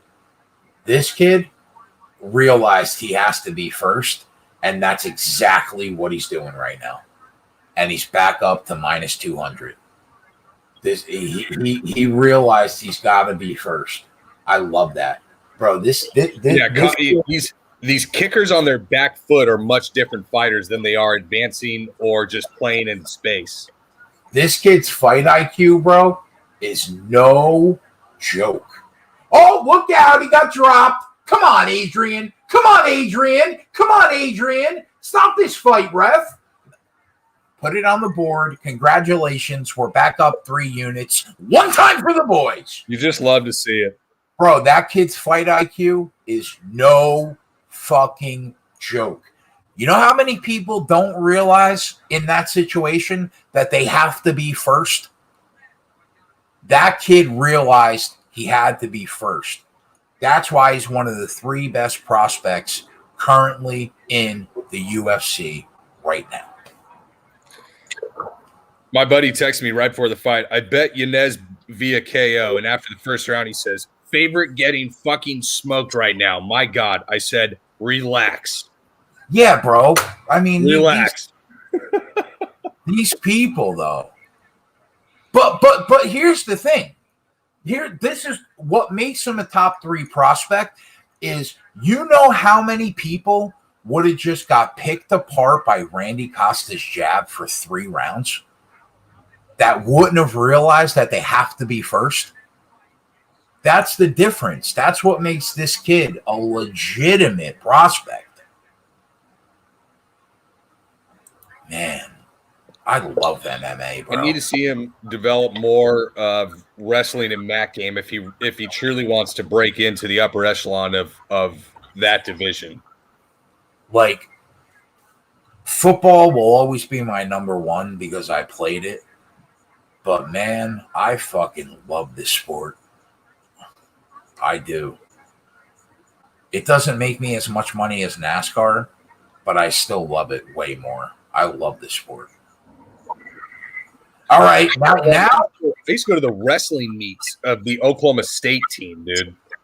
Like, a bunch of us just getting hammered in the stands at wrestling meets, and that was when one of the Rochal brothers was fighting in the UFC, and so it segued into MMA, and sure enough, here we are. Oh, you know what? There have been multiple put it on the boards that we missed. Put it on the board for the Sajari Eubanks Yanez parlay. Put it on the board for Sarge by knockout at plus 300. And East says, put Fred on the board, Jay. You know what, East? For you, bro? It's great to see Fred again. Fred's a big Adrian Yanez guy. A big Adrian Yanez guy. I thought I saw Fred in Yanez's corner. I mean, bro, Fred's family. Now, I got to get Joey Work in this picture somehow. I have to. But Fred's family. I mean, look how excited. Like, look at Fred right now, Gavin. Have you ever seen a guy more happy? Like, he's so happy. Like, he's I mean, he's sitting next to me and JJ. He's got a fresh pint right in front of him. He's got his phone in his hand. I mean, Fred, he's just a happy guy. Where else would you rather be than between me and JJ betting on fights? Where else would you be? I mean, Fred is just a happy dude. All right, now we gotta get our guy Joey Works plays home. That's what we gotta do. We gotta get Minner home for our guy Joe.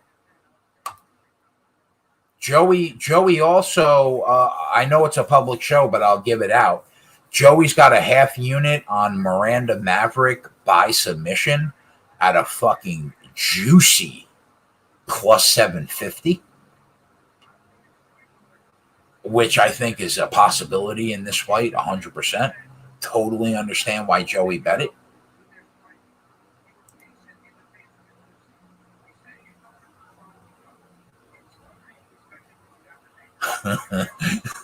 Y2J says, you think JJ is on this? JJ is just about fed up with the Discord. JJ needed a couple days off from that fucking tennis Discord. I'll tell you that much. JJ. Oh, that tennis Discord, they throw blows in there or what? Bro, I'll tell you something right now. I've known JJ for about 5 years now, even before I started doing this. He is probably 5 times the pregame better than I am. Probably 5 times the pregame better I am. I don't think there are many people that could do what I do live in game, especially during football, NASCAR. But I mean, he is a machine, bro. He's had some bad luck. He's had a bad month.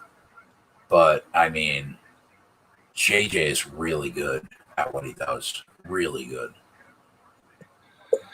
Craig, not everybody can beat up over 70 units every given year. Well, you know, I'm just out here trying to survive, bro. Just trying to rub 2 pennies together to make a nickel. That's it. I'm just out here trying to rub 2 pennies to make a nickel. Exactly.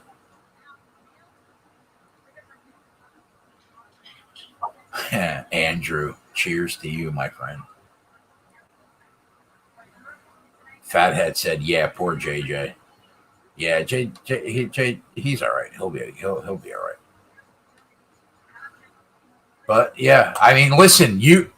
Anybody that's a member of the Discord have seen me blow my stack a couple times myself. 99.9% of the people that are subscribers are some of the best people that you're going to meet. Most of my internet relationships that I have with people that are subscribers are great relationships. Love people like Fathead. Love Yago to death. People like Andrew, Johnny Nelson, Walla, Brandon Cola, Dexter. There's like so many people. Ronnie Lofton, even though he's not a subscriber. I mean, 99.9% of the people they're just great people. They're people that I would go out and have a beer with any day of the week. But you have like that 1/10 of 1% that are just never ending ball breakers, bro. Never ending ball breakers. Anybody in the chat right now, I would go out and have a beer with, and drinks on me. I wouldn't think twice. There's always a few people that just fucking break your balls. All right, so what's the next fight? Is it the Miranda? Is the Miranda Maverick? How about this, Keg? This is the epitome of what you get to deal with. So my buddy he's like, "What do you think about Yanez KO?" I said, "It's not great value, but I think it's how the fight ends." He goes, "Okay, I'm going to bet it." I was like, "All right, whatever. You asked me. I didn't say bet it. I just told you what I thought of it." After the first round, he freaks out, and I just say one word, just relax. Remember Aaron Rodgers, RELAX, relax? Yes, sir. Inez takes care of it round 2. Now he goes, "What do you think about Maverick submission process?" That's this game in a nutshell, bro. Brother, oh my God, I'm dying. I'll tell you what, I like the half unit shot Joey took there by submission at like 8-1. That could happen, definitely. That could definitely happen. Someone reacts like that on the first fight, and we end up winning it after I get a call like that, just saying, "Relax, I'm taking my money and running," and he's on his own, floating without a life vest in this situation. Now, Dexter says Maverick by submission or Maverick straight up at -130. If you can get -130, I like that, Dexter. I'm not seeing 130. I'm seeing like 155, 160. What line do you have right Money now? keeps coming in on her. I'm seeing Bet365 has Maverick at -175 right now. -175. Yeah, Dexter. If you can get -130, bro, that's the play. Wow, Bet US is toast. Fucking awesome site. Not. I like her. I like her at -130 straight up. I like that play. Now, if you can't get her at -130, you're in a tricky spot because I don't know who you would parlay her with. Like, full transparency, I did not throw I didn't throw it on the spreadsheet, but I got a little Sajara Eubanks Miranda Maverick parlay. It got me down to like +105. Now, I didn't put it on the sheet because she's still a prospect. You never know about Macy Barber, I guess. But let's be honest, bro. Macy Barber's last few fights have been fucking abysmal. And Miranda Maverick just looks better every time she steps in the cage. So in my opinion, Miranda Maverick is the right side. Joey took the shot on the submission prop at 8-1. I don't hate it. That could definitely happen. But you know what? A decision What do you think about me? What do you think about Maverick by decision at plus 125? I think that could also happen. I was going to ask if there's any value on the under 2.5 at plus 165. If Macy can keep this on the feet with obvious heavier hands, I think she's going to have a little bit of athleticism, kind of explosiveness advantage over Maverick on the feet. I don't know. So are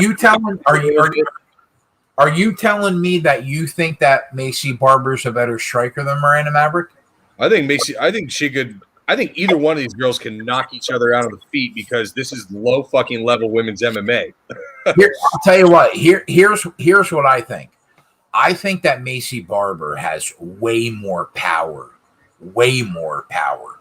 in her hands than Miranda Maverick does. But you want to know my big problem with Macy Barber? She stays outside and punches the air and doesn't hop in the pocket and exchange. Like, she'll just punch the air for 5 minutes straight. Yeah, like accidental feints, not even purposeful feints. And she won't exchange, where at least with Miranda Maverick, she's going to step in the pocket and fucking throw. You know that you can count on her for that. And yeah. I think Maverick's wrestling base is better than Macy Barber. Oh, 110% and 110%, right? And do you think her takedowns are better than Macy Barber? I do. Yeah, that's not even up for discussion.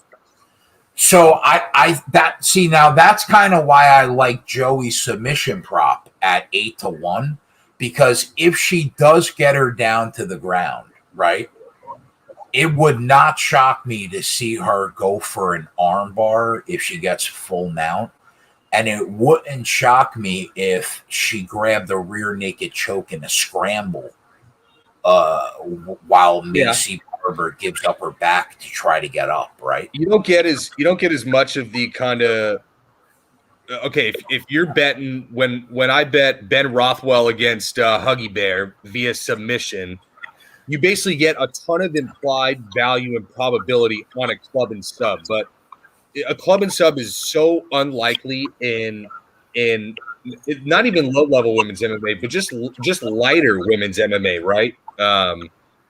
Fights finishing early are just rarer than male fights, all else being equal. So you're not getting much of that. But I still understand the fact that, yes, Miranda Maverick has shown an ability to not only get the fight to the ground, but to do something with the position and to pass with relative ease. And if Barber doesn't want to figure it out on the ground, then yeah, she's going to be in big trouble. But I think it's similar to Sarge. Was it really 8-1 that submission prop? 7.5. Yeah, he put it on the spreadsheet at 7.5-1. Fuck, I don't hate that at all. Now, I don't Hefe that much of mine, but I'll tell you, I don't mind Hefe's call, Maverick double chance by sub or decision. That line currently on FanDuel is minus 110. I don't mind that. Oh, wait, no, I'm sorry. Wait, that's wrong. Miranda Maverick by minus 120 by submission or points. And the money line's basically like minus 160. Yeah, so giving you 40 to 50 cents of value depending on book. Yeah. Now, Fathead says, I've been in here the last few fights. I've never seen Maverick. Fathead, you've definitely been with me on a show where you've seen her. Maybe it was a year ago, but you've definitely seen her, I think. 100% we have, but like some of those fighters that were fighting early in the pandemic, dude, were so low level. A lot of them were kind of forgettable. Honestly, I don't ever want to discount kind of the effort and the heart and the literal blood and sweat that these people put into it. But yeah, some of these people that fought at the beginning of the pandemic, I don't even remember like them fighting, especially if that was like their first or second entry into the promotion. But Maverick, she's solid, man. She's good. And she's a baby, too. I agree totally, bro. And she's super smart. Her fight IQ is on the money. Oh, Fathead said, I was saying we've been on Macy. Yeah, I was on Macy her last couple fights, and she was an epic disappointment and shit the bed every time. So, listen, like, if you got the minus 130 like Dexter, I think that's the way. You just better at minus, if you can get a number like that. I can't get a number like that. So, full transparency, I had a Sajari Eubanks Maverick parlay at like plus 105-ish, somewhere around there. And that's what I'm riding, basically, into this fight. So, in terms of plays, who asked me? Daniel, Keg, could you go over your plays you just made? I haven't made any, Danny, because I had that Sajara Eubanks parlay with Maverick. And to be honest, all my plays on the spreadsheet are done. We picked up 3 units. My plays on the spreadsheet are done. Now, I did say on yesterday's video that I was taking Sandhagen by knockout at plus 135, and I was going to put it on the spreadsheet. I forgot to do it. And that number is now like plus 120. So I'm not sure if I'm going to put it on the spreadsheet at plus 120. All right, here we go. But yeah, I got a little bit of money invested in Maverick at plus 105, and I'm rooting for Joey to get this submission prop at plus 750. Did you pull the trigger on anything, Gav? Nope. I said all this time, just let this fight go. Whatever. Yeah. If I get Paiva home by the grace of God, it's pants off night. But other than that, we're still having a good one. What'd you say the spreadsheet closed at for the night? For my plays, plus 3 units. Oh, that's it? Well, because we had 3 units. I'm fucking kidding. Like another Sunday, another 3 units. It's not 43 units or whatever, but It's not 43 units, no. If you would have asked me before this card, if you could just take 3 units from this greasy ass card and not put any money at stake and just move on versus having upside and more, I would have said, "Yep, You'd be happy. You'd be happy. No doubt." It could have been 5 units, but Ian Heinisch stuck it right in our ass. Dude, that was an abysmal performance, dude. Oh, so another bet that some of the Oklahoma State guys have been texting me about that they like to do is NSC bets. What's that? No scorecard bets. So if the fight goes to a decision, the bet is void, just null, pushed. So then you're only betting if the fight ends in the distance, which fighter wins at a given line value. Where do you get all these wacky bets? I've never seen these bets. Well, like this is from my DGen, like buddies who are betting on, like underground fucking BJJ shit. Like they're nuts. But they were saying that they bet Imavov on the NSC line. And I was like, what the fuck is an NSC? They said no scorecard. Fight goes to a decision, bets void, who wins within the given probability and line value. You know what? Props to your friends for figuring out that fucking Imavov was the right side. Because all week, you and I thought that Heinisch was the right side there. Well, they were saying that if it ends inside the distance, that they felt better about Imavov winning it. That was essentially their bet. Bro, do you know that if I end July up in profit, that's 6 consecutive months and 7 out of the last 8 that I've been in profit monthly on the spreadsheet. Right now, up 11 units in the month of July. I mean, I'm a machine, bro. And we haven't even gotten in NASCAR's taking a little break now for the last bit, too. And football hasn't started, bro. Oh my God, when the NFL season starts. Dude, this next weekend's card is, thank God we at least have Daukus to attach a lot of shit to next weekend. Bro, Daukus Daukus attached to everything. Keg. Right now, should we just say that Daukus Strickland moneyline parlay is making the spreadsheet? 100%. What's the line on Daukus Fiziev? That's on the sheet. How is that not on the sheet? I'm going to round robin probably a couple of these fights that we feel good about. Don't get crazy. Don't be. Oh yeah, I'm getting saucy over here. Don't be 3,000 in the hole, bro. Oh yeah, Yoder's going in the round robin.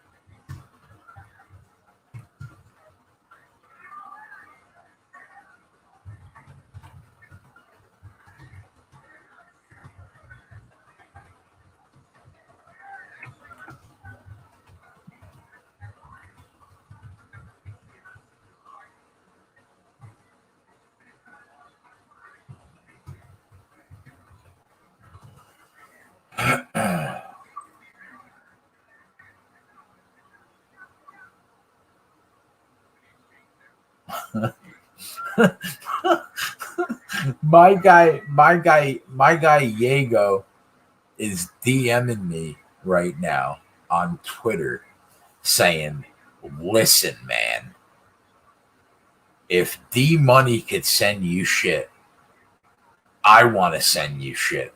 It's not fair. I live 20 to 30 minutes away. You said Diego? Yeah, Diego. That's surprising. That's our guy. Yeah, he's our number one guy, bro. Diego, you want to send me a fitted hat, bro? A nice new era 5150 fitted 7 5/8. I will rock that shit till the cows come home. Okay? I will rock that shit till the cows come home. I'll wear it every day on this show for fucking 2 years.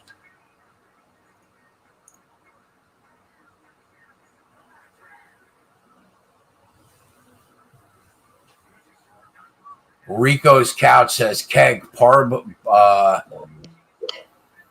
Barber does punch and kick the air. Right, bro?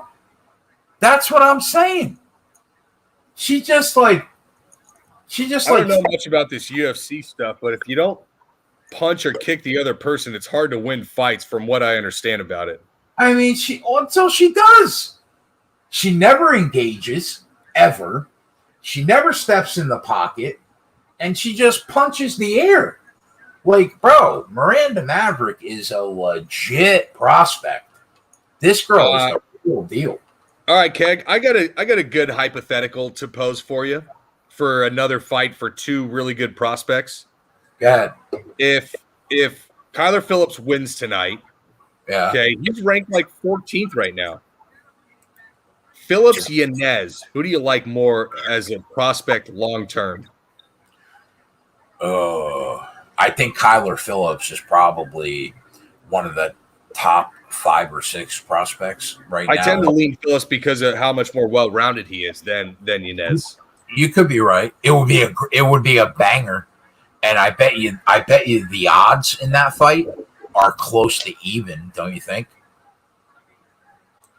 What would you line that fight at? I would line it at Phillips 125, 130, but I think it gets lined closer to Phillips 150. So you'd open it up like Phillips minus 125? Probably, yeah. That's where I'm at too. Yeah, that's probably where I'm at. Coming off the steam is only going to continue coming off the Song Yadong win. Like, yeah, Paiva's not going to be. It's and a lot of people are seeing it as a step down. That's why money has come in on Kyler with Paiva moving up. So, but I don't see the momentum stopping. Like, I have to imagine that he's a favorite, especially with the. Maybe people feel that first round for Yanez was, maybe he's a little more susceptible than people think. Maybe he's a counter striker that is too susceptible to get hit, and it's hard to counter strike when you're actually getting your chin checked. What a wizard. What a wizard by Miranda Maverick. Go ahead. Bro, could we be honest, bro? the Macy Barber hype train has like gone off the tracks and killed. Did she still call herself the future before the fight? I wasn't even listening. Well, I mean, the UFC pushed her like she was the future. That hype train has gone off the rails and killed like 300 passengers. Like, the train is down, bro. The train is down. She's Sacramento, right? I'm 99% sure she's from like Sacramento, but You're talking about where she's from? I have no idea. I have no idea. Sure.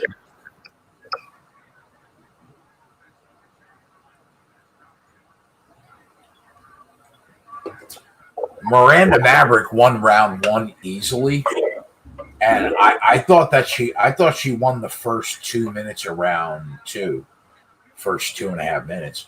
If she could finish strong here in the last minute 40, she could take this round too. I mean, it's just Macy Barber never engages or throws a punch. How do you back a girl that doesn't throw punches? Like, I can't do it. I just can't do it. I learned my lesson the last couple fights. I can't do it. Like, congratulations. I could punch the air too. I'm not a fucking UFC fighter. You and I could have done what Ryan Hall did in his last fight. That's what I'm saying.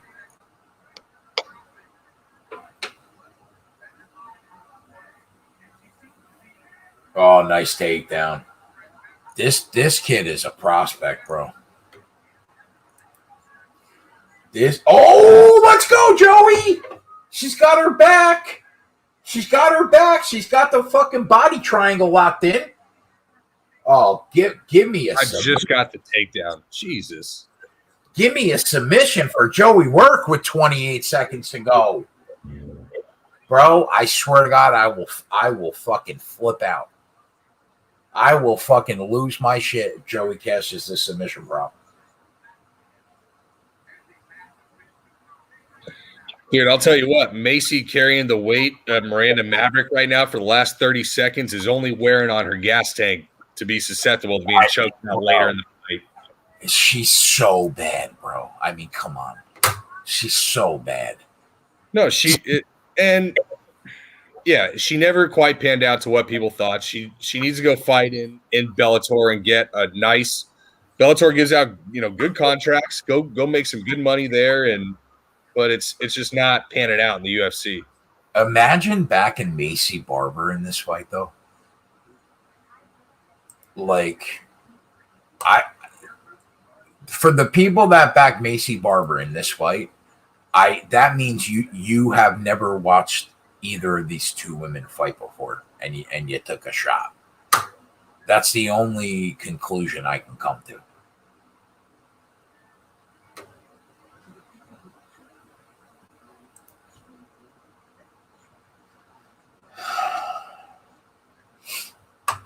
All right, Miranda Maverick, one more round. Give me another unit, girl. I mean, like, I wasn't joking when I said that Sajari Eubanks was the anchor to everything I did today. You know what, Gab, if I had balls, see, I got like little Minnie Mouse nuts, right? If I had balls, I would have parlayed the knockout prop to every other bet that I made today. That plus 290 to every other bet that I made today. But I got Minnie Mouse nuts, and I just took the money line like a fucking idiot.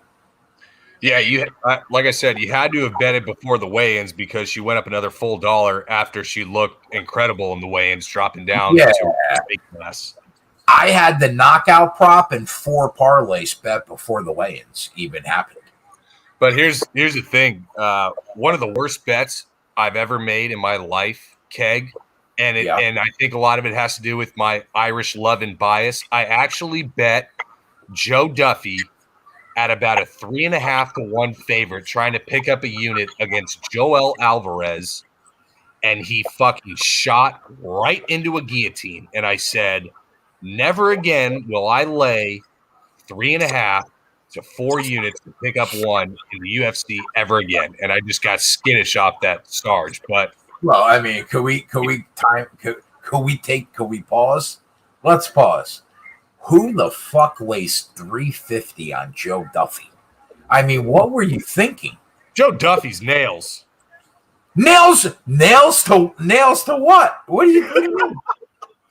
So he lost to Dustin Poirier in a unanimous. Like, come on, the guy. He lost to Mark Jaquize. Like everybody in the chat doesn't even know who the fuck Joe Duffy is. I got my Irish blind spot. Sue me. I love you, bro. If I'm betting on an Irish fighter, just be skeptical of my bet, bar none. I love you. So just so we're clear, you laid 400 to pick up a unit on Joe Duffy.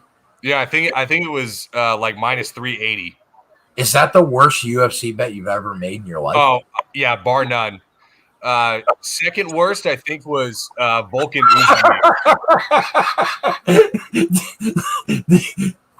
Diego said, I mean, I'm a Gavin guy, but Jesus Christ. That's Listen, everybody has their dark days. I don't want to talk about it. That's Diego. But it is deserving of any slander, that comes with it. You and I were talking about laying the 350 on Eubanks the other night, right? And you were like, do I lay the 350 on Eubanks? And I said the probability on minus 350 is about 78%. So if you think that Elise Reed wins 20% of the time, you don't make that bet. What did you end up doing? I stood still with my dick in my hand and didn't pick up the free unit that was right in front of me because I had nightmares of the Joe Duffy debacle. Joe Duffy got you again, huh? He just costed me another unit on top of the fucking 3.8 that he fucking cost me the first time. I'm now down 4.8 units with Joe Duffy. But I'm irate with that man right now. But the good news is you bet the knockout prop with me, and you anchored her to like 3 or 4 parlays. And I took the inside the distance too at 160. Let's go, Gav. We're making money, bro. It's all right. Listen, I would have clearly that Joe Duffy bet happened before you met me, because I would have never let you bet that bet ever. That is the nicest thing I would expect you to say about that bet. Yeah. If you sent me a message like, hey, Keg, I'm looking at this card for this week, and I think I'm going to lay 4 units to pick up one on Joe Duffy. I mean, the response would be like, Gavin, did you have a stroke midweek? Are you all right over there, bro? I had a mental blockage. Go ahead, Miranda Maverick. Just give me that money, girl. Oh, what a fucking day. Yet another day.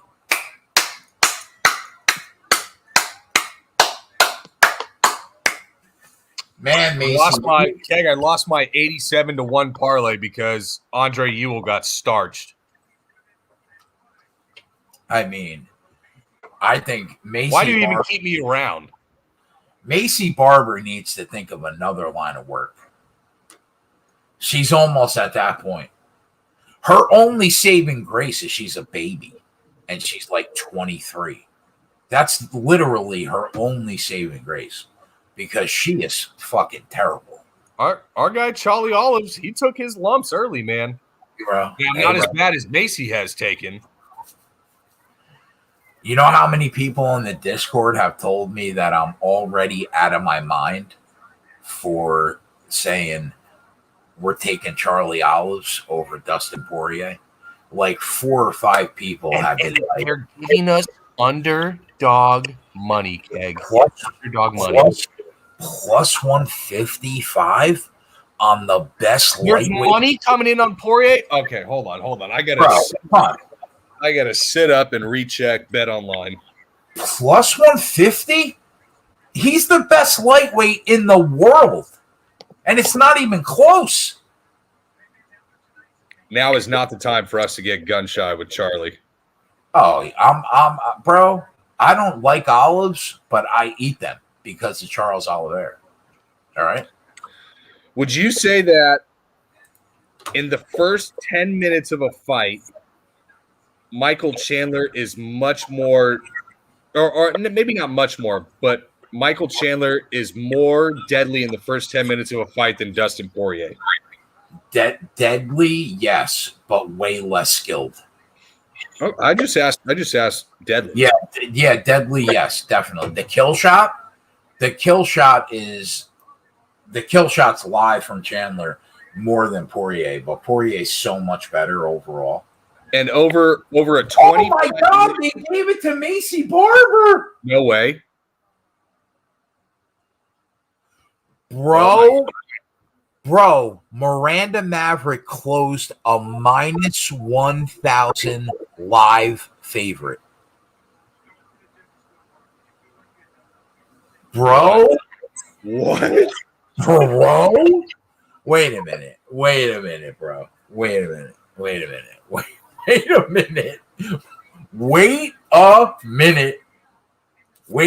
minute. She closed minus a G at DraftKings and minus 1,200 at Bet365. Brandon said, "This is why I don't subscribe anymore. I'm poisoned." Well, this is an automatic tweet that gets sent out right now. If you think Macy Barber won that fight,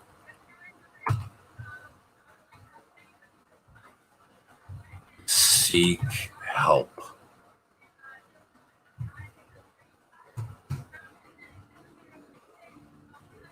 And I'm going to put Maverick closed minus 1,000 at DK.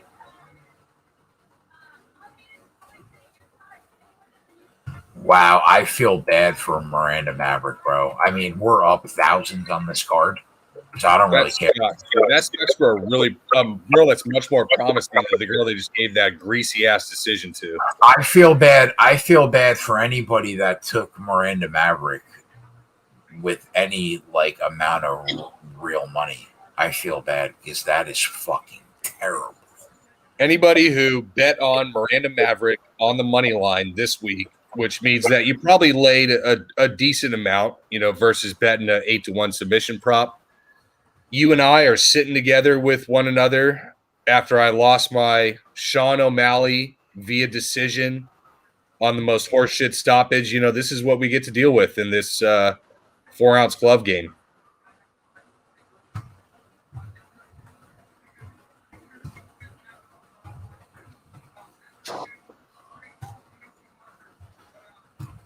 Minus 1,000 live. Bro. Didn't lose on stoppage either. Ain't that something? She closed minus 1,000 at DK, minus 1,200 at Bet365, minus 1,050 at FanDuel at close of the fight.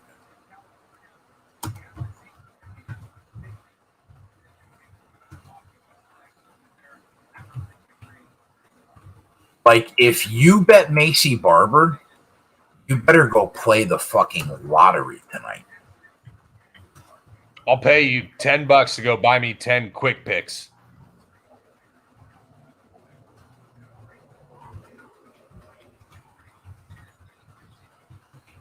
All right, so is this Minner Elkins? Or was I completely absent when that fight happened? Yeah, that's probably the next fight. You think that and then Paiva Phillips in the main event? Bro, I feel so bad for Miranda Maverick. Oh, what a beat. Oy vey. Oh my God. Now, the fact that Miranda Maverick is earlier on in her career means that she's going to have a much lower show and win bonus than, for instance, like a Misha Tate or somebody who's been in the sport much longer, right? So, on a raw basis, like that is a horrible beat, not only for her resume but for her pockets. But like, yeah, that's a tough one to swallow. Regardless, I don't even justify that was brutal. That is a tough. Brandon just sent. Brandon Cole just sent me a tweet from Bet Online that says Macy Barber was literally told, "You gotta try to hit her in the middle of the fight," and was declared the winner of the fight by the judges. You gotta try and hit her. You gotta try to hit her. Novel MMA perspective right here. Why? Like I said, all she does is punch the fucking air. She doesn't hit anybody.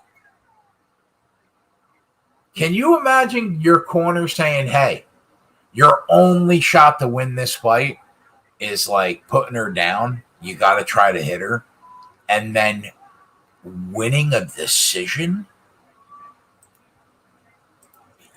Yikes. Yikes. Yikes. Yikes.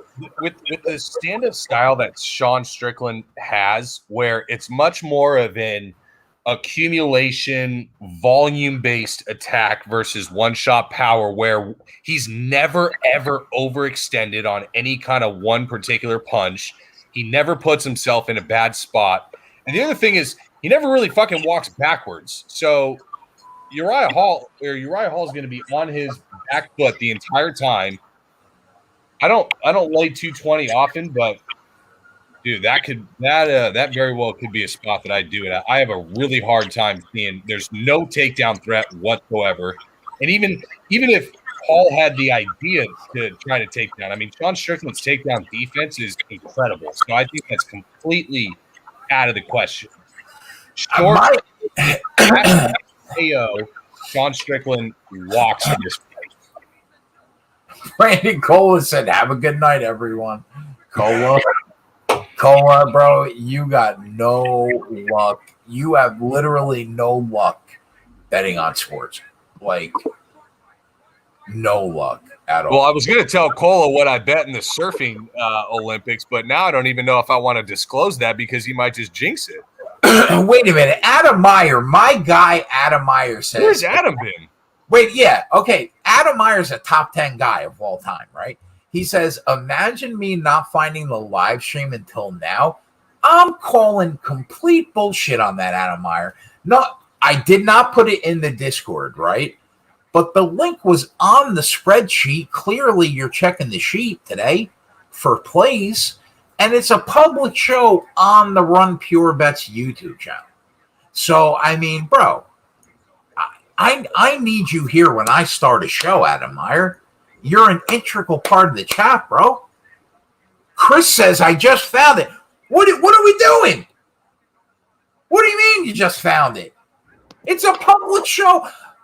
I sent a tweet out from the Run Pure Bets account. I sent a tweet out from the Sports Keg account and from my personal account. And it's on the spreadsheet. And it's a public show on the YouTube channel. I mean, what are we doing? Adam Meyer said, "Don't come at me with the heat." Yeah, I tend to appreciate Adam Meyer in the chat, and I tend to believe if the man said he's had issues finding the stream, that it's more your fault than his, frankly. Wait a minute. And you know what? If you want to time me out, I'll wear it on the chin. Sue me. Wait a minute. This is my fault? Adam said, "Marketing job, Keg? Do we got to discuss your marketing prowess, or what's going on here?" Adam said, "I've been in the MMA Discord for the last 3 hours, bro." I mean, bro, how I put it like out there 6 different ways. Adam Meyer has been live betting with you since the Vietnam War, and if he can't find this particular fight, then it's your fault. That's what I'm saying. Wait a minute. Nobody's a bigger Adam Meyer guy than me, okay? So let's start there. I'm not taking responsibility for this one. I refuse. Yeah, I don't time Keg out for 30 seconds. Where's Keg's 30-second timeout for not marking? You know what? I'll give myself a 1-minute timeout. How about that? It was goddamn well-deserved, Adam. We won this battle, and I think we're actually progressing on the war as well against Keg. We're slowly breaking him down. He's only made a little over 70 units in the past 12 months. I know that is only something short of premier, if not rare, unique, whatever you want to call it. But I'm glad you finally made it, brother, because we got 3 more fights. And this is actually my first solo gig where Keg hasn't said, I'm going to the bathroom, but he actually timed himself out. I thoroughly enjoyed it. And believe it or not, I'm actually going to allow Keg to time himself back into his own show. I appreciate that, bro. Good luck. 15-second soapbox. Thanks for letting me back in my show. I appreciate you. I am not taking responsibility for this one. I'm not doing it.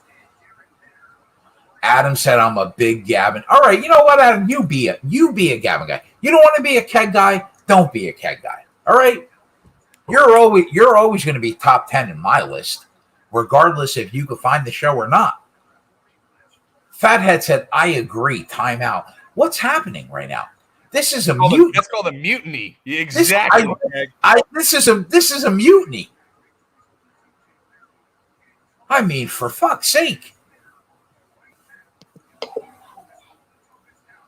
What a mutiny. 74 units or 75 units over a 12-month span is not good enough. You got to give the people the 22 to 1s. It's like heroin to them.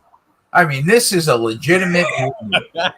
This is a legitimate mutiny.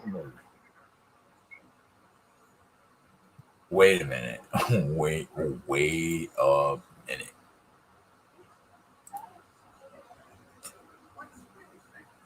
Wait.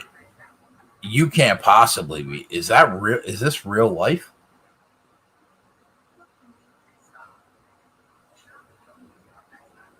I use Dave's picks. Who's Dave? He sounds like my drunk uncle. I was betting on sports for a living when the kid was in high school. I mean, if you say so, Sports Wizard Bet. You say so, bro. Thank God I got somebody to lean on. Fuck out of here.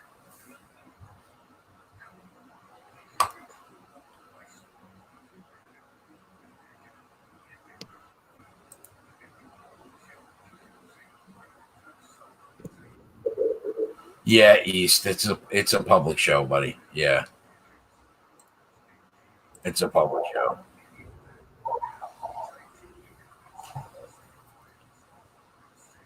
He told you? Oh, well, I mean, if he told you, how could it be wrong? I saw it on the internet. It must be true. I mean, if he told you, it's guaranteed to be the truth.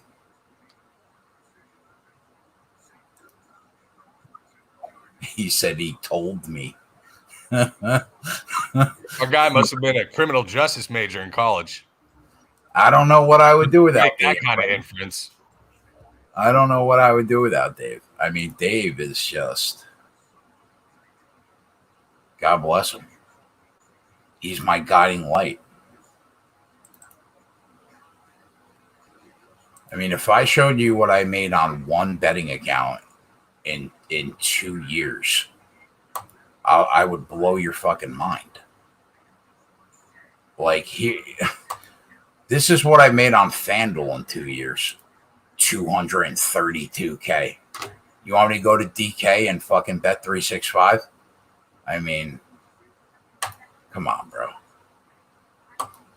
I don't bet pennies. I think if people are paying for your information in any given relative sport, regardless if it's MMA, if it's baseball, whatever, they should at least have an understanding of what you are staking yourself on each kind of particular event. You know what I mean? Like, it gives them a sense of like, you're you got skin in the game too. And it's not, 20, 50, $100, you're paying the bills with this. So don't even be bashful about it. It's just crazy, bro. Andrew said Photoshop. I don't know how to use Photoshop. If you gave me $1 million to make an image recreated like that on Photoshop, I don't think I could do it. Oh, Damon, how dare you, Damon? All the winnings and still the Jets can't make the playoffs. I mean, you know what, Damon?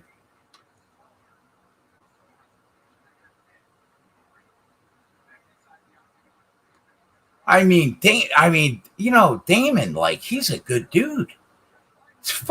He just sticks the knife right in my heart. I mean, God, can we leave the New York Jets out of it? All right? It's bad enough being a fan.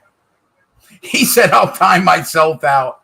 I was going to ask, can we time viewers out? No. No, we're not. Damon, it is a badge of honor. I've been timed out, I think, at least twice on this stream. I think I earned 2 on the previous stream. They timed me out twice after I hit a 22-1. Can you actually rationalize that in your head? That's actually incredible to think about, but it happens. So it's a badge of honor. You not worry. Gavin's hit a 22-1 shot. He's hit a 17-1 shot, but he's not above a timeout. I'll tell you that much. I love Fathead. Fathead's one of my Fathead's in the top 5. He's in the top 5. He said, public show, this is what you get. Yeah, it's all good. I don't care. Yep. I get all my picks from other people. That's how I pay the bills. Because, Twitter picks are the way to go to find the money. As we saw with Ian Highness tonight. Twitter picks are the way to go, boys.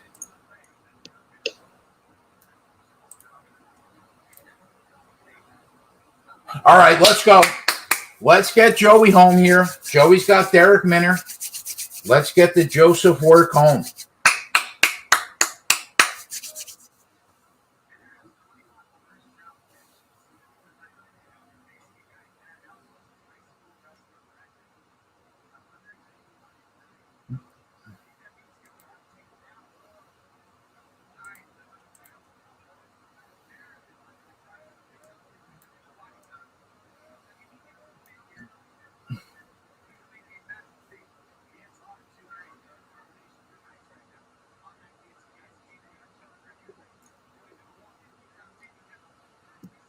If she did, go ahead.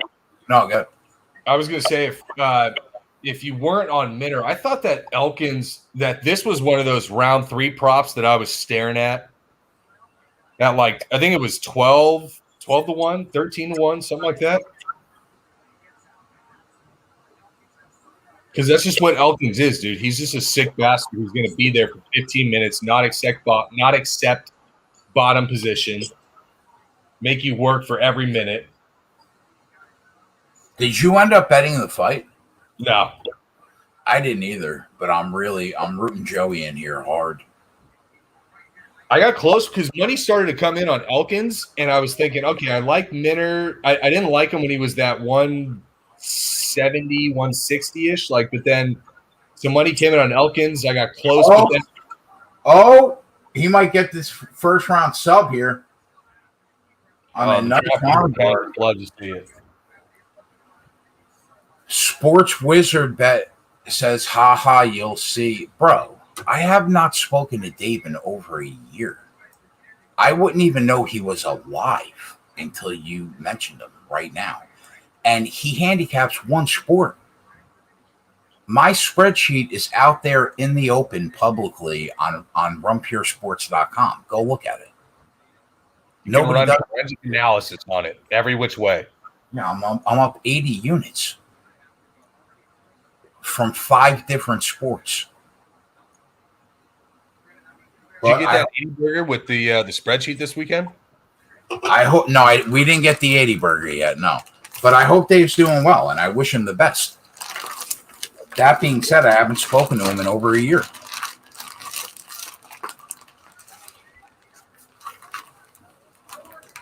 No, we're at 75 units right now, so we haven't hit the 80 burger yet, bro. That's kind of why I enjoy being out of the entire ecosphere, the whole Twitter MMA nonsense. Of course you do. Just Twitter touting as a whole is crazy, right? That's why there are some people that tout on their Twitter account, and then there's some people that start companies with the best DFS minds currently on United States soil. There are levels to this game.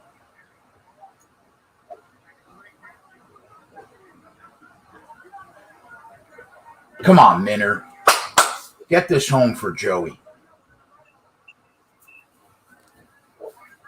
Man, Darren Elkins looks fucking old, bro. Is this atypical from what you see from Darren Elkins, though? No, and that's what I mean. He was 1-4 in his last 5 fights for a reason. Yeah, you better get. Well, the thing is, you better get the judges to the judge to or the ref to wave his hands, because he is a tough SOB to put away. I don't care what way you try it. Submission probably a little bit easier than knockout, frankly, just like with the kind of chin that this guy has. And yeah, he accumulates and wears damage really poorly, but still, man, like, this is a tough son of a bitch to put away. When you sign up for Run Pure, do you get all handicapper picks? Yeah, I mean, you can, if you just want the DFS side, because they're the best in the country at what they do, way better than me at what I do. You can get just the DFS side, or you can just get the bet side, and you get all 6 handicappers that we have, every single pick. Plus, you get access to the Discord, where we have a room for every sport, and there are hundreds of people in there that just talk sports betting all day and night. And it's $60 a month.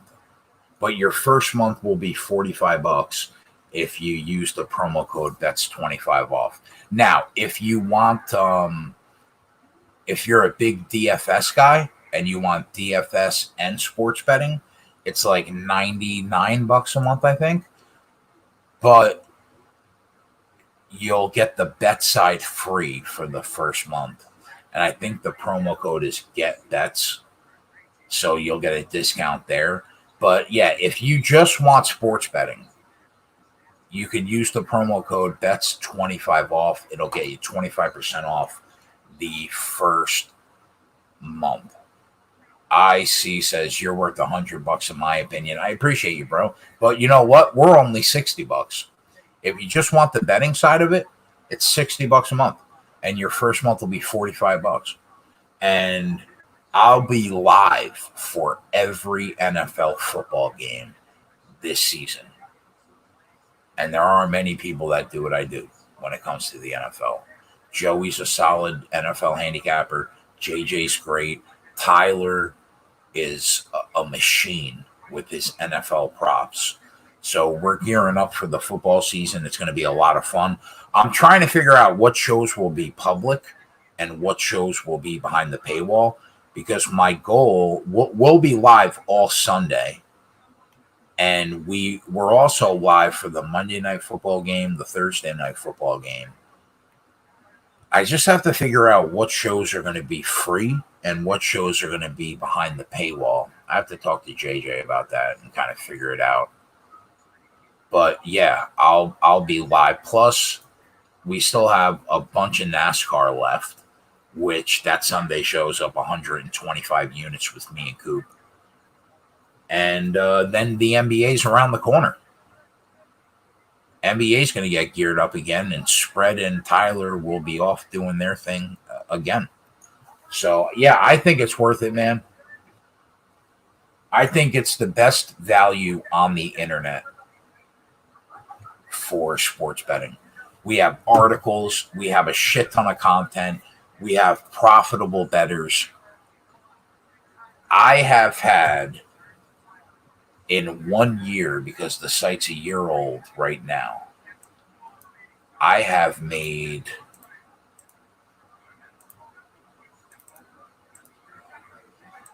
411 picks in 365 days. And from those 411 picks, every one of them you could see on the spreadsheet, I'm up 75 units. JJ's had over 1,000 picks. Everything's tracked. Joey's had, I don't know, maybe just over 500 picks. Every pick is tracked. The website's had 3,000 picks in the first year between all the handicappers. And every single pick is tracked. All 3,000.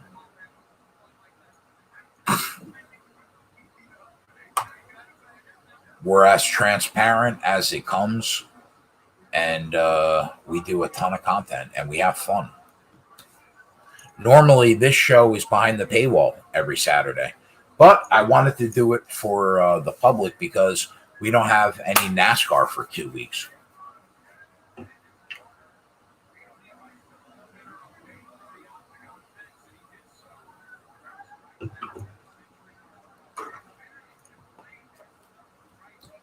Who do you have winning the fight so far, Gav?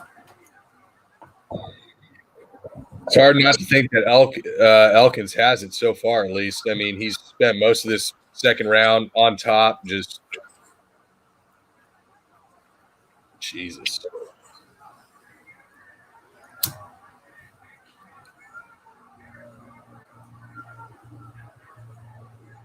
Dude, look at this. He's got him in a kind of quasi crucifix. Like, Jesus. Oh, he got a knockout win.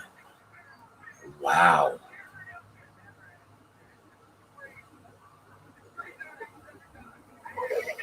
That's the thing about MMA, bro. Think about how close that Derek Minner was to getting that armbar in round one. And he ends up getting knocked out in round two. Yeah, I said if you don't put Elkins away, you're gonna have issues. Like that's the second fight that he's won in like 7 fights. Yep.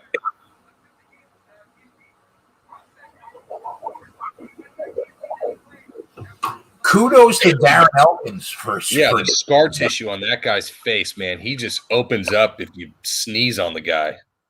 Hey, speaking of scar tissue, what are your thoughts on Nick Diaz and Robbie Lawler?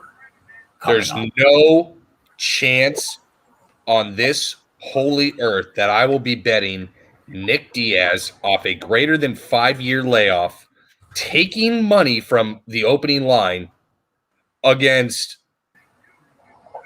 I don't know.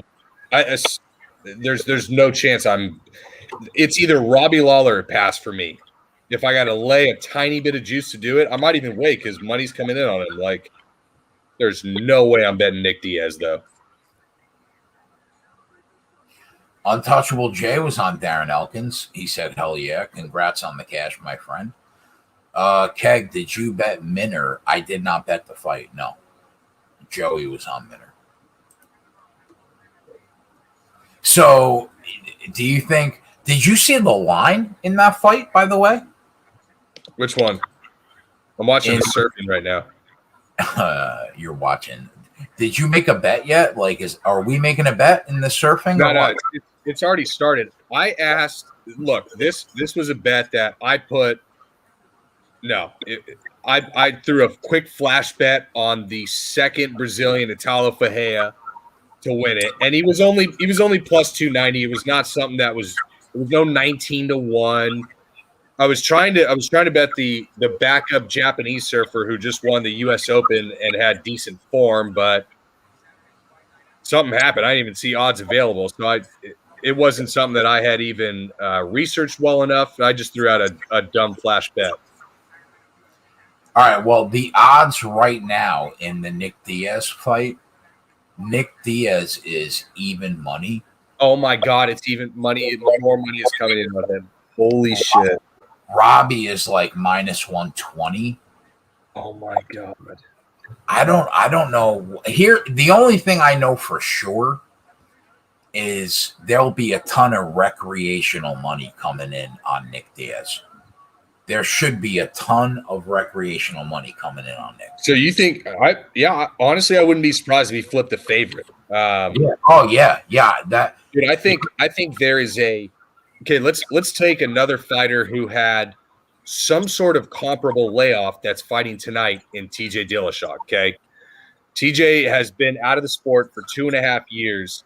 That is a guy that I trust pretty well to stick to his training, not be a complete shithead outside of his routine and his workouts and whatnot.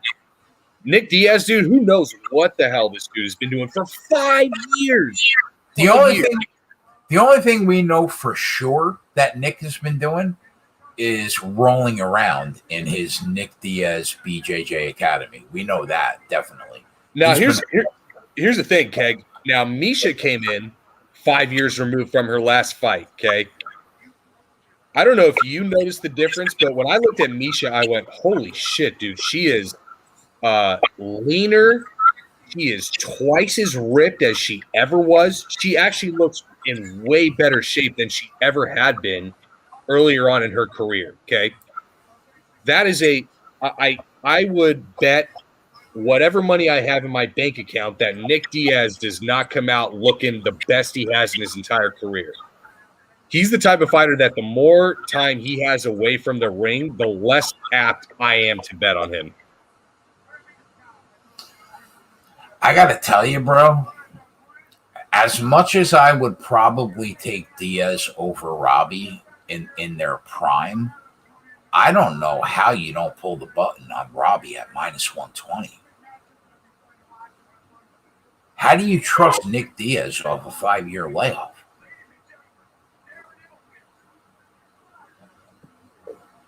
My gut says that Robbie is the right side there. That being said, will I bet that fight? Probably not.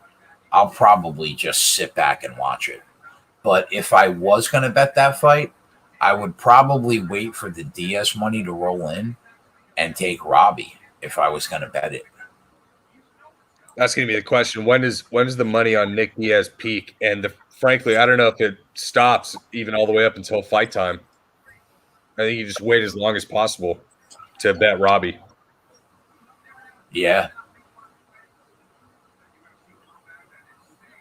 Where are you at on Cyril Gane and Derek Lewis?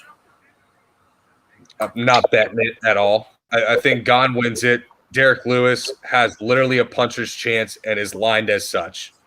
No value either way. Like, you know what's crazy, bro, about Derek Lewis? When he decides to fight and turn it on, he's an animal. I mean, look at what he did in the last 10 seconds of the Volkov fight.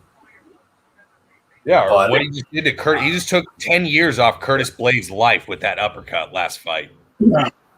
Yeah, but you know what? I think I agree with you. I think Gane probably wins the fight. But I'll tell you, man, Derek Lewis is live at plus 250 for him to catch him with a shot. Almost any heavyweight at plus 250 is live, to some extent. Sure enough, you get a guy with Derek Lewis with extreme power in the outlier, respect, with an ability to get up if, God forbid, Godden says, okay, let's take it to the ground to try and wear him out. Derek Lewis just has stand-up, get-up defense. He just says, okay, forget this building a base, either giving the back to get my feet and my hands underneath me. He just says, we're going to stand up, and that's going to be the end of the takedown. So, yeah, I mean, I think it's appropriately on. And especially with there's like 40 cents a handle on this thing because it's still some time off. So I'm not touching it. Next week, my favorite bet on the card is Chris Daukaus. I think that the heavyweight Daukaus is a legitimate top 10 heavyweight. And I think minus 180 against Shamil Abdurakhimov is probably a gift. So I'll have Chris Daukaus in a couple parlays. Bro, Sam Alvey. Yeah. I'm telling you, you want to complain about this card? Look at next weekend. You won't be complaining about this weekend. I promise you that. Can I ask you a question, though? How does Dana White still allow Sam Alvey to fight? Listen, we all love Smiling Sam. I get it. We all love him, right? But, like, I don't know anything about Roman Kopylov. I know nothing about him, but it had to have been raise your hand if you want to fight this guy. And he went to 3 guys, and Sam Alvey was like, yeah, why not? Sure. I got 8 kids or whatever he had. I need to fight and keep cashing checks. I'll go watch the tape this week on Roman Kopylov. But, like, if he has a pulse, he beats Sam Alvey.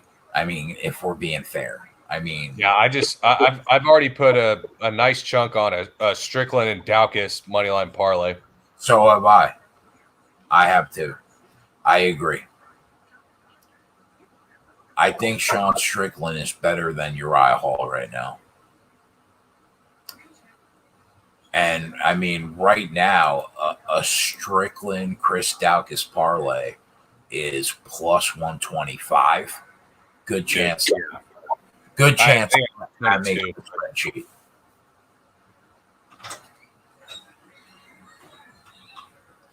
Here's another fight that I'm seeing like on the bottom of the card for best fight odds. I haven't heard it officially announced, but Kai Kamaka, Danny Chavez, and Kai Kamaka is only minus 150. I feel pretty good about that. I need to look for that one. Rafael Fiziev and Chris Daukaus is even money. So I took Daukaus, Chimaev, Fiziev, and Strickland and round robin them. When is Chimaev fighting? I don't see him. He fights Jing Ling or Jiang Ling or Li Jiangling. Yeah, Li Jingling. I know who he is. So my daughter's trying to hustle me for more money, and she knows I'm doing a show right now, but she sends me the invite for darts to take more of my money while. She knows you won money and are just yeah.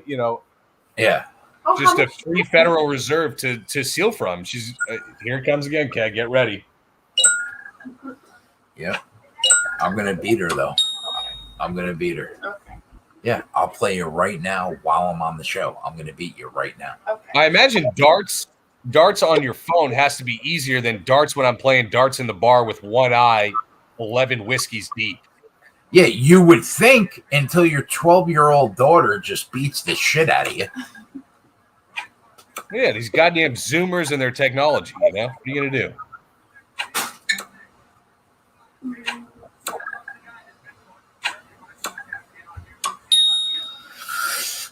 How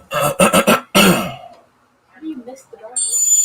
All right, so Fathead says TJ Dillishaw plus 170. I mean, listen, I don't think he should be in that plus 170, plus 180 range. I just think he's going to lose. But I don't begrudge. I gotta shut the volume off on this fucking thing. I don't begrudge anybody for taking a shot on TJ Dillishaw at plus 180. I get it. I don't begrudge you for taking a shot. Hefe said, what do we think about the next 2 fights?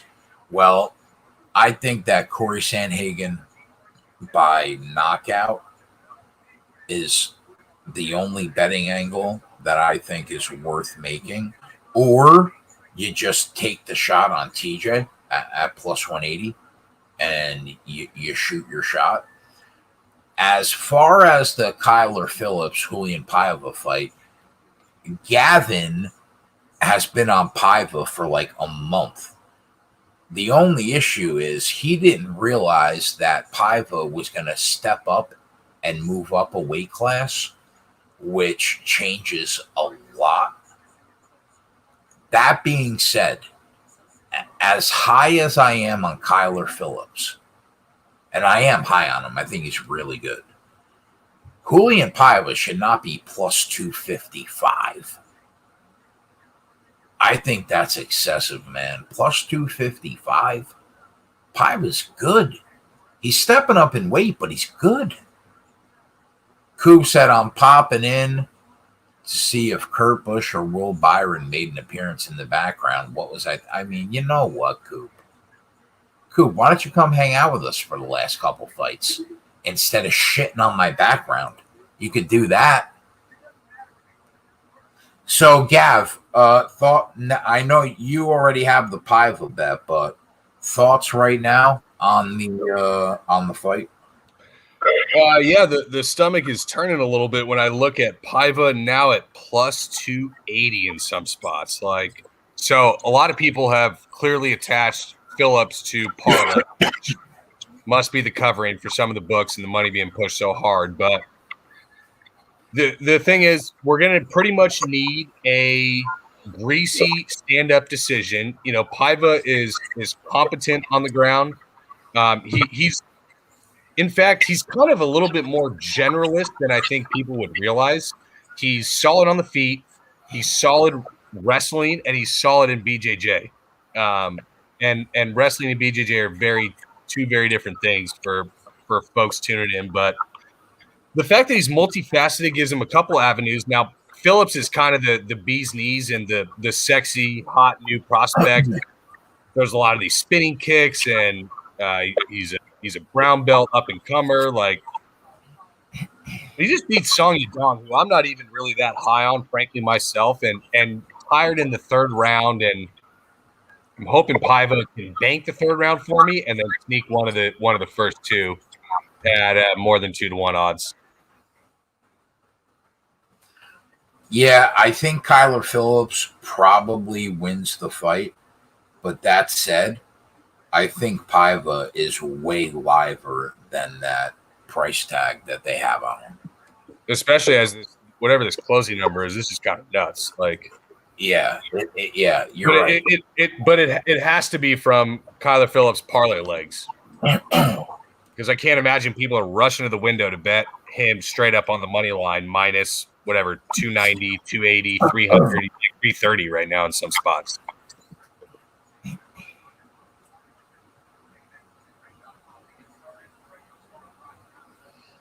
Yeah, so I'm pretty much in agreement with you, man.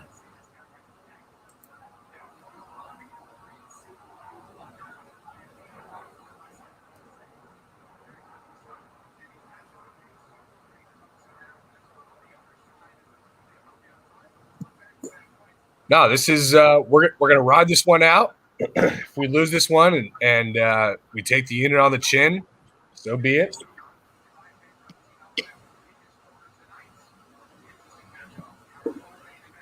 We've beaten enough of these goddamn Honestly, funny do 360 flip. As crazy as it sounds, we're not going to win every one. And that was a pretty bad oversight. Yeah, so just keep rubbing it in, Keg. I appreciate it. Love it. Wait, what am I rubbing in? Just when I 100% should have realized that he missed his last fight, missed weight in his last fight and was moving up. But I'll tell you what, bro, until you told me, I didn't realize that it was up a weight class until I dug into Kyler Phillips and then realized. But like I said, no matter how good I think Kyler Phillips is, I mean, Julian Paiva at plus 280, I think there's value there, win or lose.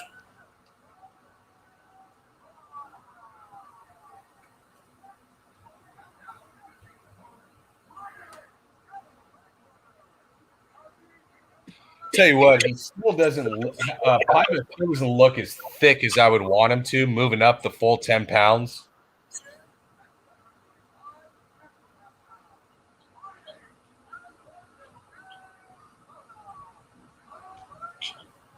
Hey, 4-ounce gloves. I've seen crazier shit happen.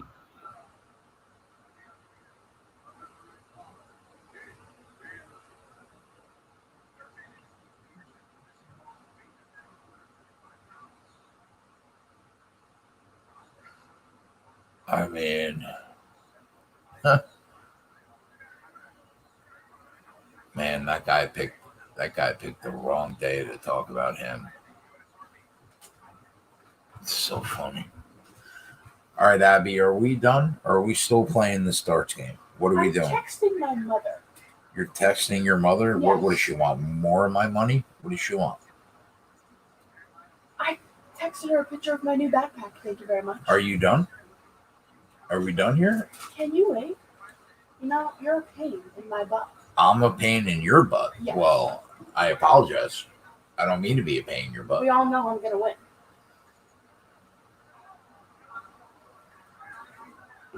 I mean, Kyler Phillips is a fucking animal.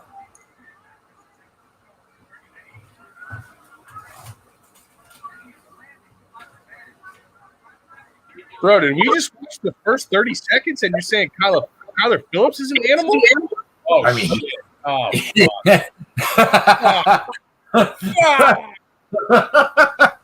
he dropped them early, but it's all good. You're still good. You're still good. Bro, people are sleeping on Paiva. dude, I was like, what are you watching? I'm watching Paiva win it so far through the first 45 seconds and then boom, down to the ground. That's it. But you know what? Even still, people don't realize how good Julian Paiva is, whether he's moving up a weight class or not. I mean, this kid is legit. He has legit striking skill. Go ahead, Paiva. Oh, my God. Yeah, I'm loud. You're going to Obviously, I mean, I'm loud. You're my father. deal with it. Or God damn it, Keg. I got to mute you on the off chance that Paiva wins this and I can go ape shit by myself. All right, bro. Fair enough. I am so rooting Gavin in right here. And you want to know something?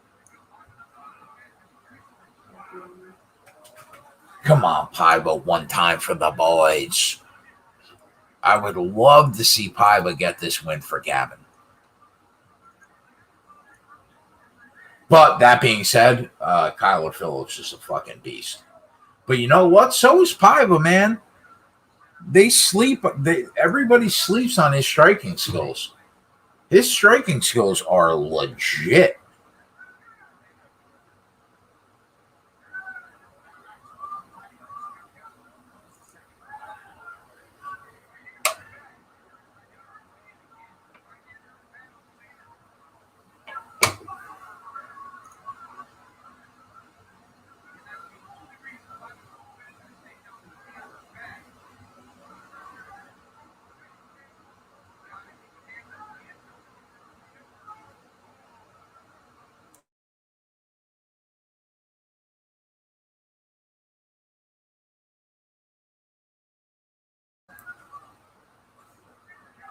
You beat me. Congratulations, you won. All right, hey, Gap, come back, bro, because I got to hit the head so you could shit it out with the people.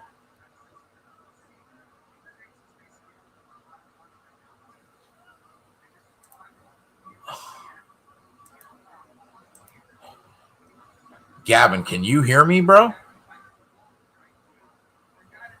Probably not. All right, boys, I'm putting up the I'll be right back sign. Gonna hit the head. Give me about 4 minutes, and I'll be right back.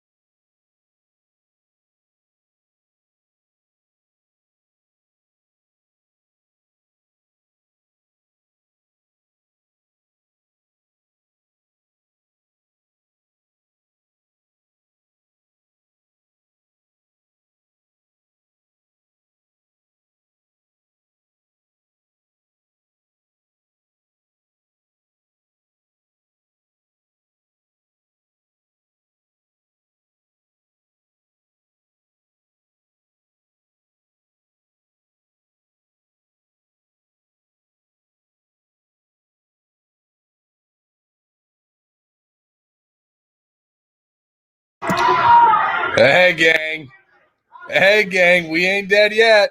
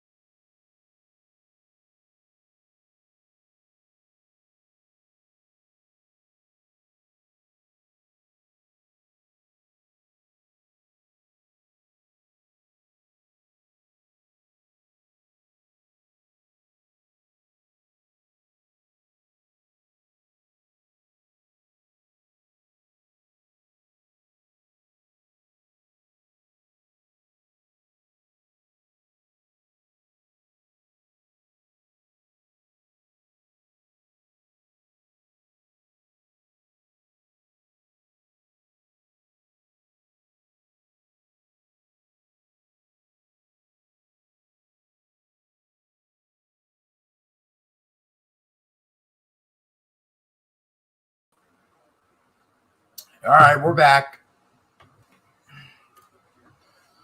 We are back. I have no idea what's going on. No idea who's winning the fight, but we're back. So we got that going for us, which is nice. Okay. You? Is Paiva winning the fight right now? Brother, I'll tell you what, this is a hell of a lot closer than a 3-1 favorite. I will say that. Well, yeah, but we knew that, right? We knew Dude, that. These first two rounds were the best 2 rounds we've had probably the entire night so far. We knew he was live. Phillips is kind of gassed, and Paiva is eating some big shots. Like, I was worried about his chin at bantamweight, but the fact that he's eating these, like, makes me feel pretty good. And Phillips keeps throwing these spinning fucking attacks, guy. Like, How do you have the fight right now? 1-1? yeah, I think 1-1. I if someone said 2, I wouldn't say you're objectively incorrect. Like, I could see an argument for it. But Phillips Phillips's gas tank is not looking so promising.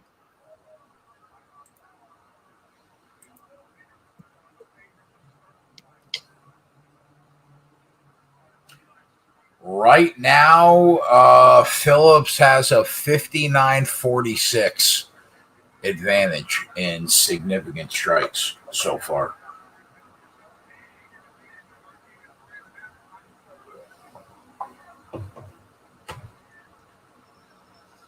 I mean, we knew from Jump Street he shouldn't be plus 280, bro. You know what I mean? We already knew that.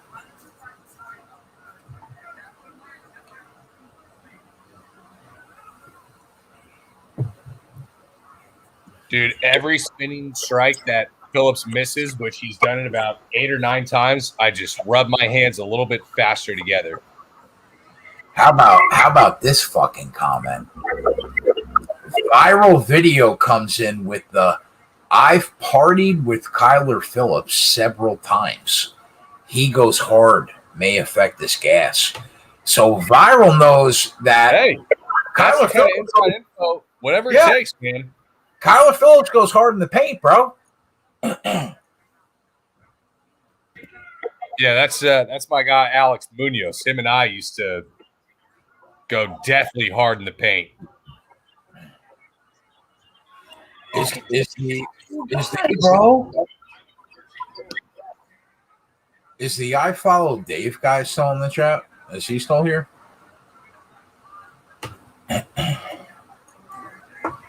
Because I just looked at Dave's picks and I'm like the opposite on most.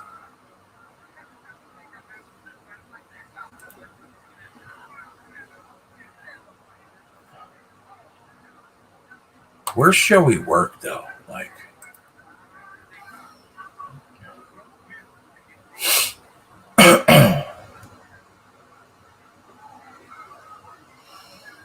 why bother, Jay? Yeah, I know, East. This gets under my skin, bro. This gets annoying. But you're right.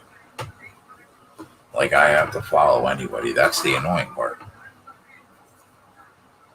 But you're right.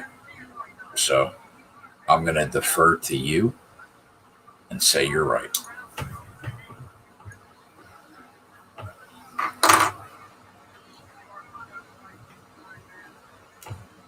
How close is this fight, man? Like, are you live to cash this ticket or what?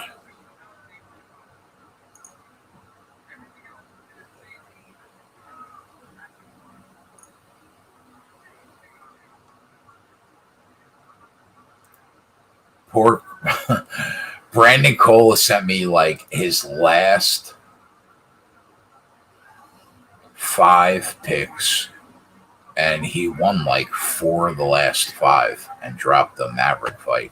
I'm not sure what that picture was supposed to be.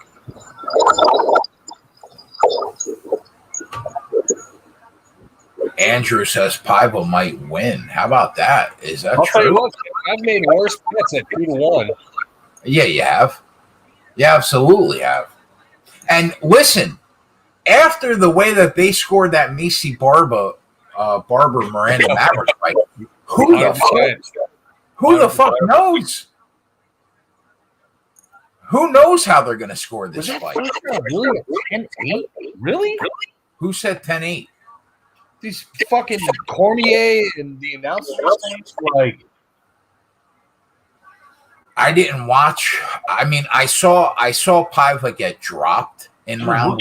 Paiva in this 3rd round. Look at this guy. I saw Paiva get dropped in round 1, but a lot has to happen to lose at 10-8, man.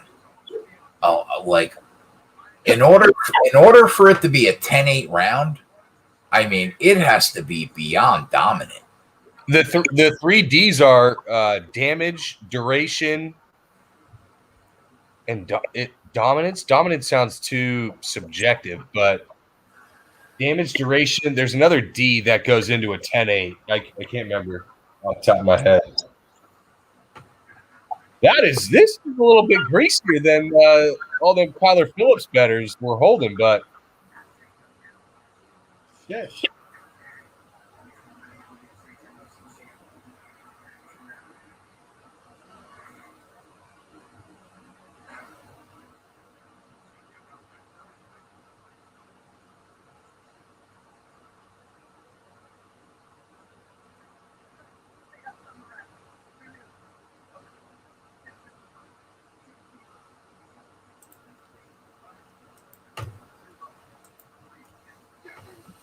Yeah, Jay. Unless we see a Dan Hooker, Dustin Poirier epic level scrap right here, you might have just missed fight of the night.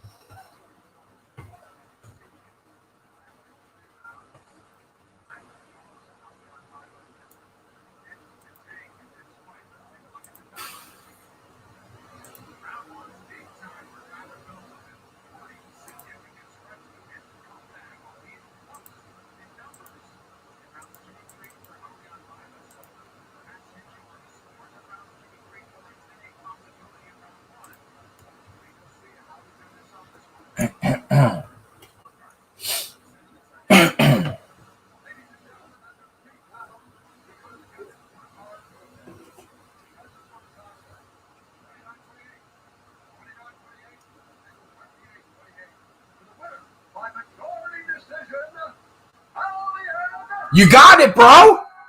You got it, bro. Go ahead, Gavin. Go ahead, bro. Been talking about it for fucking 5 weeks. 5 weeks. Didn't even realize it was in the wrong weight class, and he still cashed the ticket. You know, Keg, you just don't hate to see it at all. Did you hear anything? Did you hear anything I said in the last 30 seconds? No, I literally turned it on after they said majority decision and then unmuted myself. I was blowing you for about 30 seconds. So I'm not going to blow you again, but I basically jerked you off for about 35 seconds. Oh, God. My brother. What a fucking night. Let's go, bro. What a fucking night. Anybody that watches this show regularly, how many times did you hear Gavin break my fucking nuts about getting on Julian Pilot? Literally a month and a half. A month. He took $1. He and we lost $1 of closing line value. We stuck it to our guns and we jammed our gun right up the bookies. You know what? Now, is that how I would have scored? Wait a minute. I'm listening to Uriah Faber he translate. To America to train with our team. He's got the general here, and he knows that I am in the gym all day long, and I'm focused on being a world champion, and that's what I'm going to do. Well, congrats. I'm happy. I'm so happy for this kid, and I'm also happy for my fucking bankroll because I tailed Gavin on that play. Did I bet her for a unit? No. But I'll take a quarter unit at plus 270. We're here, boys. We're fucking here. Bro, listen. Yeah, that was the icing right there, my man. That was the just. Corey says UFC judging is like boxing now. I'll be honest. I was in the other room talking to my kid and sister about cheesesteaks. So I missed about half the fight, but I'm not going to complain about it. Yeah, as I said, would I have scored it as a majority draw? No, probably not. But you literally just said we saw how they scored shit with Macy Barber. Yeah. Now, what happens when you go to a decision? You know what that was? That was anybody that was on Maverick watching us. And then took Paiva, you just got it back. That was anybody who was on me with, or who was with me on Sean O'Malley decision plus 500, and we got dicked out of that bet. We get it back right there.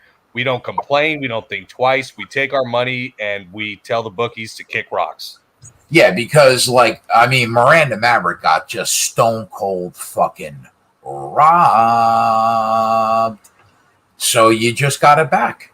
Tyler says, ticket cashed, but these refs are drunk. T, are you coming to hang out, bro? Yeah, we lost Ludwig Klein in a very similar fashion. So you know what?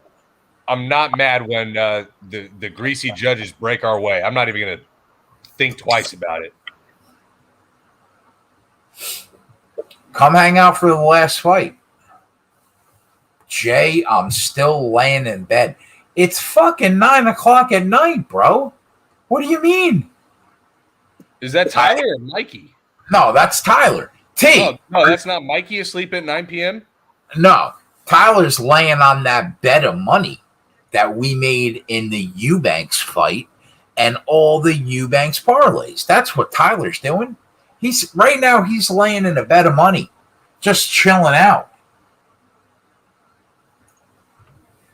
All right, one fight to go. I don't know one single person who was on Paiva in that. And again, should we have clearly gotten that decision as we did? Maybe not, but boy, just like when you were on an island with Gilbert Burns, yep. When everybody was on Wonder Boy and you stuck to your guns, boy, does that feel good. Yeah, I mean, there was a ton of Kyler Phillips love this week. I didn't watch the whole fight. If you were a judge, would you have scored that fight for Paiva, or would you have scored the fight for Phillips? I thought it was an imminent split decision. Whatever way you scored it, I wasn't going to argue one way or the other, but I thought it was going to be 29-28, 29-28, 28-29, one way or the other. Okay. Maybe I'm biased because I had the Paiva ticket. I didn't think that first was a 10-8. He got a knockdown, yes, but one knockdown doesn't mean an automatic 10-8. No, a 10-8 round has to be like beyond no question dominant. Like absolutely beyond no question dominant. The thing is, you see more 10-8s when it's on the mat more often, and there's complete control and damage inflicted over a 4+ minute period. That's typically 10-8. If you're going to see a 10-8 on the feet, you need to see someone go to their knees 2 to 3 times in one round. Tim Allen says Phillips clearly won. Tyler says Phillips was robbed. Viral says if Phillips spent one less minute on the ground, Phillips. Air Watto said 4 knockdowns. So I don't know. I didn't watch the whole fight, but you know what? I'm happy that Gavin got that Paiva bet home. That's all I care about, because I lost money on Miranda Maverick, and she clearly won that fucking fight without question. So we got it back. Now you just got to look at Zaruk Adashev.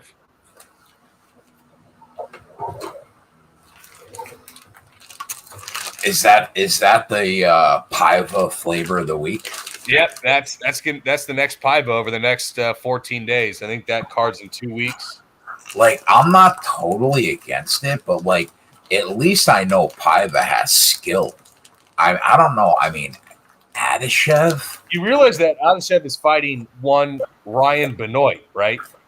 All I'm saying is Adashev is no Paiva. That's all I'm saying.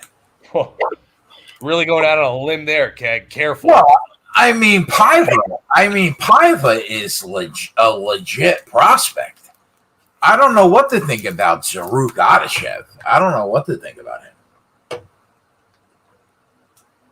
Tyler better come hang out for this last fight. I know that much. I know Tyler better get out of fucking bed and come hang out for this last fight. Let's go, T. Come hang out for the last half hour, bro.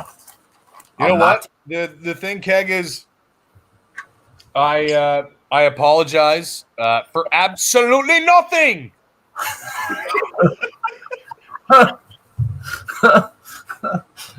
I'd like to take this time to apologize to absolutely nobody. That's what I meant to say. Yeah, same thing. Yeah, I know. Not for nothing. That's probably the greatest post-fight speech in history.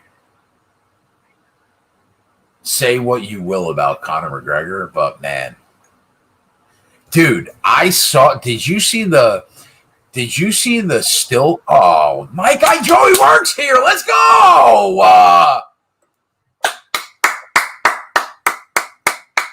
What up? Joe. Piva definitely won. Piva definitely won that fight. All right, My man. I watched the whole thing. Preach to the choir. I watched the whole thing. Piva won the fight. Go ahead, Joe. Joe, like, listen, I don't want to take offense, but there's no way you were digesting those 20 fucking buffalo boneless for the last 3 hours. What are we doing? I might beat Cheese straight up. What are we doing for the last 3 hours? It didn't take 3 hours to digest. I was hanging out with my brother.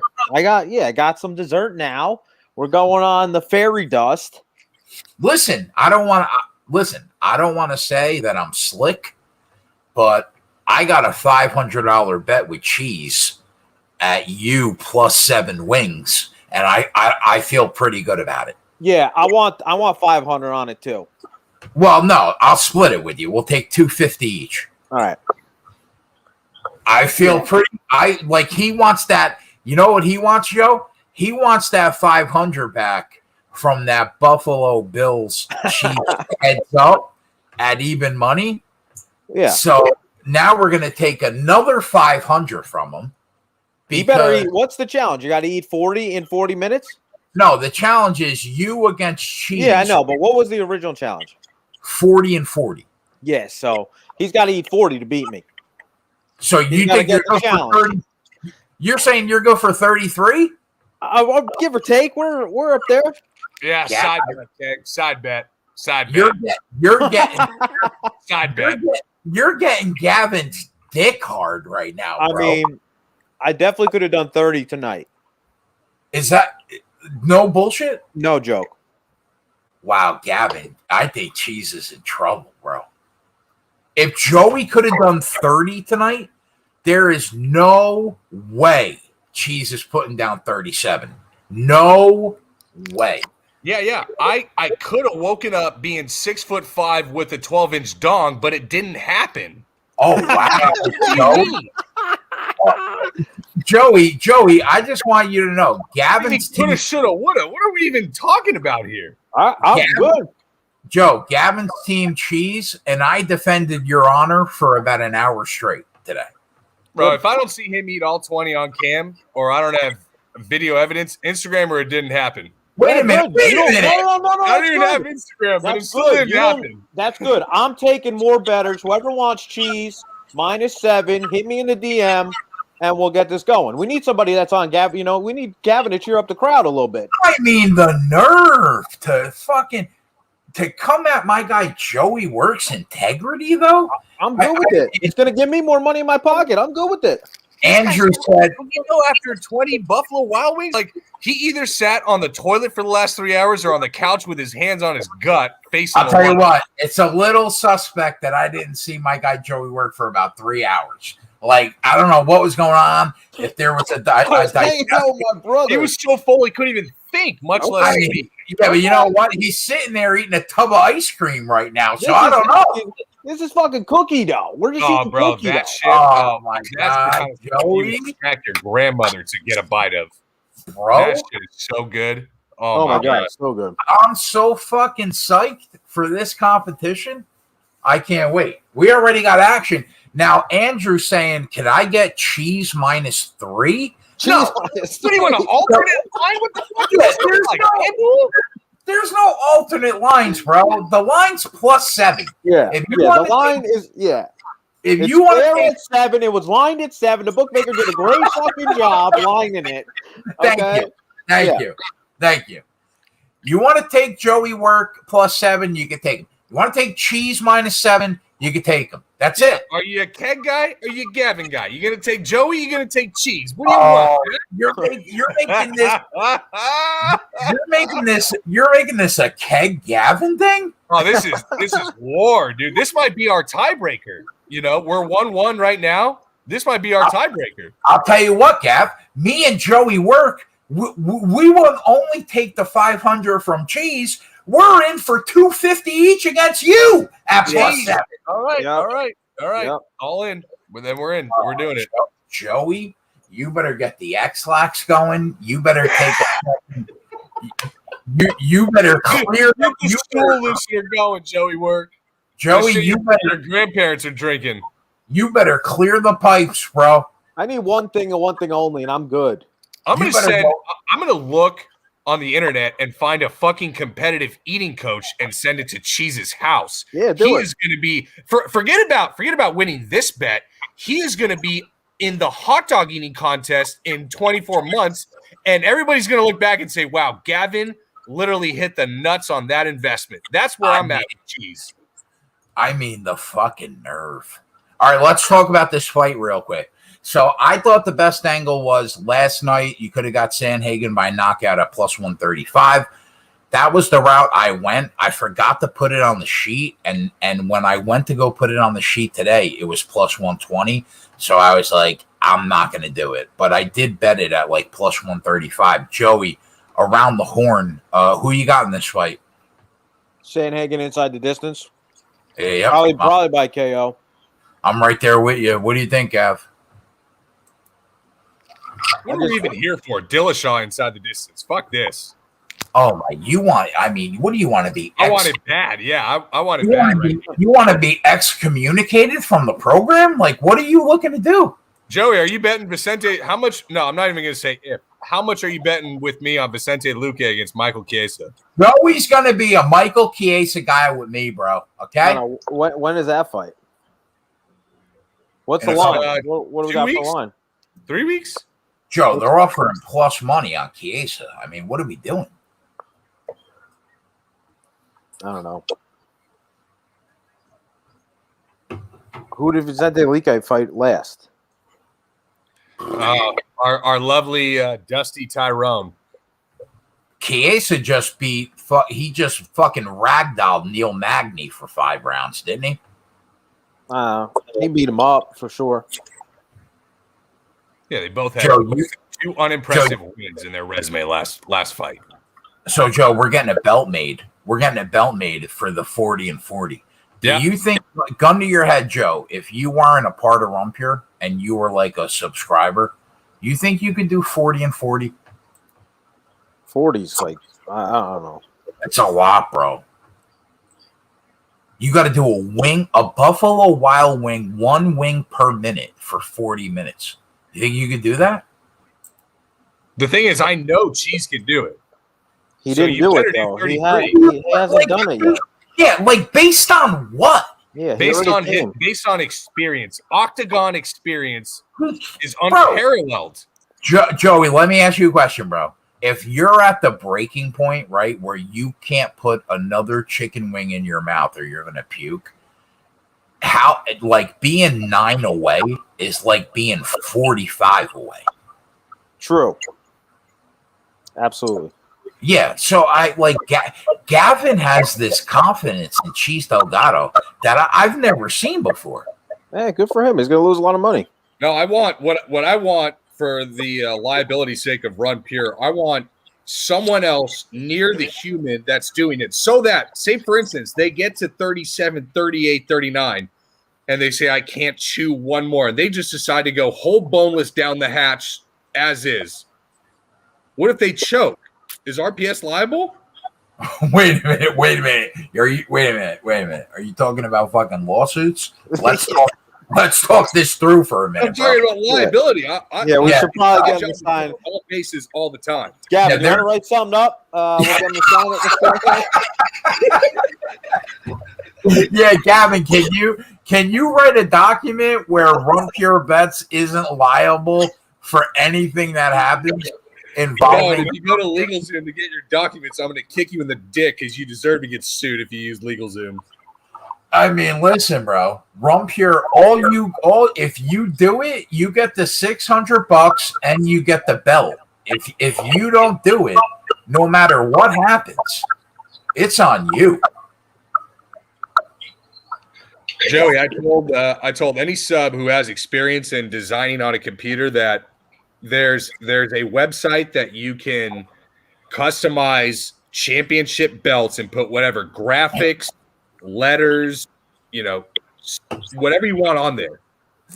I will pay not only for the belt, but for the time that it takes. If it takes you 1 hour, 2 hour, and I got to pay you by the hour, so be it. I want to see a legitimate championship belt. Winner gets, paid for.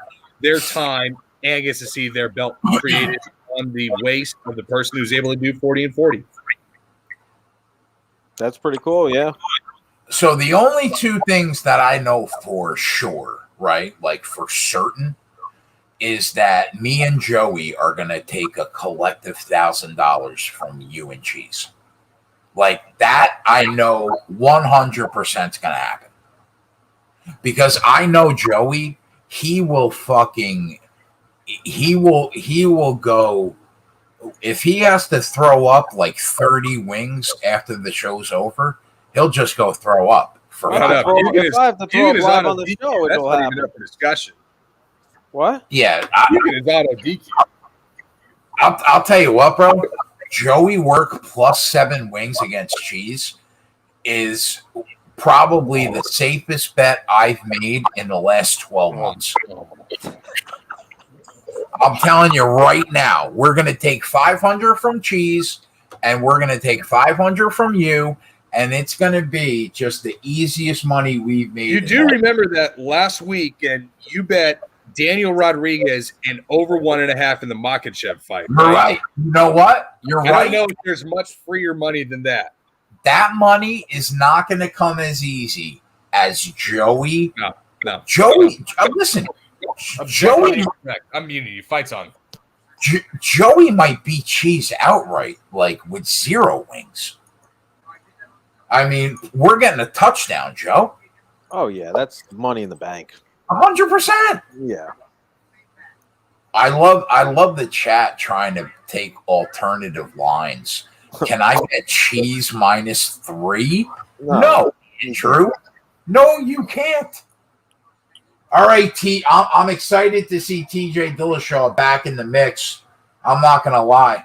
I am psyched. Look at this. Look at this upside down triangle. Yeah, holy fuck. What the fuck is going on here? Can't even move. Like, I know. Imagine he taps. Oh, he's out. All right. Where are you at? Look at the minutes and seconds right now. Where are you at? 3:38. All right, you're about 5 seconds ahead of me. What's up, Alexander? How you doing, bro? People don't realize how much of a beast TJ is, bro. How long after the contest does the food have to stay down? I think like 2 minutes, 5 minutes. Yeah, until they get off air. Yeah, you're good. If Joey's like, all right, boys, I'm out, and then he just throws up his whole life. Yeah. We're a winner. That's it. Yeah, I'm going to win. I'm not even worried. I'll tell you what. Did you really put down 20 and 11? I put 20 with a little fucking, I had the celery on the side, you know, and some of the carrots. So, like, you put the celery and carrots down too? Yeah. Not all the carrots, but I put all the celery down. Now, let me ask you a question now. If you had to keep going, how many more wings could you have put down? I don't know, but I feel comfortable that I could have done another 10. I mean, bro, if you hit 30, that's what I'm saying. Yeah, we can't lose if you hit 30. That's what I'm saying. He's got to get all 40 to beat me. 100%. That's a winner. Money in the bank. Yeah.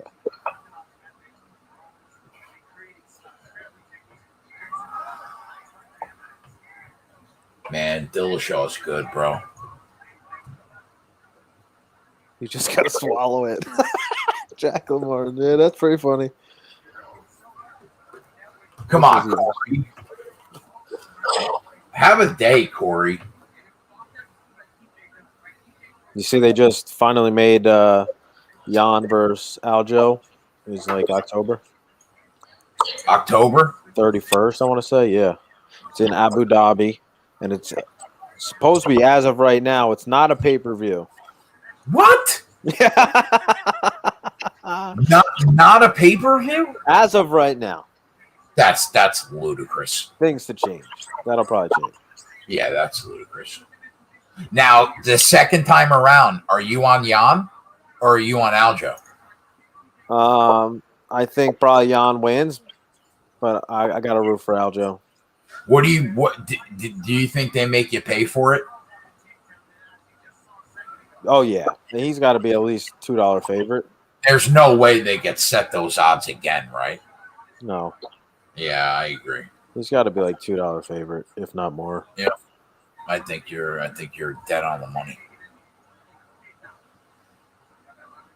But Aljo's in Georgia right now with Marab and Al Aliquina, bro, and like he just been videotaping the whole thing, and they showed right as they got off the plane into Georgia, there was like fucking 500 people just waiting there, like they're like huge celebrities there. Georgia, the country, or like the country? Okay. Pretty sick. I love the fact that he's training with Ray Janelle because I love Ray Janelle, bro. Yeah, I mean he's been training with him for a while. He hasn't fought in like. He's been flipping houses, said fuck fighting. Is the last time that we saw Al that title fight against Khabib? Is that the last time we saw him? I don't know. We haven't seen him in a while. Remember when they gave him the title fight on short notice against Khabib? Yep. He put up a decent fight too. He did. He took a round. Yeah, right. So what do we got in the first round, fellas? I'm thinking TJ. I don't know how you scored for Corey. Yeah, I'm thinking TJ won that first round. I loved how the first spinning kick that Sandhagen threw, TJ was on his back before he even actually spun all the way around to throw the kick. Did you bet TJ? Did you go against him? But I just wanted to see him win one because everyone's like, oh, he's such a fucking cheater. Like, yeah, he fucked up for one fight. He's a dipshit. But the money that was coming in on Sandhagen was just like, people were saying this guy was a fucking rag. Yeah, I mean, TJ Dillishaw is world class. He's world class.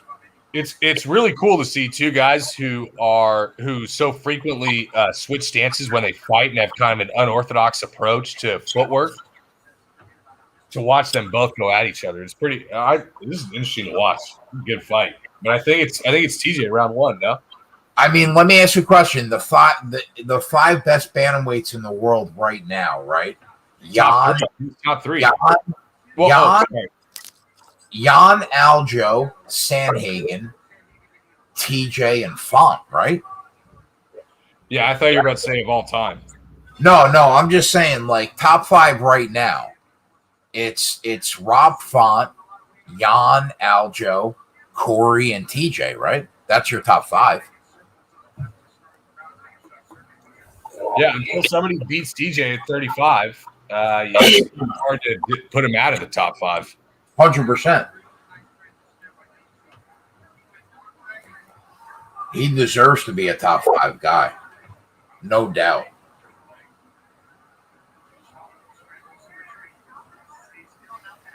The Mets game over yet? How'd you do in baseball today, Joe?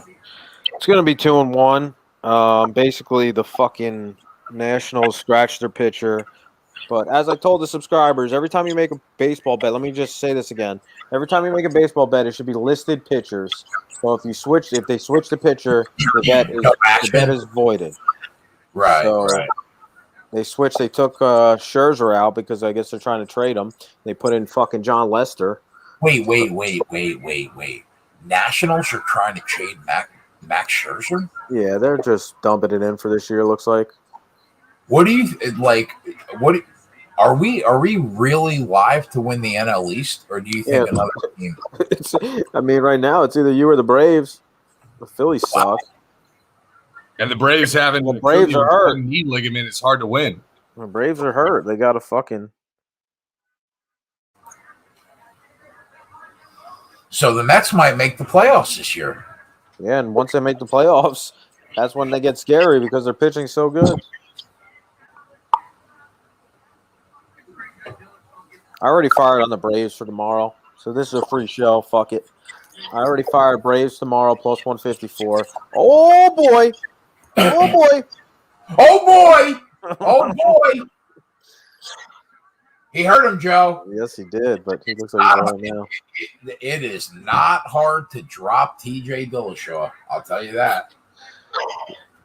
Yeah, Braves plus 154 is not even. That line will. I'm telling you right now, that line's going to be probably like plus 120 by tomorrow by game time.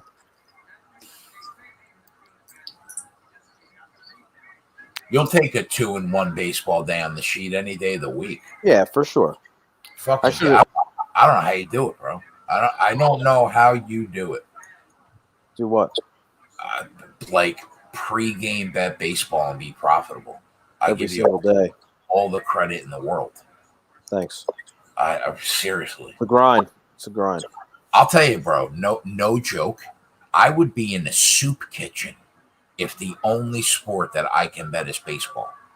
Like I would be in a sleeping bag outside somewhere on the fucking street.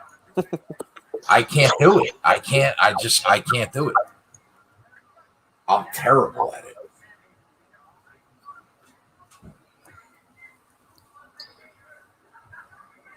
Joey Wendell, let's go.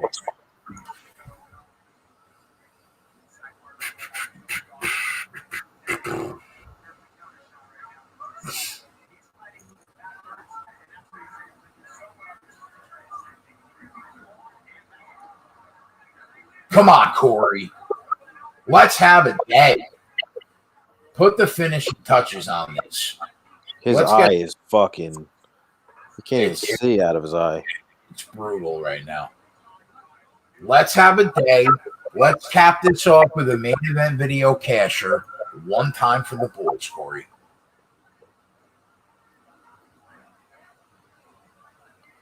Man, Corey Sandhagen is fucking really good, bro. Joe, you gonna come hang out with us on these NFL division preview shows? Yeah, if you want.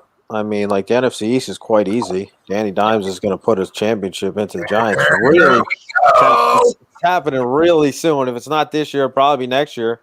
As long as the line's good, I mean, that's what I'm really worried about. I think me and Tyler both have the Giants as the third best team in the NFC East this year. Yeah, well, you guys are both wrong. Sorry to say. Do you think we're both wrong? Yeah. Did you say they already put Saquon on the pup list? Yeah, that's fine. He's just making his quads a little bigger. Fucking Joey. He'll be fine. You know what? I respect that. I respect the Giants' love. I respect it because I root for the Jets for some reason. I don't know why, but I still root for the Jets. So, like Washington's quarterbacks, who? Fucking, they got what's his name? Fitzmagic, bro. Yeah, Fitzmagic. Like some respect on that name. How many games are they gonna win with Fitzmagic? Oh, I mean the fucking nerve. Are you telling me right now with the defense that they had last year, right? Which they're all back. You don't think that Ryan now you're not playing with fucking Heineke. You don't think Fitzmagic is gonna give them a shot? How many games are they gonna win, you saying? Well, I mean, you already know. I put them on the spreadsheet as a long shot at plus 280 to win the NFC East. I think that Washington 9 games. I think they finish 1 or 2. I have Washington and Dallas in some kind of order 1-2. I have the Giants a clear number 3, and I think that the Eagles are so fucking bad that they're way behind everybody else. Like they're dead last. But you don't think that that Washington has a shot to upset and win that division? I mean, I'm sure they do. With a quarterback that at least gives them a chance. Now, can Ryan Fitzpatrick throw 4 interceptions in a game? Yeah. But he can also throw 5 touchdowns in a game. True. Who's your favorite? The Dallas is minus 110. Do you think if Dak is healthy and yeah, they should be favorite.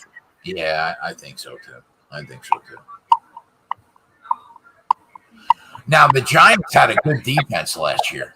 Yes, they have, and their defense is going to get better. Their offense is going to be better. The only people I'm worried about is the fucking offensive line.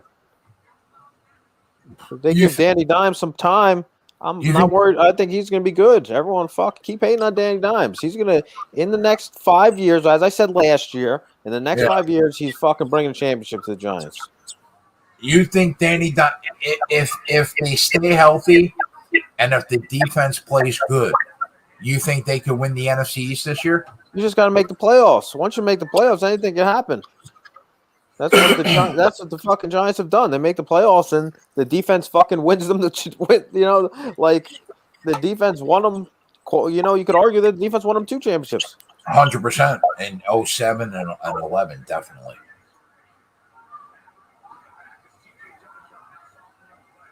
I think that the average football fan doesn't realize how good the Giants' defense is. But man, that offense without Saquon at times has looked really bad. True. They added fucking another wide receiver, Galloway.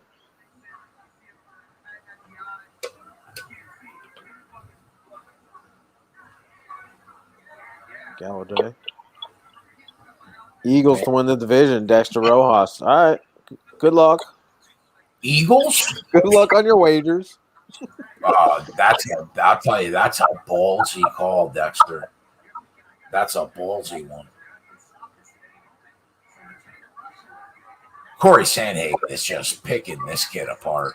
And that fucking cut doesn't make it look any better. Like if you're judging the fight, are you seeing that he's bleeding this bad that you're giving more to Corey Sandhagen? Yeah, the Jessica Eye effect last fight. Right? I mean, like who the fuck's – I don't know. I mean, that was a nice call on Maverick, though. What the fuck was that? I don't know, bro. I don't who know the fuck is judging that fight? How did she lose that fight?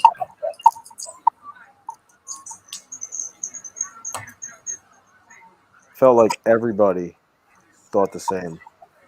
Yeah. Everyone thought that was a robbery. I mean, Macy Barber did nothing in that fight. Yeah, she definitely lost the first round. She more than likely lost the second round. 100%. That's one of the worst calls I've seen in the last 2 months.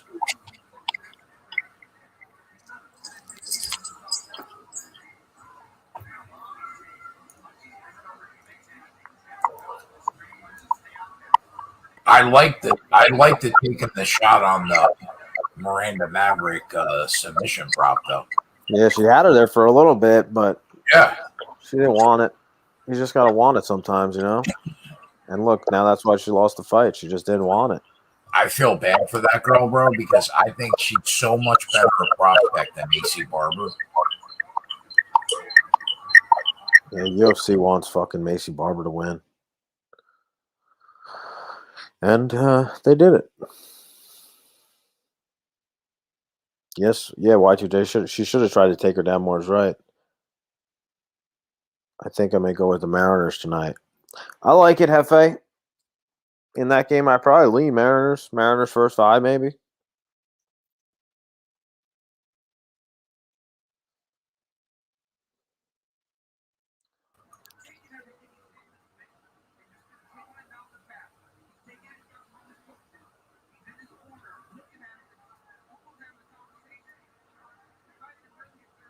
Wow.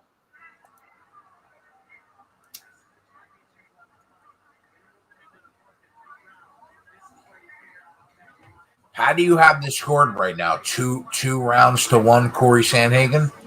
Probably, yeah. Yeah. This one was close, too. That, what was that? That wasn't late. He threw his arm before the bell rang.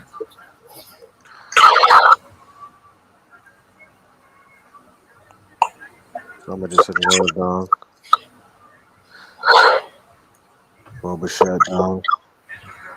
Are there any baseball games that haven't started yet that you like? There's only one game that hasn't started, and it starts in 20 minutes. Oakland, Seattle. What do you think?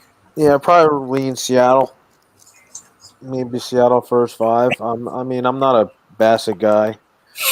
I've said this multiple times, but Logan Gilbert's looked good too as of late. This is a big game. They're at home. This fucking Seattle team is, 3 games behind Oakland. 52 wins. They're fighting. They're at home. This is a really big game. They won last night. The two games that just started that are in the second inning, Pittsburgh up 1-0 against the Giants, and then the Dodgers up 1-0 against Colorado. Yeah, what's the live line on the Giants? Are they still favored by a lot? They're actually minus 210 down a run. Yeah. Because everyone and their sister would bet the Giants if it was fucking anything close. Did you hear, Joey, about the guys in the chat were talking about it earlier, that the Angels took 20 pitchers with the first 20 picks? So actually, it wasn't even the first. This year, they shortened the MLB draft to only like 20 or 22 rounds or something, and every single pick they drafted was a pitcher. What are your thoughts on that? Is that crazy? Yeah, no, good for them. They know what they got to get better at, and they just attacked it. Fuck it. They got Mike Trout, they got Ohtani, and they got fucking Anthony Rendon, 1, 2, 3 that can hit. That's fine. You could pay for a hitter. You know, it's much easier to pay for a hitter than it is to pay for an arm, a top arm. So I'm let me ask you this. I know they have Ohtani, right? But like after that, is their pitching staff horrible? Yes. Okay. It's been horrible for years. It's their next best guy is Gavin's fucking pitcher over here. Take it fucking easy over there. You settle down. One, the pitching staff can never stay healthy, dating back to when fucking CJ Wilson was pitching for them, dude. Yeah. Like, just one thing after another. Why? What were your feelings on that, Gavin? I was 100% with it. Yeah, who cares? Maybe I'm a pitcher and I'm biased, but I was with it. I said it, the MLB draft, when you have that many rounds, it's like venture capital. You know, you throw money at 20 opportunities. If one hits, it recoups all your investments in all those other 19 5 times over. Yeah. True.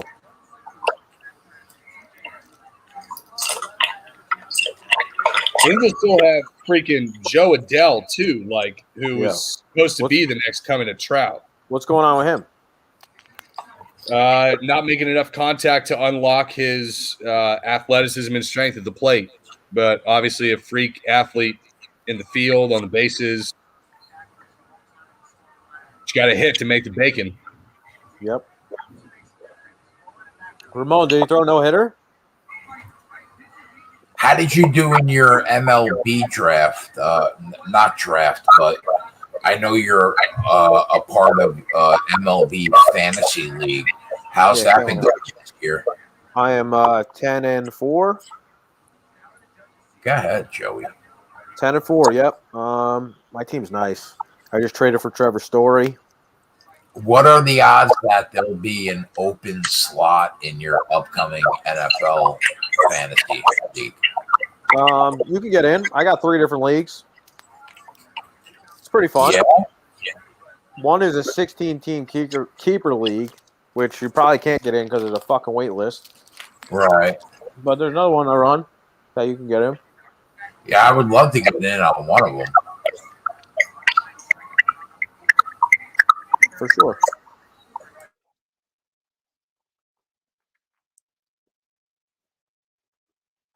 Did he throw a no-hitter? Oh, he gave it up in the 9th.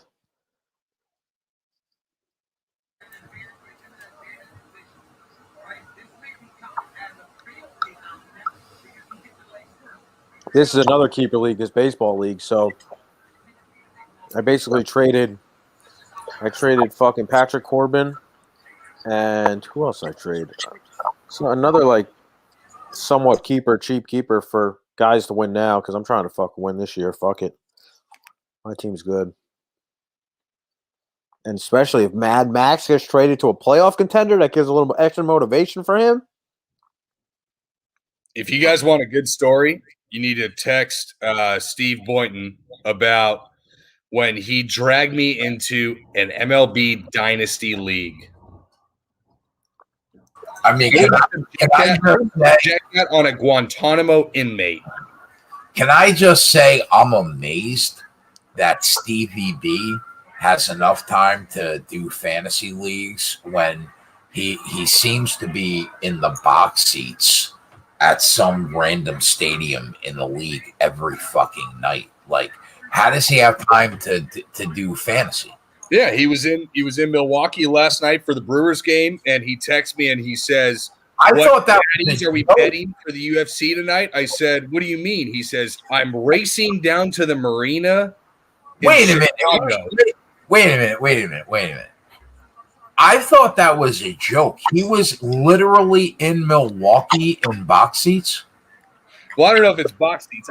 I knew he was in Milwaukee. I just called it box seats because it's Steve Boynton and it's easy to make fun of him. But I mean, bro, who goes to more baseball games than Steve Boynton? This morning I wake up, I knock the cobwebs off my eyes, and I text Steve, and he says, yeah, I'm driving down from Milwaukee to the Chicago Marina. Is that even a thing? I don't even know if there's a marina in Chicago. Joey, how far is the Brewers Stadium from Chicago, where Steve lives? What's that? I think he said it was like 90 minutes. Oh. No. Wait a minute. 90 minutes from Chicago to Wisconsin? Wherever. I don't know. I'm out here. I don't know. Think about what you just said. You might have been halfway on the trip and said, I'm 90 minutes away from Chicago. I don't know. Listen, I might be wrong, and I might just be a fucking simpleton, but is it 90 minutes from Chicago to Wisconsin? I don't know. It takes you 90 minutes to go 8 miles in Los Angeles during traffic, so I have no perspective of distance. It says 90 minutes. It takes me 90 minutes to go to the fucking shit, man. It takes me something.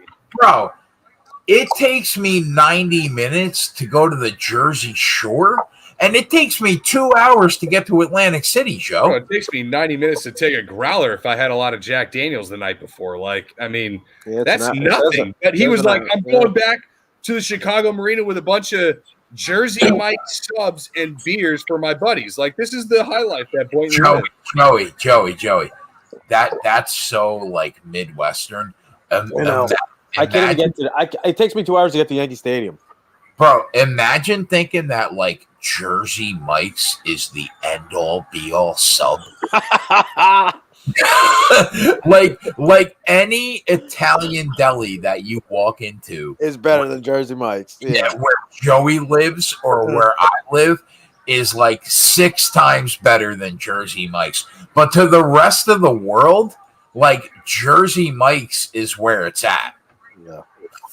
Bro, is TJ winning this? Is TJ Dillishaw Mr. EPO?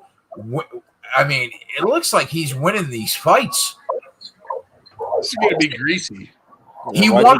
He's made the trip 100 times. He won round 4. It looks like he's winning round 5. I don't know, man. This might be a Dillishaw decision, which, if you watched the video yesterday, I said if you're going to back TJ Dillishaw, take him at plus 600 by decision. Did I listen to my own advice? No. But he might pull off a 6-1 decision here. After the Miranda Maverick and the Halle and Paiva decisions, I couldn't tell you what in the hell these judges are looking at. So this is anybody's ballgame going into the cards if it gets there.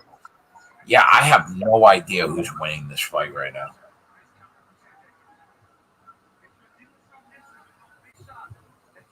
Whether I win this fight or lose this fight, I picked up $2,000 on the night, so I can't complain. Astros combined no versus Rangers ends on leadoff single in 8th. All right, two no-nos almost today. I'll tell you what, though, bro. Like, a little part of me hopes TJ Dillashaw wins, because I would love to see him against Piotr Jan in a 5-round championship fight.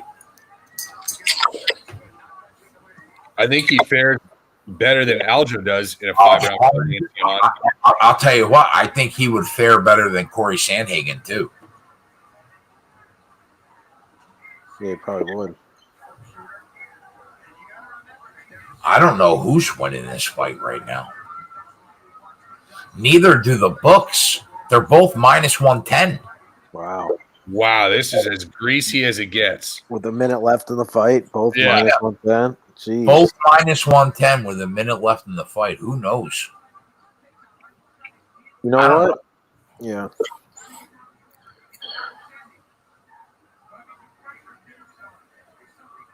I hope somebody watched the show yesterday.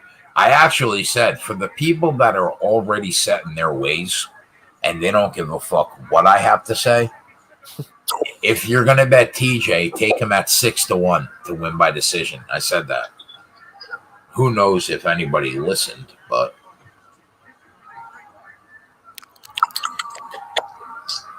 I'll tell you what, this was not an impressive showing by Corey Sandhagen.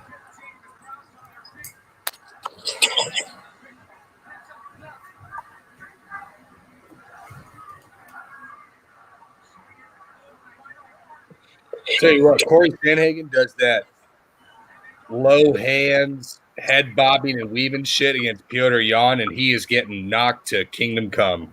I'll tell you what, bro, gun to my head, if you said, Keg, who won that fight? I'm saying TJ Dillishaw won that fight.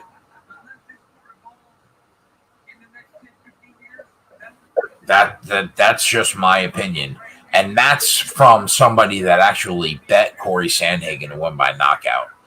I'm saying if you ask me who won that fight, I'm thinking that 3-2 TJ Dillashaw is the way that I would personally score that fight. 3-2 TJ. Double down. TJ's nose is so fucked up. Oh my god. Double down. Austin Meadows. I don't know, Keg. I got your version of hibachi. I got this nice little sushi order headed in. That a boy? Down on the night. You know, what are we going to do? That a boy? Enjoy that sushi. It's not even 7 p.m. I'm going to be in bed by 8, God willing. I mean, God bless you. I got a couple cheesesteaks sitting on my stove right now that are going to get demolished after we're done here.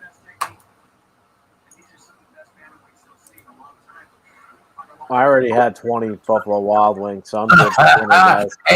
And let the record show in 11 minutes, and he could have put down another 10 easily. So be afraid, Cheese. Yeah, I'm fine. Another 10 easily is quite speculative. Oh, you know what? It's been constant Joey work disrespect the whole show. Here we go. All right, I'm putting the volume up. Here we go. And Junichiro Kamijo scores the contest 48-47 for the winner by split decision, TJ Dillashaw. That's what I said. That's how I would have scored it too. I'll take the L. Greasy 5-rounder. There you go. Tell you what, bro. Piotr Jan better be slightly nervous. TJ on no juice, no EPO, clean as a fucking whistle. Animal. Congratulations, TJ. They let people into the UFC Apex. You see this shit? Yeah. 150 VIP tickets. Yep. Imagine being in there. How dope that's got to be. I'll tell you what, bro. I'm not going to lie. I'm happy for the kid. Yeah, he fucked up. He cheated. But I'm happy for him. Yeah, good for him. Yeah. He only cheated one fight. And he lost that fight that he cheated in. So I'll tell you, listen, man. Joey, Would you rather see a TJ Yan fight or a Yan Aljo fight? We already know how the Yan Aljo fight's going to go down. Yeah, but Aljo has the belt, buddy, so we got to see it. Oh, you know what? You're with Gavin with that fucking Aljo love, man. You love to see it. Aljo's my guy, bro. Aljo's my guy. I've hung out with Aljo a couple times. Listen, I just got to root for the guy. I think Aljo. I literally just saw him last weekend. I think he's one of the 3 best bantamweights in the world. But if that fucking shit show illegal knee doesn't happen, he doesn't win the title. He probably loses that fight. Yeah, I mean, it was 2-1 though. Granted, they go 5. Yeah, I like Aljo though. I'm not gonna lie. I like Aljo. I like him. Fathead said plus 180 was way too much. Yeah, I mean, we said that. That being said, I still took Sandhagen by knockout at plus 130. But, well, it was a profitable night. That's all we can ask for, boys. That's all we can ask for. What's Corey Sandhagen going to say?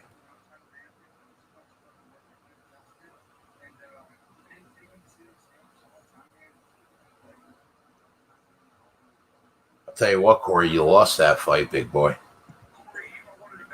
You better just say respect to TJ Dillishaw.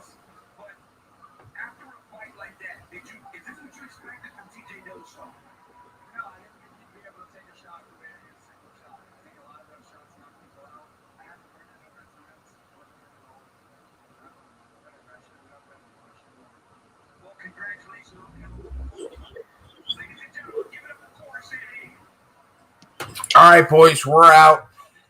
The only show that will be on the Run Pure Bets YouTube channel tomorrow will be Joey, JJ, and Holden breaking down the entire MLB card tomorrow. There is no NASCAR because we have the 2-week break for the Olympics. If I make any live golf wagers for the 3M Open, I'll throw them in the Discord, but I'm pretty much going to just spend the day with my kid. And the boys will have you covered in MLB tomorrow. Joe, what time is that show tomorrow? 12 noon. Yeah, there you go. Noon, Joey, JJ, and Holden will be breaking down the whole card. Possibly special guest. Fax man coming in? I'm not saying who. You got to tune in to find out. All right. I mean, right now, it looks like the fax man's beating JJ up in the competition, no? He's winning. That's for sure. He's like 4-1, I think. Has he lost yet? Last time I saw he was 4-0. He's only got 1 loss, so he's 5-1. All right, fax man. Yeah, I see you, fax man. Hey, bro. Sometimes you learn from your dad. I get it. Absolutely. I get it. All right, yeah. So anyway, I'll be tailing JJ, Joey, Holden, and the fucking special guest tomorrow. Aside from that, we'll be back next week. We got the UFC card again next week. No NASCAR next weekend, so there won't be a NASCAR show, but we'll probably do the UFC Fightcast again for the public on the YouTube channel. Aside from that, boys, hope you won tonight. Anything you bet tomorrow from the MLB show or golf or the Olympics, we hope your action runs pure. And yeah, Joey, I'll see you tomorrow, and I'll see you next week. We're out. Peace.